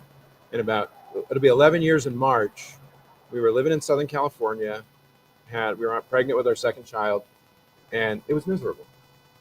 I mean, I had the beach, I had everything, but we were nowhere near family. You're just a number And I was like, we should get out of here. And I suggested Yakima. My wife thought I was joking. I was like, no, let's try Yakima. See how we like it. It's closer to your parents. My parents are on the west side. Look at that cool agricultural museum. That's Yeah, right. That's pretty right. good, yeah. And Miner Burger, that's a draw. And so we did it, and I fell in love with this place. Oh man, Me there's too. Just so totally. like there's a level of accountability here that you don't realize you have until you've been somewhere else and you don't have it. Right? Southern Right. California, you're a number. Here, like you go to the store, you run into 5 people. Yep. So it changes how you drive. It changes how you interact with people. It should change how you do business in town, right? It should change how I drive. It should. Yeah, well, I struggle with that too. Anyway, we won't get into that. And so getting there, I guess what I fell in love with was the idea that I could, even in the minority, right? And we're in a split. Is that a blank check? Yeah, it can be whatever you write want. a check. It's cold enough. He can write it. We can go home. We made the goal that I came for, you guys. Ginger snaps. We hit it. Woo! And I didn't mean to interrupt either. No, I'm just wandering aimlessly here. Nope. But what I love about it is that you can actually effectively make change even in the minority. Yeah. And part of it is relationships, and it goes back to what we were talking about at the beginning was how you interact with people, how you see them, right? So I don't view them as enemies or people with bad ideas. I try to learn who they are, where they come from. I've had them over to my house. People I completely disagree with. I've got some of the people I enjoy most around there. I probably agree with the least amount, but they're good people, and I disagree with their politics. And I try to make change. I try to stop some of their bills, or where I know something's going through, I try to make it better, right? And so that's the job I didn't know I was getting, and that's probably some of the thing I love the most. And I'll meet with anybody. I have no litmus test for who's in my office. I'm very pro-life, but I meet with Planned Parenthood. They actually are in my office like 3 times a session, talk to me about issues, and I say, hey, we're not going to agree on abortion, right? That's a non-starter for me. But what are other areas you're working on, and what do you got going on in Olympia? I'm not saying it's going to move my vote, but I want to know what you care about, and I find that that's the best way to be a legislator is just to be willing to listen to people, be honest about your feelings, right? And I try to listen on the floor. I try not to go in with an assumed vote, and oftentimes to the partisan thing, most of our votes are pretty unanimous. Not on the controversial stuff, but there's a lot of stuff that we get to do together. And you'll fight on a bill, we'll go long hours on it, and then the next bill, some people are hugging and crying because it's moving the needle in the right way. So like what? I think this year some of the big moves that I think were really good were around special education. I think that was one where.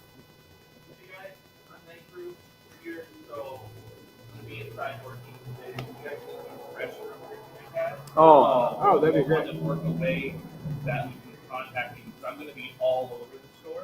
Okay. So, do you guys have a phone number? Yep. That'd be great.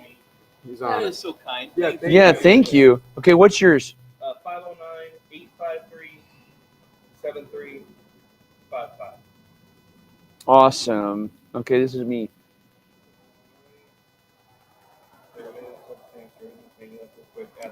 Okay. Perfect. Thank you very Yeah. much. Just give me a call when you get to the restroom. That way I can, come from wherever in the store. Yep. All right. Here you go, brother. Oh man, thank you so much. You're welcome. That's incredible. I'm saving him in my phone as Night Crew Dude. Night crew dude. Good dude. Bathroom dude. That's Yeah. awesome. Yep, Night Crew Bathroom Speaking Dude. of But, assholes, I that's a tried. call. That was a callback to our Meeting's right. prior conversation. That's all. For the folks that have been listening the whole time. do it. Oh, here we go. All right. Can we bring that sign over here in front of the camera so we can, social media? It's probably There are 20 people watching. So there are 20 people watching, and we just hit $20,000 out of our $60,000 goal. So we're a third of the way there. And so thank you, Rob, for your match. That is amazing. And we're still going to need your help. of making sure that that you are telling folks that they should be supporting the mission. And and so Rob's match is a really powerful example. You know, like if you are able to say, hey, you know, to your friends, I'll match your $50 gift if you give $50, I will too. You know, like that's a powerful way to do things. If you give $100, I'll give $100 too. And so and if you know somebody who can put extra zeros, you know, after those numbers, that's great too. Because the truth is that the mission is a community function. The mission exists because the community makes it exist, as folks are led by God to support it. And if the community doesn't make it exist, then it doesn't. You know, God will never forsake the poor. And like we have to actually be willing to get, do something. And if we don't, then God will raise up some other people who will. If I'm a total moron and I burn the mission to the ground and destroy the organization, then God will raise up some people to start a new mission, because God will never forsake the poor. But it sure would be really convenient if we didn't have to burn the mission to the ground and have to start a whole new one, right? Yeah. So the truth is that it'd be really great if we could keep going all the stuff that the mission has been doing. We know it's a hard giving environment, and that we're not the only place that's down. But man, if we didn't have to go backwards, that'd be really great. Because we've really developed over the last 5 years. When I got here 5 years ago, the mission had one staff member for our shelter, and he's like was a chaplain essentially for the shelter, and the operations of the shelter were entirely managed by long-term folks that had just been staying there, for a long time, and they helped run the place, and like these sort of trusted travelers, but what that meant was that there was not really good link between the shelter and the recovery program. Mm-hmm. And so of the 13 guys in the recovery program 5 years ago, like 3 of them had come out of our shelter. Like one guy, his sister was looking for treatment, for his alcoholism, and this place was $30,000 and that place was $5,000, but that place in Yakima was free. And did the guy need drug and alcohol? Yes, but is that sort of why we were running a program? Was no, right? And 99.9% of the people in our program are from our own shelter now, and the reason I know that is because we measure it. It is literally one of our core key performance indicators. Is what is the percentage of the people in our recovery program from our own shelter? Yeah. And so, but that's because we now have a shelter team of 14 people, and we have 2 people on at all times, and it's actually safe. And, and we're able to search bags, and we don't have drugs in the building anymore. And, we would have an overdose death probably twice a year on our own campus. And, that has happened once in the last 4 years now. Yeah, exactly. And so we've come a long way, in a lot of ways. That shelter that didn't even used to have staff 5 years ago got 101 people up and out of shelter in the previous, in our most recent fiscal cycle. Yeah. Can we talk about that for a second? Yeah. Okay, so you got 100 people. 101. 101 in 1 year. Yep. From shelter to what? So something that we call an upward exit. So like we have a 5-step process where that we feel like these are the 5 steps that people make. There's folks on the street, right? And we want to work with them in a way that gets them to come into shelter. And then in shelter, we want to work with those folks in a way that gets them to change the change space where they're working on the stuff that they need to change, right? So that they're not homeless anymore. And that's our recovery program. It's somebody else's recovery program. It's transitional housing. It's something, right? And then the 4th step is the market, is the job in the housing market. And so now they're out and they're working and they're doing stuff. And hopefully in a way that ends generational poverty and allows them to build equity. Okay, so that's the 5 step. So and each step of the thing that we do, our core measurement is what we call an upward exit. Is have you moved people to the next step in the cycle? And so for some of those 101 folks, they moved into our recovery program. Yeah. For some of them, we put them in. We got them into other drug and alcohol treatment. For some of them, we got them into a transitional housing program somewhere. For some of them, they actually went into permanent supportive housing run by a community partner. Yep. So the answer is a bunch of things, but they were no longer in a homeless shelter anymore. They were actually up and out and doing something, to change or to be in housing or to move forward with their life. And so, like, that's just the adult shelter, Yeah. not the family shelter. So that's the one. Just the single adult shelter. It's a leading question, and I ask it for a reason. Yeah. And I don't need you to share your budget. Oh, sure. But I would imagine your budget is probably a little more constrained than what the state spends. Is that fair to say? Well, it's hard for me to know what the state spends. I'm not really. Okay. I don't understand. Well, let me give you an example, because I just want to show the effectiveness of what you're doing. Yeah. So the state spent $168 million last year to clear homeless encampments on washed out property. Okay. So property on sides of roads. Yeah, 168 million to clear people illegally camping in Washington Department of Transportation owned property, easements, whatever. Yep. Do you know how many people they cleared? I don't. 160. 160, and they went where? Cleared where? Some they believe into something else. They don't. I don't. The metrics didn't tell us, but what they've said is they've got them off those roads at a cost of $900,000 per person. Wow.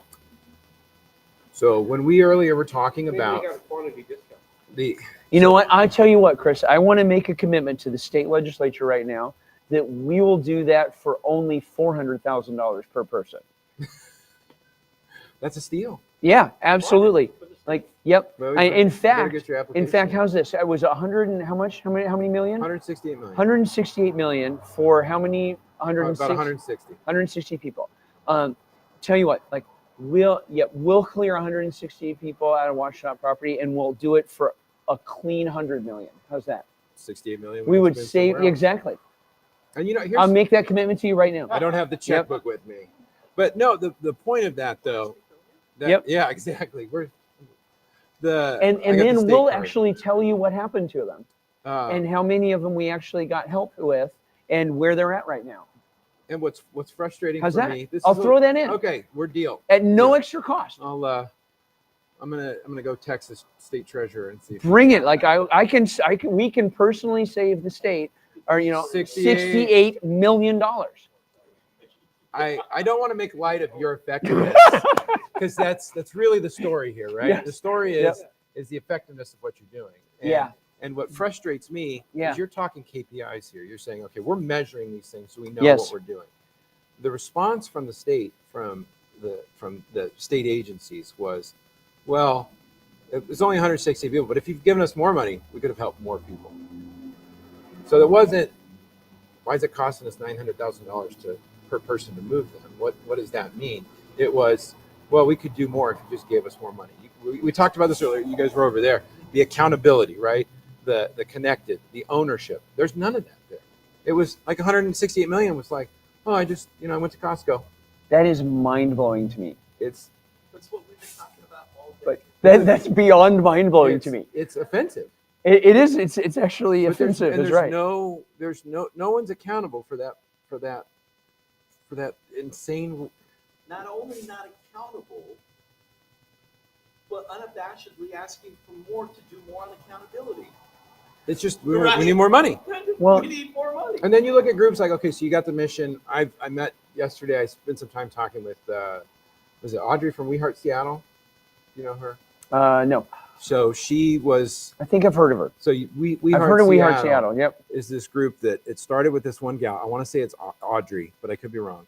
She lived in downtown Seattle. I want to say, and she was fed up with people, just the state of downtown Seattle, and she was tired of the government just not doing anything about it. So she took a quarter of her savings. She took, like she said, it was $25,000, and said, "I'm going to fix this. I'm going to do it without state money." And she started one person at a time, and they clear hundreds of people a year. They help get them, like the mission, Yep. into the next step. And I want more of that, and I want to incentivize that. I think as the government, the best thing we could do is get the hell out of the way and say, we're not gonna. I don't mind funding it, but I don't want any, handcuffs with it. And I know you and I know we've talked about the handcuffs. I want I want citizens doing it. I want nonprofits, churches, community groups. I want you doing it because it's your communities. These are people that you know, that you love, that the government just can't. We're not set up to do that. And I don't know what that answer is. I want to find that. Part of the problem is I think we have a backwards assumption of how to help people. So we say housing first in Olympia. We say no matter what the situation, you just got to get them in a house. And you've had two stories here tonight that I've been here for that speak to the exact opposite of that thing. And what was the one thing both of them were thankful for?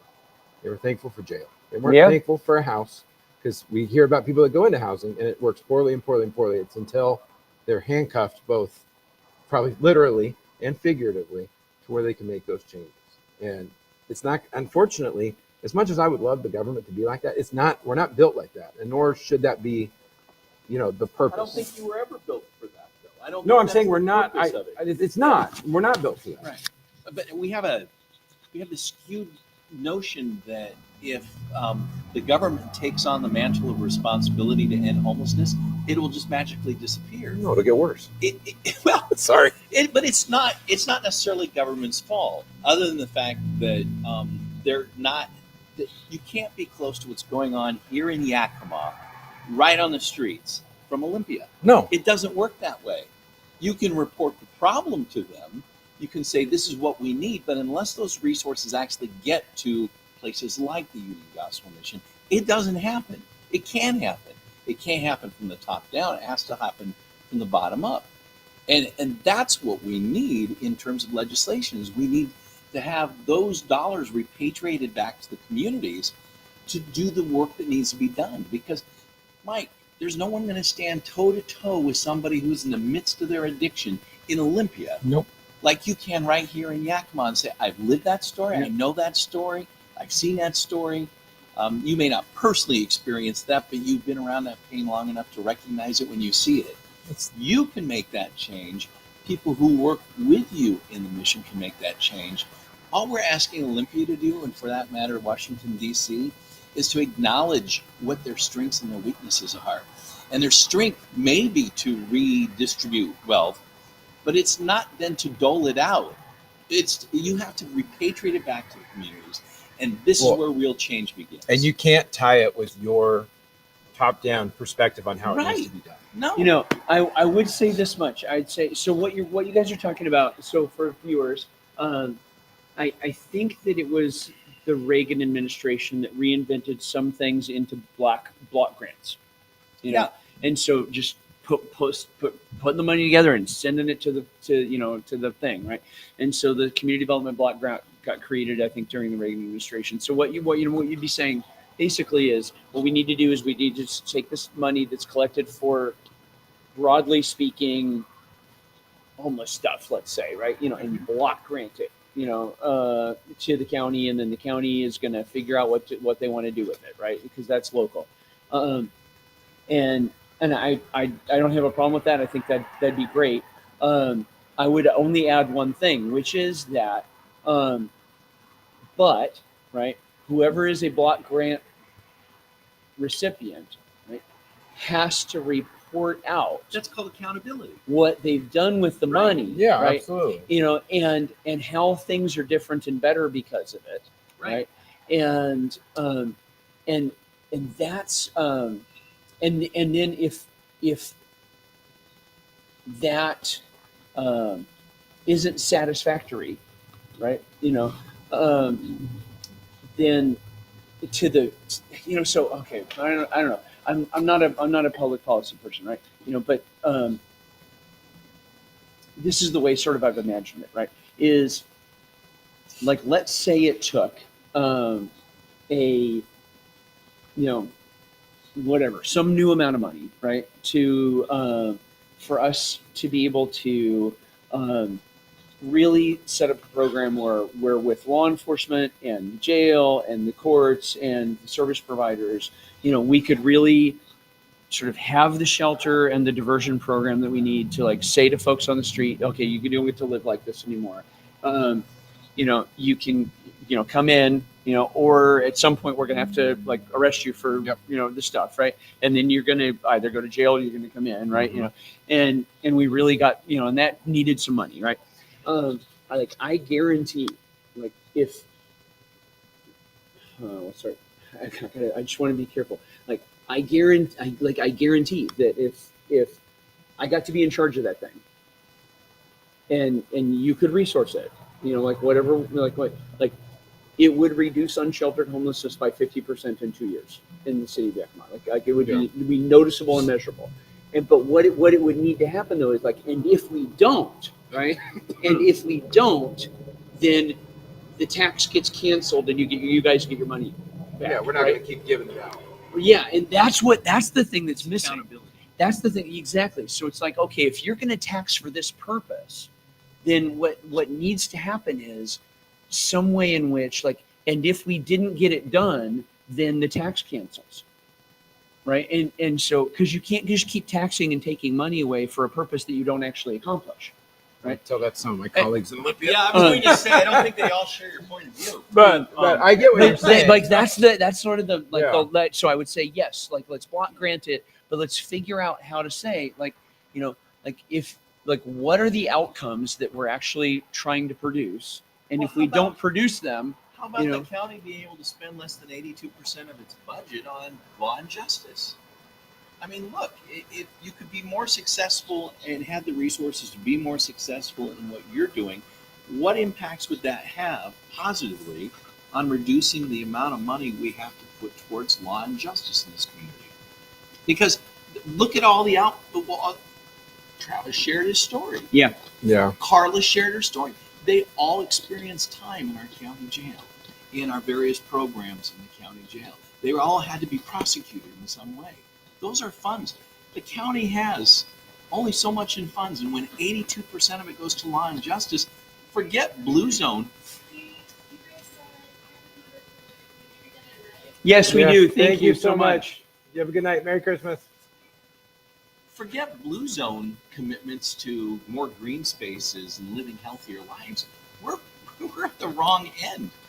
We're not even there yet. We're not even close. We don't even talk about those things until we get to the heart of the issue, which is how do we get people back into productive lives? Well, and here's loving lives. And not to add another layer to this, but the other layer to this is that not only do we have the top-down approach doesn't work, the top-down mandates that come down for our laws are part of the reason why we're in the situation we're in. Whether it's the reducing the ability for law enforcement to hold people accountable for drug use, the inability to prosecute people because you can't chase them, you're not allowed to do X, Y, and Z. Those things have perverse disincentives on the community, right? And it ends up escalating crime. And the sad part is that a lot of my colleagues in Olympia think they're doing the right, they're helping people. Yeah.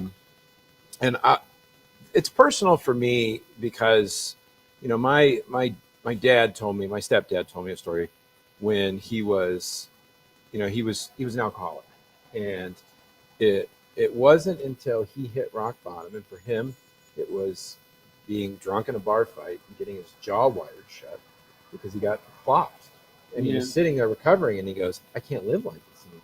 Now it wasn't jail, but there was metal involved, right? Yep. And then that was the choice, right? We heard Carla and Travis both said that was where they said the choice. I can't do this anymore. Yep.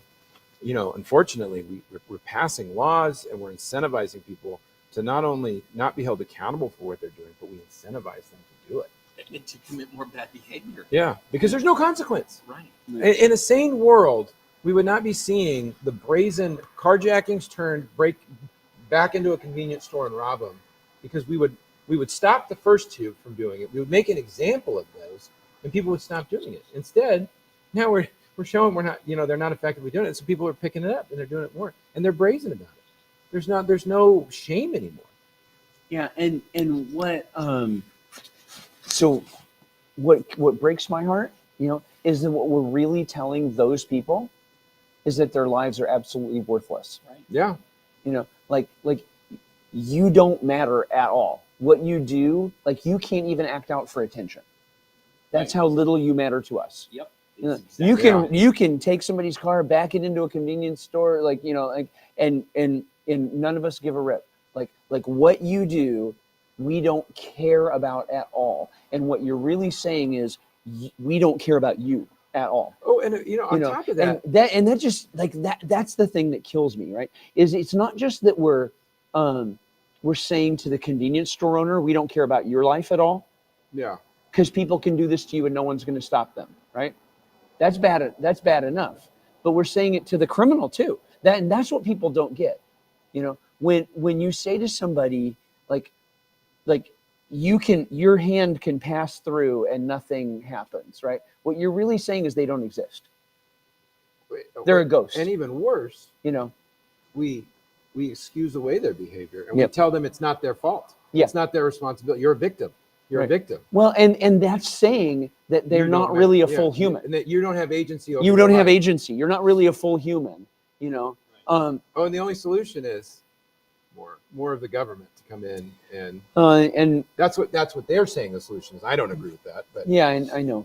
Okay, I just want to make sure. Yeah.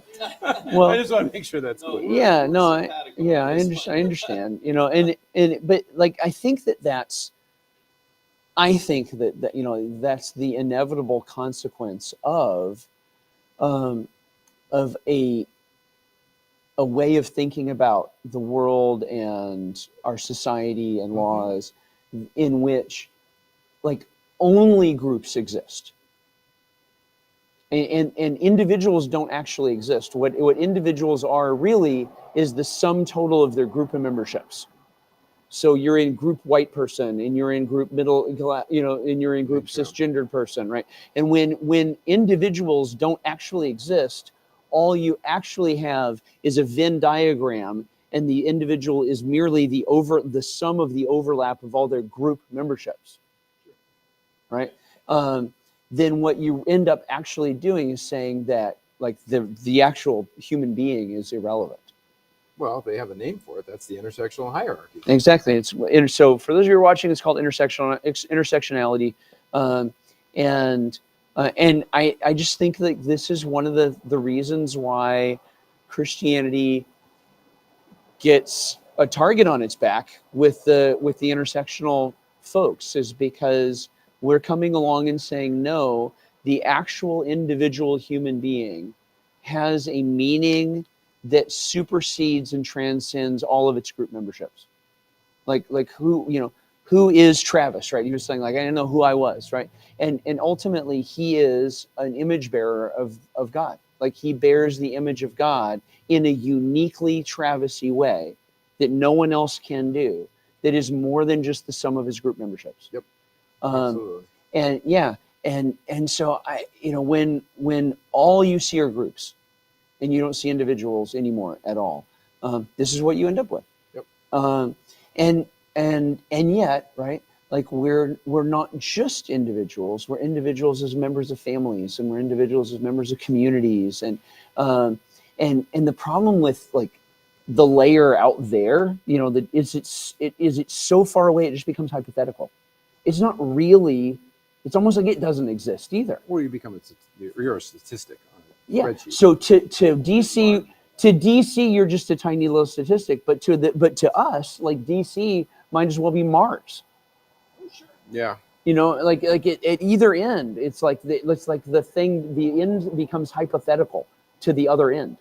You know, you know, and so it's where it's not a balance between individual group. It's where they're both true. Yeah, I am a dad, right? I am a set of relationships, but I'm also Mike Johnson, and they're just both true at the same time. Yeah. You know, and so folks have like, you know, they have experiences that we would legitimately say are victimizing, and they're more than those experiences. Correct. They're more than those experiences, and telling them that you're all you are is the victimized experience, right, is so destructive. it just makes me angry. In perpetuity. Well, It never changes. Yeah, it makes me angry actually. Marginalized from that. Yeah. Yeah, and it tells somebody there's no hope. You have no hope. You know, and it just, as the father of 7 black kids, it makes me angry. Should. Yeah. Like that some people in America would give them messages that they shouldn't have any hope. You know, that Yet, if they're successful by their own merits, which used to be called meritocracy, that they will always be thought of as having gotten that success by virtue of the state Yeah. providing them certain benefits that they wouldn't have otherwise had, and they would have never been that the doubt will Succeed. cling to them everywhere they go. And You know, how did they sad get is that? anywhere just because, yeah. Because of their act. Yeah. Oh, it drives me nuts. Yeah, 'cause the they- government does a really good job at keeping people where they're at. That's that's a really interesting way to put it, and it's not all bad either. There it is. So if what you're saying is the government's like primary value almost is being a big heavy rock that doesn't move very easily, and well, that's actually not always a bad thing. Ancient ships, like the one that Paul shipwrecked on, right? They would use these things called drogue stones, where you'd have a big rock and tied to a rope, and you'd throw it over, and it would like create stability, for the boat, like in bad weather. Yeah. And so sometimes in something that's just big and heavy and inert is really the exact right thing for some jobs. In a season, though. Well, Right? And I say for this, some jobs. If you, but for some jobs. But what I'm saying is, if you kept that stone down in your example, Yeah. when the storm passed, now all of a sudden you got a new problem. Yeah, sure. And I saw it. So my wife and I were foster parents, and one of the kids we had in care was around 12 years old when they came into care, and we were having a conversation one time. They'd been with us for a few months, and I was taking them home from school, and they were kind of complaining about school. And I said, "So, what do you want to be when you grow up? What do you want to do?" And it's another conversation. Yeah. Well, And they said, "Well, I want to be a judge." And I said, "Wow, that's great." And obviously, knowing the experiences they had gone through, they'd seen this judge, they'd seen this person of figure and statue, probably in some of the stuff they had gone through. And I said, "Well, do you know what it takes to become a judge?" And they said, "No, I don't. What do you have to do?" And I said, "We're going to graduate from high school. You're going to have good grades because you have to go to a 4-year college. And then from there, you're going to have to take another test to get into law school. You're going to learn law, and then you'll practice law, and you can clerk, and then someday you can become a judge." And you know what their response was? "I'll be a cashier." And of course, like you hear the record scratching in a movie, like, I was like, I'm sorry. How did we go from you want to be a judge to a cashier? And they said, well, they make $12 an hour. And so I said, okay, so let's figure out what $12 an hour is. So I'm driving down the road, calculating out this $12 an hour a year. And I said, you want a house, you want your cell phone, like here's all these things. And I'll never forget this as long as I live. They said to me, yeah, but the government gives you that. And it broke my heart because they didn't know any different. And that's when I say government keeps people where they're at. They keep them in a state of dependency, which for a season, for a time, those things can be good to help, right? To your ship, your storm, for stability, for correcting, for getting them through something. But when it becomes, this is who provides this, it becomes a millstone around their neck, in my opinion. Yeah, so when the storm passes and you've just got fair weather and it's actually time to go sail, you need to pull up the drogue stone. Yeah. So, and that's what I see, and so it frustrates me. In Olympia, you get called a bad guy sometimes. You vote no on some of these things, like temporary assistance for needy families. It was set up as a temporary program for families going through a particular season, a particular need. Temporary is the first word in that, and we removed all of the temporary from it. And then we removed all of the work requirements from it. So the idea was, we're going to give you some help, but we need to show that you're out trying to put yourself back together. And we kept removing those. And I kept thinking of my foster child, that we were going to keep them there forever. And that's not good for people. No. In a constant state of dependence. And that's not good for people's souls. No. And sorry, I didn't mean to get us off topic. But you just, I think about those things, and it's like, again, back to the point of people trying to do good, right? It's well intended. It's not meant, like the people that are making these laws and implementing these aren't intending to keep people like that. They think they're helping people, but without understanding who people are and how they work. Whereas somebody like you and other groups that are actually working with people, you know how people work and how they think, because you have to adapt what you're doing to meet their actual needs and to address those things. Whereas for us, this is a fun program that we think will help people, not never taking the time to sit and go through what that actually means in the long term for the individuals we're trying to help. Which is why I want it as local as possible, because there's more control and accountability, in my opinion. Well, I think that a lot of it is how you get there. So if you're, let's say you're like, okay, we want to do something to help families that are poor, like how you get there, like what are we going to do? And if you start in the like ideological space, then you end up designing a thing that's really attempting to right what is understood as almost this structural ideological wrong, like systemic racism, like the one of the problems with the concept of systemic racism, is just that because you put it into the system, right?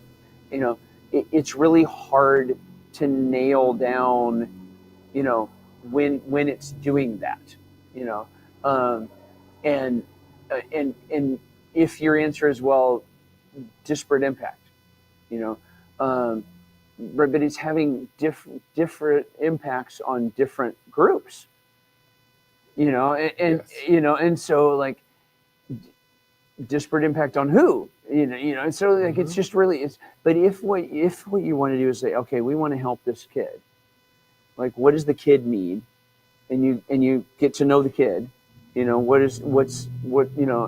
you sort of build it from the bottom up, it's more effective, because it's actually started at the place of what does the kid need or what does the family need, instead of what's wrong with the system that we view the kid's needs as merely evidence of.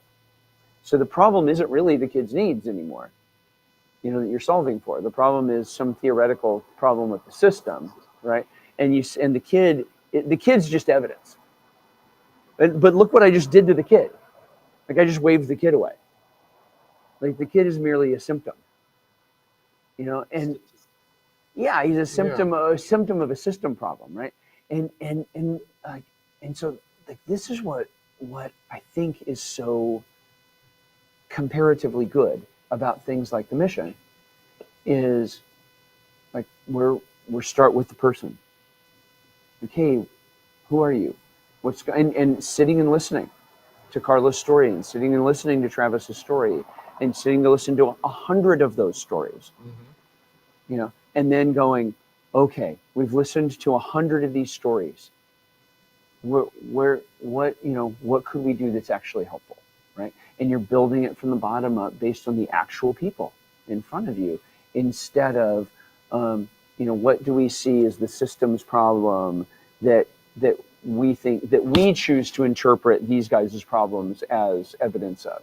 All of a sudden, we're not even really talking about their problems anymore. We're talking about how we perceive their problems as evidence of, confirmation bias evidence of the thing that we already believed to begin with, right? Like we've reduced these actual people in need to theories and confirmation bias evidence.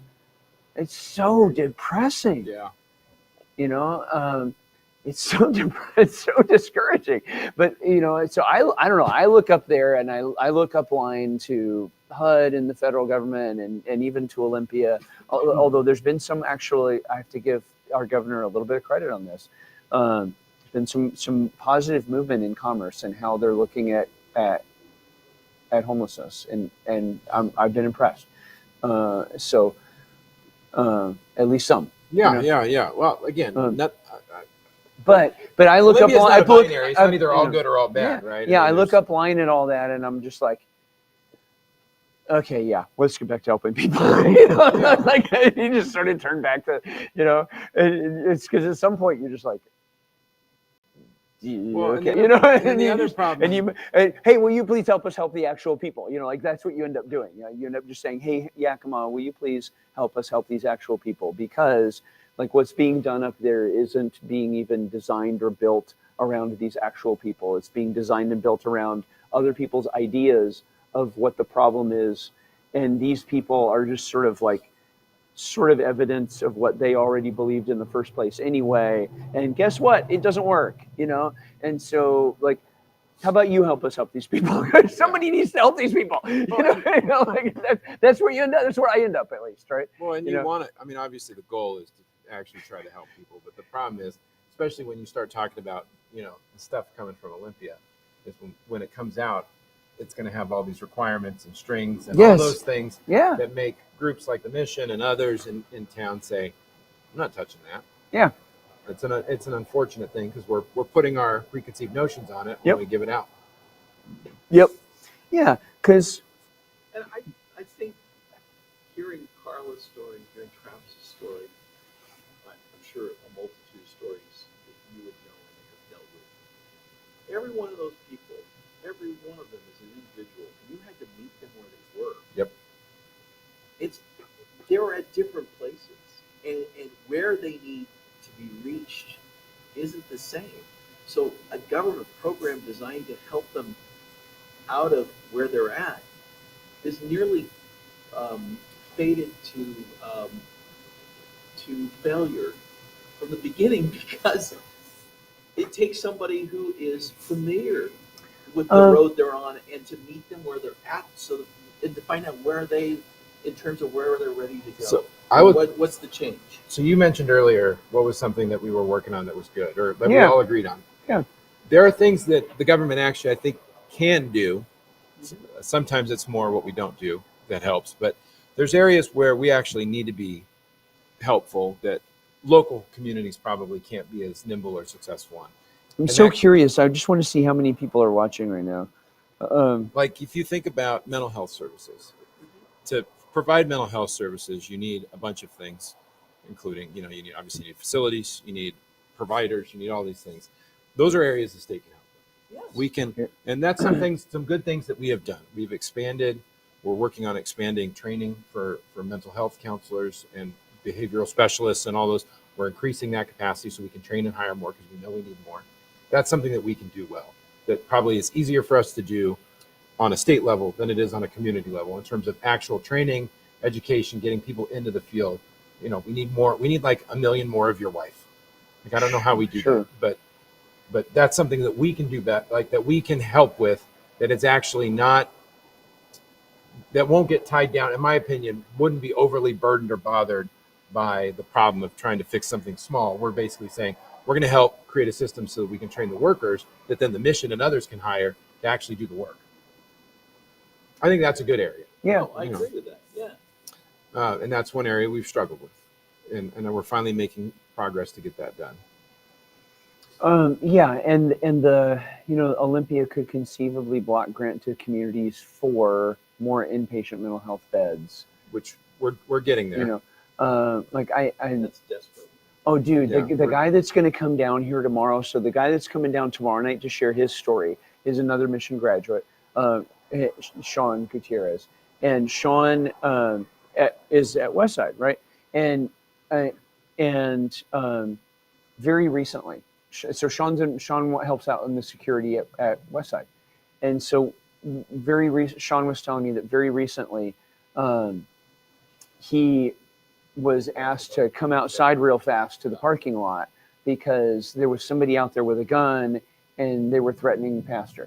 And so he goes running out there, and sure enough, there's this guy out there, and he's sort of like all agitated, and he's got a gun, and Sean was able to basically jump him and disarm him, and then bring him down to comprehensive and for an evaluation and hopefully a hold, right? Yeah. You know, and in the end, they declined to hold him. And said he was not actually an imminent threat of harm to himself or to others, despite the fact that he had just been in a psychotic episode with a gun in a church parking lot, and released him. And later that same day, shot a sheriff's deputy 3 times who lived, but like, you know, but what? Yeah, that's insane. And so, you know, we really have got to get serious about the fact that we're not holding some people sometimes. Well, and why are we not holding them? Is it a facility issue?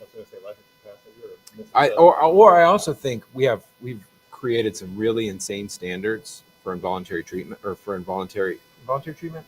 That's what I'm looking for. Yeah. Where we make it really hard to hold people. So there's the jurisprudence issue, right? You know, of like, is a judge going to agree, right, that this is somebody who, you know, is an imminent threat of them harm?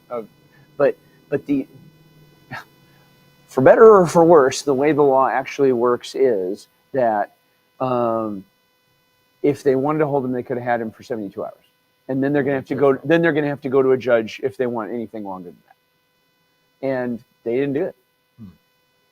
And so that's where I'm like, was this a capacity issue? Did they decide, you know, like, wait, hey, we only have so many beds and we've got to use them for, you know, for folks that, and they just sort of made a mistake because they're human beings, right? Sure. You know, they're not going to get everything right. Nobody can, right? Nobody can get everything right. And so, you know, I don't know, right? I don't know enough. But what I do know is that in 1950, when we had 167 million Americans, we had 500,000 inpatient mental health beds, and we probably had too many people in them. We now have twice as many Americans and 1/10 of the beds. We swung. The pendulum swung too far the other direction. Yeah, exactly. Which means we have 1/20th of the beds per capita. 1/20th, by the way, for anybody, the quick math on that is 5%, right? So we have, per capita, we have eliminated 95% of the inpatient mental health capacity we had in 1950. 95% we've gotten rid of per capita inpatient mental health. Like, that cannot possibly be the right amount. It's impossible, right? It's impossible that 95 out of 100 people who are in an inpatient mental health bed in 1950 shouldn't have been there. Oh, absolutely. And not to mention that we've added a bunch of new drugs and other substances, right? That help create psychosis. Yeah, exactly. And so, you know, like, so you're right. I think there's some jurisprudential issues of like, how do we apply the Involuntary Treatment Act? I mean, as written, the law around involuntary treatment could as written, could say, hey, because a substance use disorder is a diagnosable mental health disorder, right? And because someone whose substance use disorder is so advanced that they're now living on the street, where they could, you know, be killed at any given moment, right? Or OD at any given moment, right? That person is imminently, you know, under threat of harm to themselves and maybe to others. And for this mental health, you know, like diagnosable, as written, the Involuntary Treatment Act could compel people into treatment, right? But it would have to get applied. You have to have space for it, and you'd have to have the space for it, right? And so, but there are things we could do. Yeah. We just have to have the political willpower to do We it. have to have the will. We have to have the will. And so, what I'm hoping to do, right? What I'm really hoping to do is convince our lawmakers at the local level, at least, right? At the county level, at the city and county level, at least, convince the community that elects them, right? That leaving people to die out here is not kind. It's not compassionate It's not at all. empathetic. No. It's not kind. Yeah, leaving people to die out here is not compassionate. Leaving people to die out here is not a compassionate response to what they've been through, right? And temporarily restricting their free movement is not violating their civil rights when they're in that state, in my opinion. No, when someone is totally captured, by their addiction and their mental health issues, like interrupting that cycle. What you heard was like it was actually periods of incarceration that interrupted the cycle and did more to help clear their mind, than anything else. Yeah. I've been saying that on the KIT radio show for the past year, at least 5-6 times. Over a 12-month period, I've said that we cannot leave them out there. That's not helping anybody. No. Wherever they are, if it were our children, we would gather them up. You'd force them into that car against their will. That's exactly and then this brings up another thing, because I want to add another layer to this, is that we continue to allow this onslaught of drugs into our communities, and we act as though they're just magically showing up.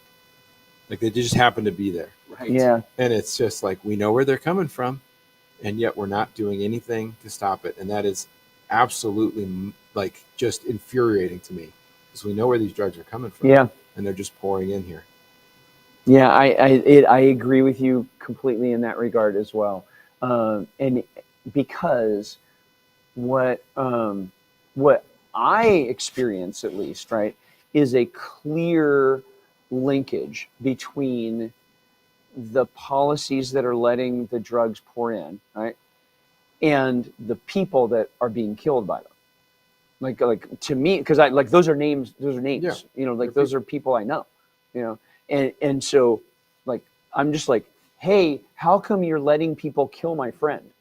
I mean, like that's what it's like to me. Like to me, it's like, why are you letting people kill my friend? Yeah, it's absolute murder. And so here's a good parallel to this. I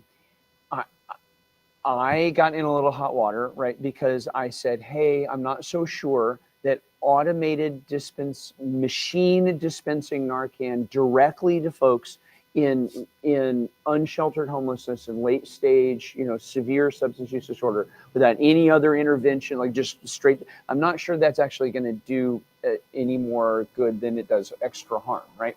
And that got me in a little hot water for a little while. And one of the letters in the paper that took me to task about this is from a woman in our community who lost a brother to a fentanyl overdose, right? And I think I'm getting it right, a brother or a son, but I'm pretty sure brother. And who is a good person, right? And she just wants people to not die, right? And so for her, she's like, hey, Mike, why are you gonna deny Narcan to people and they're gonna die, right? Like it's that clear and simple to her, right? And that's how simple and clear it is to me on the border. It's that simple and clear to me. Like, why are you allowing this thing to happen that is just going to kill people? And so then claiming any attempts to secure it is somehow a bad thing. Like, what? Right, and I think that most folks are where you're at, right? A vast majority of them. It's like, hey, we get it that there are a lot of places in the world that are violent and terrible, and if I lived there, I'd want to leave them too, right? And let's have an orderly process of being able to bring people in, knowing who they are, and making sure they share our values. Exactly, and in an orderly way instead of this, because this is, Simply put, you cannot be a country without borders. It doesn't work. Well, and I agree with that, and of course, right, and I just like my house, right, is in part my house, right, because I have some say over who's in it. Yeah. And so it's impossible to think that it's intolerable to say, hey, Rob, you no longer are allowed to control who's in your own home. Like that would be intolerable, right? And so of course it's impossible to have a country and not have some control over who's actually in the thing, right? Of course. Um, and back to the conversation I was having, where like I think these conversations are at their best functionally, Mhm. instead of ideologically, right? Correct. And so it's like, what is it doing to people, right? Because of this is the way that we're doing this, right? And among the things that it's doing to people is it's creating this sort of permanent underclass Oh yeah. of folks, right? That like may or may not have the legal right to work, and there's all this ambiguity about their status. I mean, it's just it's just it's like it's cruel. It's like what we're doing to folks living on the street is actually cruel, right? And the way that we're going about conducting our immigration policy is actually cruel to the very people that we're saying we're trying to be compassionate to. It's actually cruel. Well, and it's also offensive to the people that follow the rules and do all the work and put in the Yes. time to get in here, and then we say to them, yeah, we're gonna go But you ahead. could just walk over the border. Right. Yeah. Exactly. It's cruel to those folks that Yeah. actually do it the right way. It's cruel to the folks that you're allowing to do it the wrong way. Like, it is just everything about it. Everything about it is morally offensive. It's morally offensive to the understanding of like, wait a minute, are we a country? Yeah. Are we, like what? I mean, it's morally offensive to the folks that like care about the people who died for our country, in my parents' generation and my own generation, and the guys that are downrange right now. Yep. Like, and everybody who's taken the oath and worn the uniform understands what I'm saying. Like, it is offensive to their deaths that we treat our own country that way, right? Like, but it's also it's offensive for what you're doing to the people that came here the right way, or the people who are trying to come here the right way. It's offensive to what you're doing to the people that you're creating a permanent underclass of poverty with. Like it is just awful all the way around. Yeah, it is heartbreaking. But then lastly, to bring it back home to the Union Gospel Mission, and then like piggybacked in all of that is this unremitting flow of poison into the veins and the streets of like real nameable people who who um, who are just broken folks who as kids didn't get to dream about what they wanted to be when they grew up because they were just trying to survive. Yeah. Right. And then along comes the drug dealer, who's got a solution for that, and the gang leader who's got a solution for that. Right. And it's just like, like preying on the vulnerable. It just makes me so mad. Makes me so mad. And it should make us mad.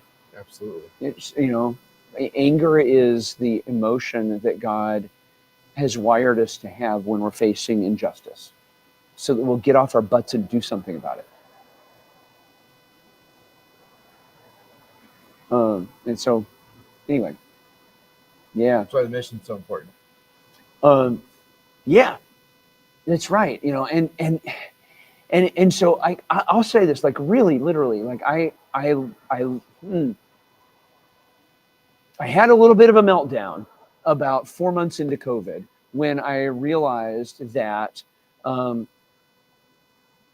I had absolutely no power or say in any way, shape, or form to influence anything that was happening. like they'd shut my church down, like I and whatever was going to happen were decisions being made by people who I didn't even know it existed, and like 4 months ago, and there was literally jack diddly squat I could do about any of it, right? And I was just like, I sort of was like, I had this crisis, and where I came out of it was, okay, it's not true that I can't do anything. What I can do is help the person in front of me. I can do that.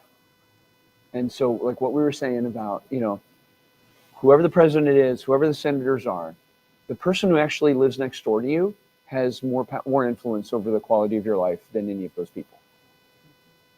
And I live next door to somebody. I am that next door person to somebody. Okay, I can do something about that. And it just really ended up, what COVID ended up doing for me was it really ended up radicalizing how local I want to be. Because the difference that this is where the difference is made. And that's not to say that national security policy doesn't matter, because it does, right? It does. It really does matter, what we do with this, that, or the other thing, or this, that, or the other place. But there's only so much you can do. But there's only so much I can do about it, right? You can vote, and you can speak up. Yep. And once I've done that, right, like I've expended the power I have over that. But the power I have to make my neighbor's life better is nearly limitless. Yeah. And that's so empowering. And so I had a crisis, but I came out of it like just even more excited about our ability to influence our community for good. Whatever the powers that be were doing or saying. Well, that's something. This is going to sound like a sales And that's pitch. it's not to say that I don't care what they do, because I do care what they do. I'm just saying, even when they're doing things that I think are awful and I don't have any ability to influence it, my ability to make my neighbor's life better and to help somebody in need is nearly limitless. I can do something about that. And there's very little that anybody can do to stop me from being able to do something about that. And that matters a lot. Well, they can't take away your happiness. No. That's yours.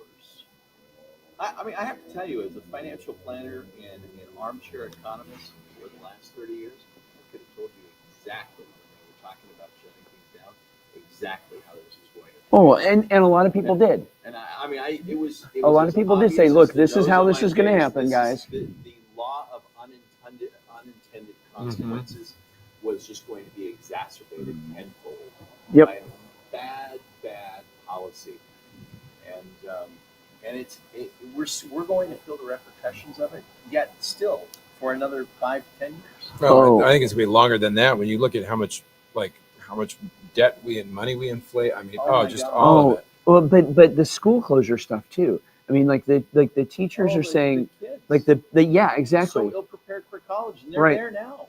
Yeah, and so the repercussions of this stuff, aren't just economic, but they're the educational repercussions are going to become economic. Yeah. Well, and that's one of the things in those. We are trying to do is pick up that where we can help on learning loss, right? What does that mean? Where is that? Is that tutors? Is that summer school? Is that? Keep going. You're sitting on a. Yeah. I need to get something different, because that thing is like. Here, you take this one. No, that one doesn't work so great for me either. But I think I have a solution. Uh-oh. You got a hay bale? I was going to go grab the hay bale, but then I decided I'm going to grab the squishy thing that the Kriegers brought down for us to sleep on. And it's 11. It's not terrible, but it's probably, No, I do. I gotta tell you guys. I'm going to change the subject because I got some bad news for you tonight. What? I can't actually stay the night. I have a good reason. You can't do that. That's what me. Loser. No. Whoa. Okay. I want to tell you quickly why I can't, so you're going to feel real guilty after I finish if you keep razzing me for it, though. So my father-in-law, I don't know if you know. Did we talk about this last week? So my father-in-law had a heart attack. Yes. He's at UW right now. He got a what's it called? Stent? No, he had no. This guy Pacemaker / AED. He's probably would be mad at me if he knew I was talking about it on the internet. Watching. No, he's asleep. Hopefully, he's asleep. My wife has been with him and her mom from the beginning, and she's over at UW. And we thought they were getting released today, and they're having problems. So he's got to stay again. And so I've got a babysitter right now, but I don't have an overnight babysitter. So But we have 17 people watching live. He needs an overnight babysitter. No. yeah, can you show up to Let's my see if we house can- yeah. and just tell the babysitter you're there to really, I mean, Okay. Well, you want to give out your home address? You know, and, right and now. let's see. Well, And let's see if we can. unfortunately, you could Google it. Well, No. I'll get there. But so I just didn't want you to give me too much crap before I said my wife is gone, and then you felt bad. that's okay. How about I'll give you flack for the funniest thing that I have heard on your radio program. Oh yes. At least in the last 2 weeks and now we go to Chris Corey and Chris is like, oh crap. So, okay, there's a good story. So this morning, I was doing the radio show. We were going to talk about the budget, and I was packing up, and I had my AirPod on and my phone on the other side of the room, and Brian was talking. Did to you hear it when it roof happened? guy, right? And I was fully based on how long that conversation was going, I was dead certain that you guys were going to a commercial break before you came back to me. And so I had and I thought my phone was on mute because I usually put it on mute just so I don't get caught off guard. So I am on the other side of the room, and he goes to me, and I think I'm on mute, and I'm like, oh crap. And then I hear him respond, and I was like, dang it. Right at that moment, they're like, and next we have Representative Chris Corey. Oh crap. and so the radio interview gets live on the radio. The radio show gets So posted on funny. the internet, on our House Republican page. We post any official radio interviews, and our comms guy writes, he goes, I posted up for you, and I was like, did you listen to it and edit it a little bit? And he goes, I caught your oh crap. And I was like, perfect. Okay. So it's out there. I actually texted him. I was like, I'm sorry. I felt really bad. Yeah. I was laughing. I mean, we're human. It's true. So you have a babysitter who's able to stay until 11 o'clock at night? Yeah, we're getting close to my time. But I was thinking I may come back tomorrow. Just hang out again. Well, we would love for you to come back tomorrow. And we definitely love for you to come back tomorrow with a really big check. Like a real check or just a big check? Which one? Yeah, I know. yeah. Exactly. You know what? I'll tell you what. Tell WashDOT. I'm gonna let him know. Tell WashDOT. I'll go all the way down to just 68 million. Ooh. So I'll instead of going from 168 to 100, I'll go from 168 to just 68. And I'll tell them what happened to every one of them, and how we helped them and where they're at right now. Yep, I will. I can do that for 68 million. I guarantee it. King County's gonna want to hire you. Don't go back. I would not ever the conditions. I don't think King County can meet my conditions because one of the things they'd have to do is guarantee me 300 days of sun. Nope, it's out. Yeah. Once you get used to it, once you have it, it's hard to get rid of. Oh my goodness, Isn't it nice? Oh, she whiz. And it doesn't matter if it's cold. I moved from Orange County. I lived in 2 miles from the beach. And people are like, why would you move to Yakima? I'm like, it's so much better here. People have no idea. It is. It's great. The quality of life here is so The people are good. And, we've got our challenges, right? Every community does. But this community, I love these. I love the people here. Yep. It is. They're good people. It's so true. $20,000 in less than 24 hours. Yeah. That's what this community is. Yes. And that's, I got the word out to my clients hour after I got that year. Yeah.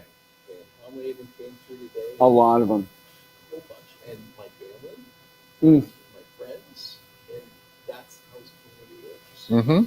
Yeah. And I've always been amazed by that. When the Warehouse Theater and its building fit, and it needed a new home, and then it needed to purchase that home, it was going to lose that home, but it was leasing. Yeah. This community stepped up, and in a matter of 3, maybe 4 weeks, came up with $1 million to give them because they knew the Warehouse Theater was Yeah. We This community does it every time. we built a medical school. I'm still telling people in Olympia about this medical school, and they're like, Yakima has a medical school? I'm like, yeah, people got together and said, we need a medical school. And they did it. Like those, That's amazing. yeah. Like, I mean, you know, And it happens daily around here for everything, little to big. Yeah. the Yep. Salvation Army is just right in the warmest part of the building. I know. Well, you know, they're Just they're saying. they you know, they're not quite as tough. You know, you know, they're good. Don't get me wrong. They're good people, but I'm on but their not board, so everybody. you better be yeah. nice about them. The good they do in the community. Yeah. people see Oh, that absolutely. and they're part of it. And whether it's a pet Well- rescue program, there's a woman in Ellensburg that Josie's Misfit Ranch. Did you hear about those things? Yes, I actually have. Yeah, and I think we raised like $30,000 in their first event because of all the fine work she has done, saving pets that would have otherwise been destroyed because Yeah. there's no room for them. Yeah. And again, everybody stepped up and said, "Yeah, we can help them." And that's No, this community is so cool. that's what makes it. To me, that's what this community. It's real value. It's real wealth. Is it as people. Amen. It's commitment to making it a better place to live all the time. Yeah, and this is why I really don't worry for us about next year. I mean, I expect that I expect the country will see at least as much political violence as it did in 2020. I do, at least. But how much did we see in Yakima? Zero.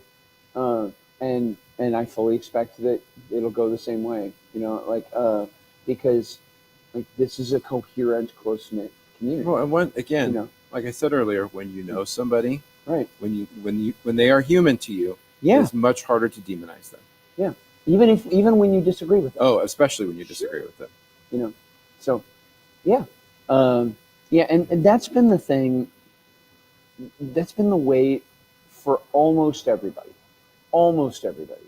Um, the that it's gone with like the missions lawsuit to preserve our rights as a religious employer, right?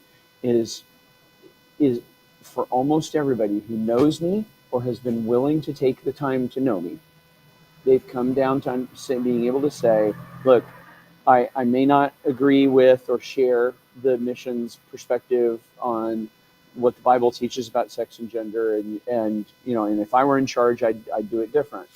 But I can see that you're not bigots and haters, and you're not out to get anybody. You're just old fashioned,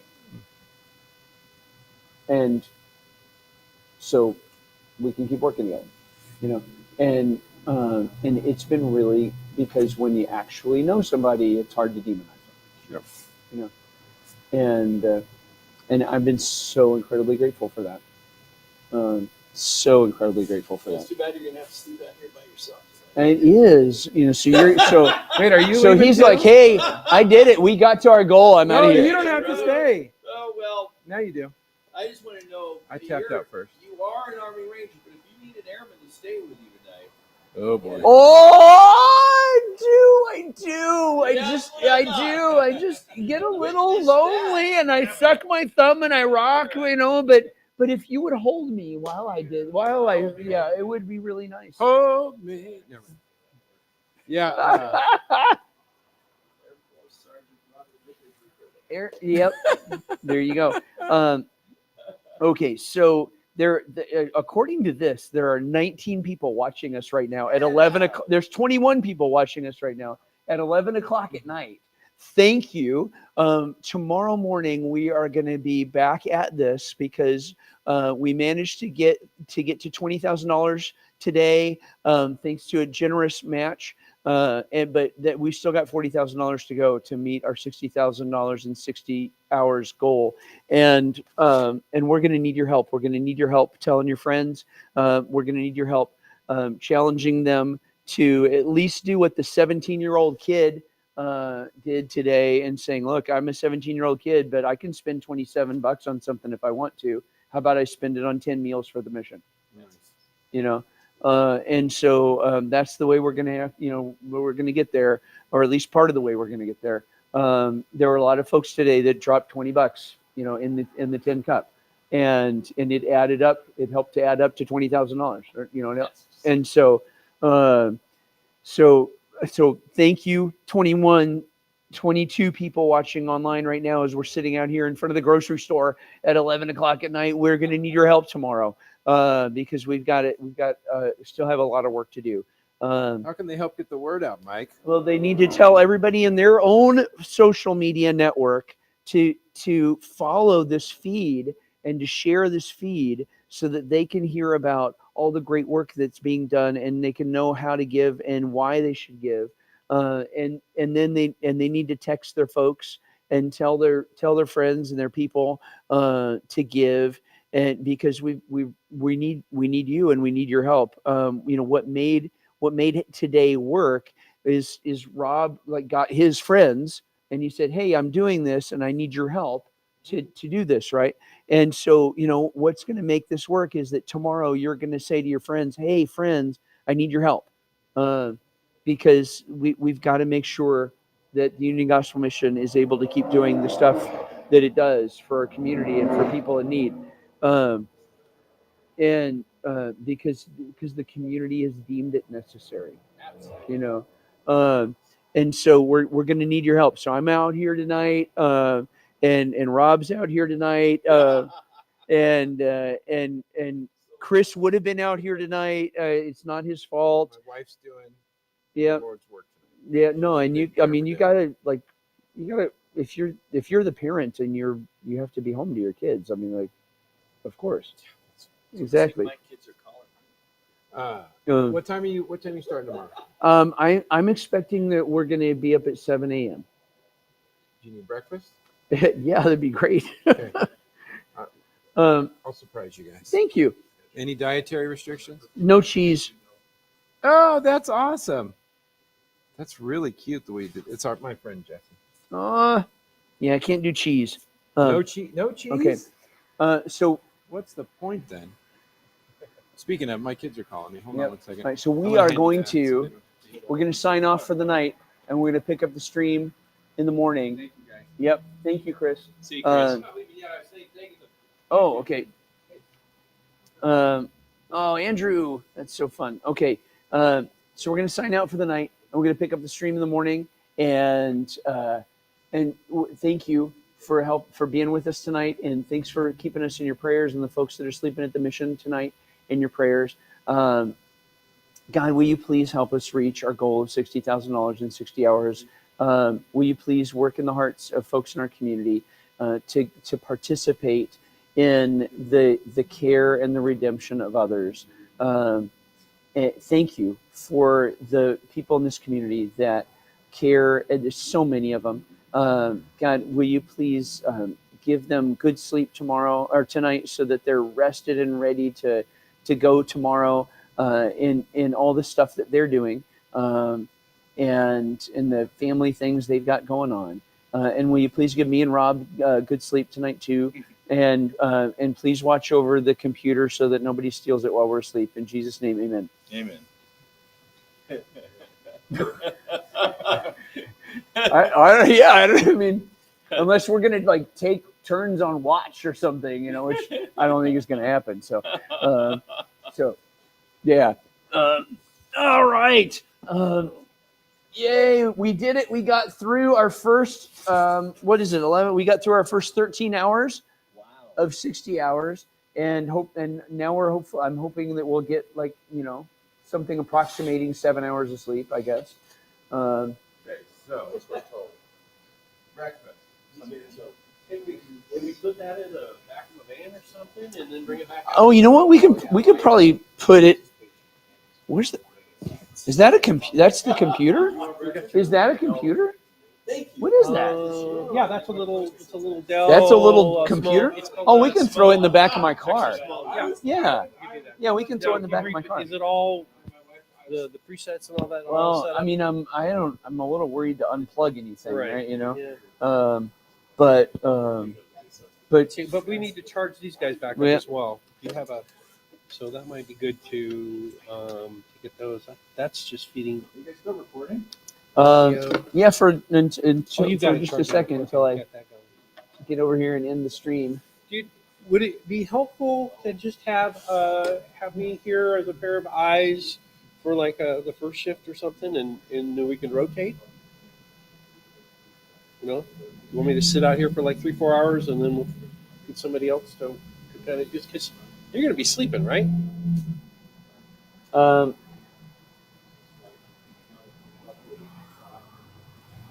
It says it's still alive. I know it's but it stopped.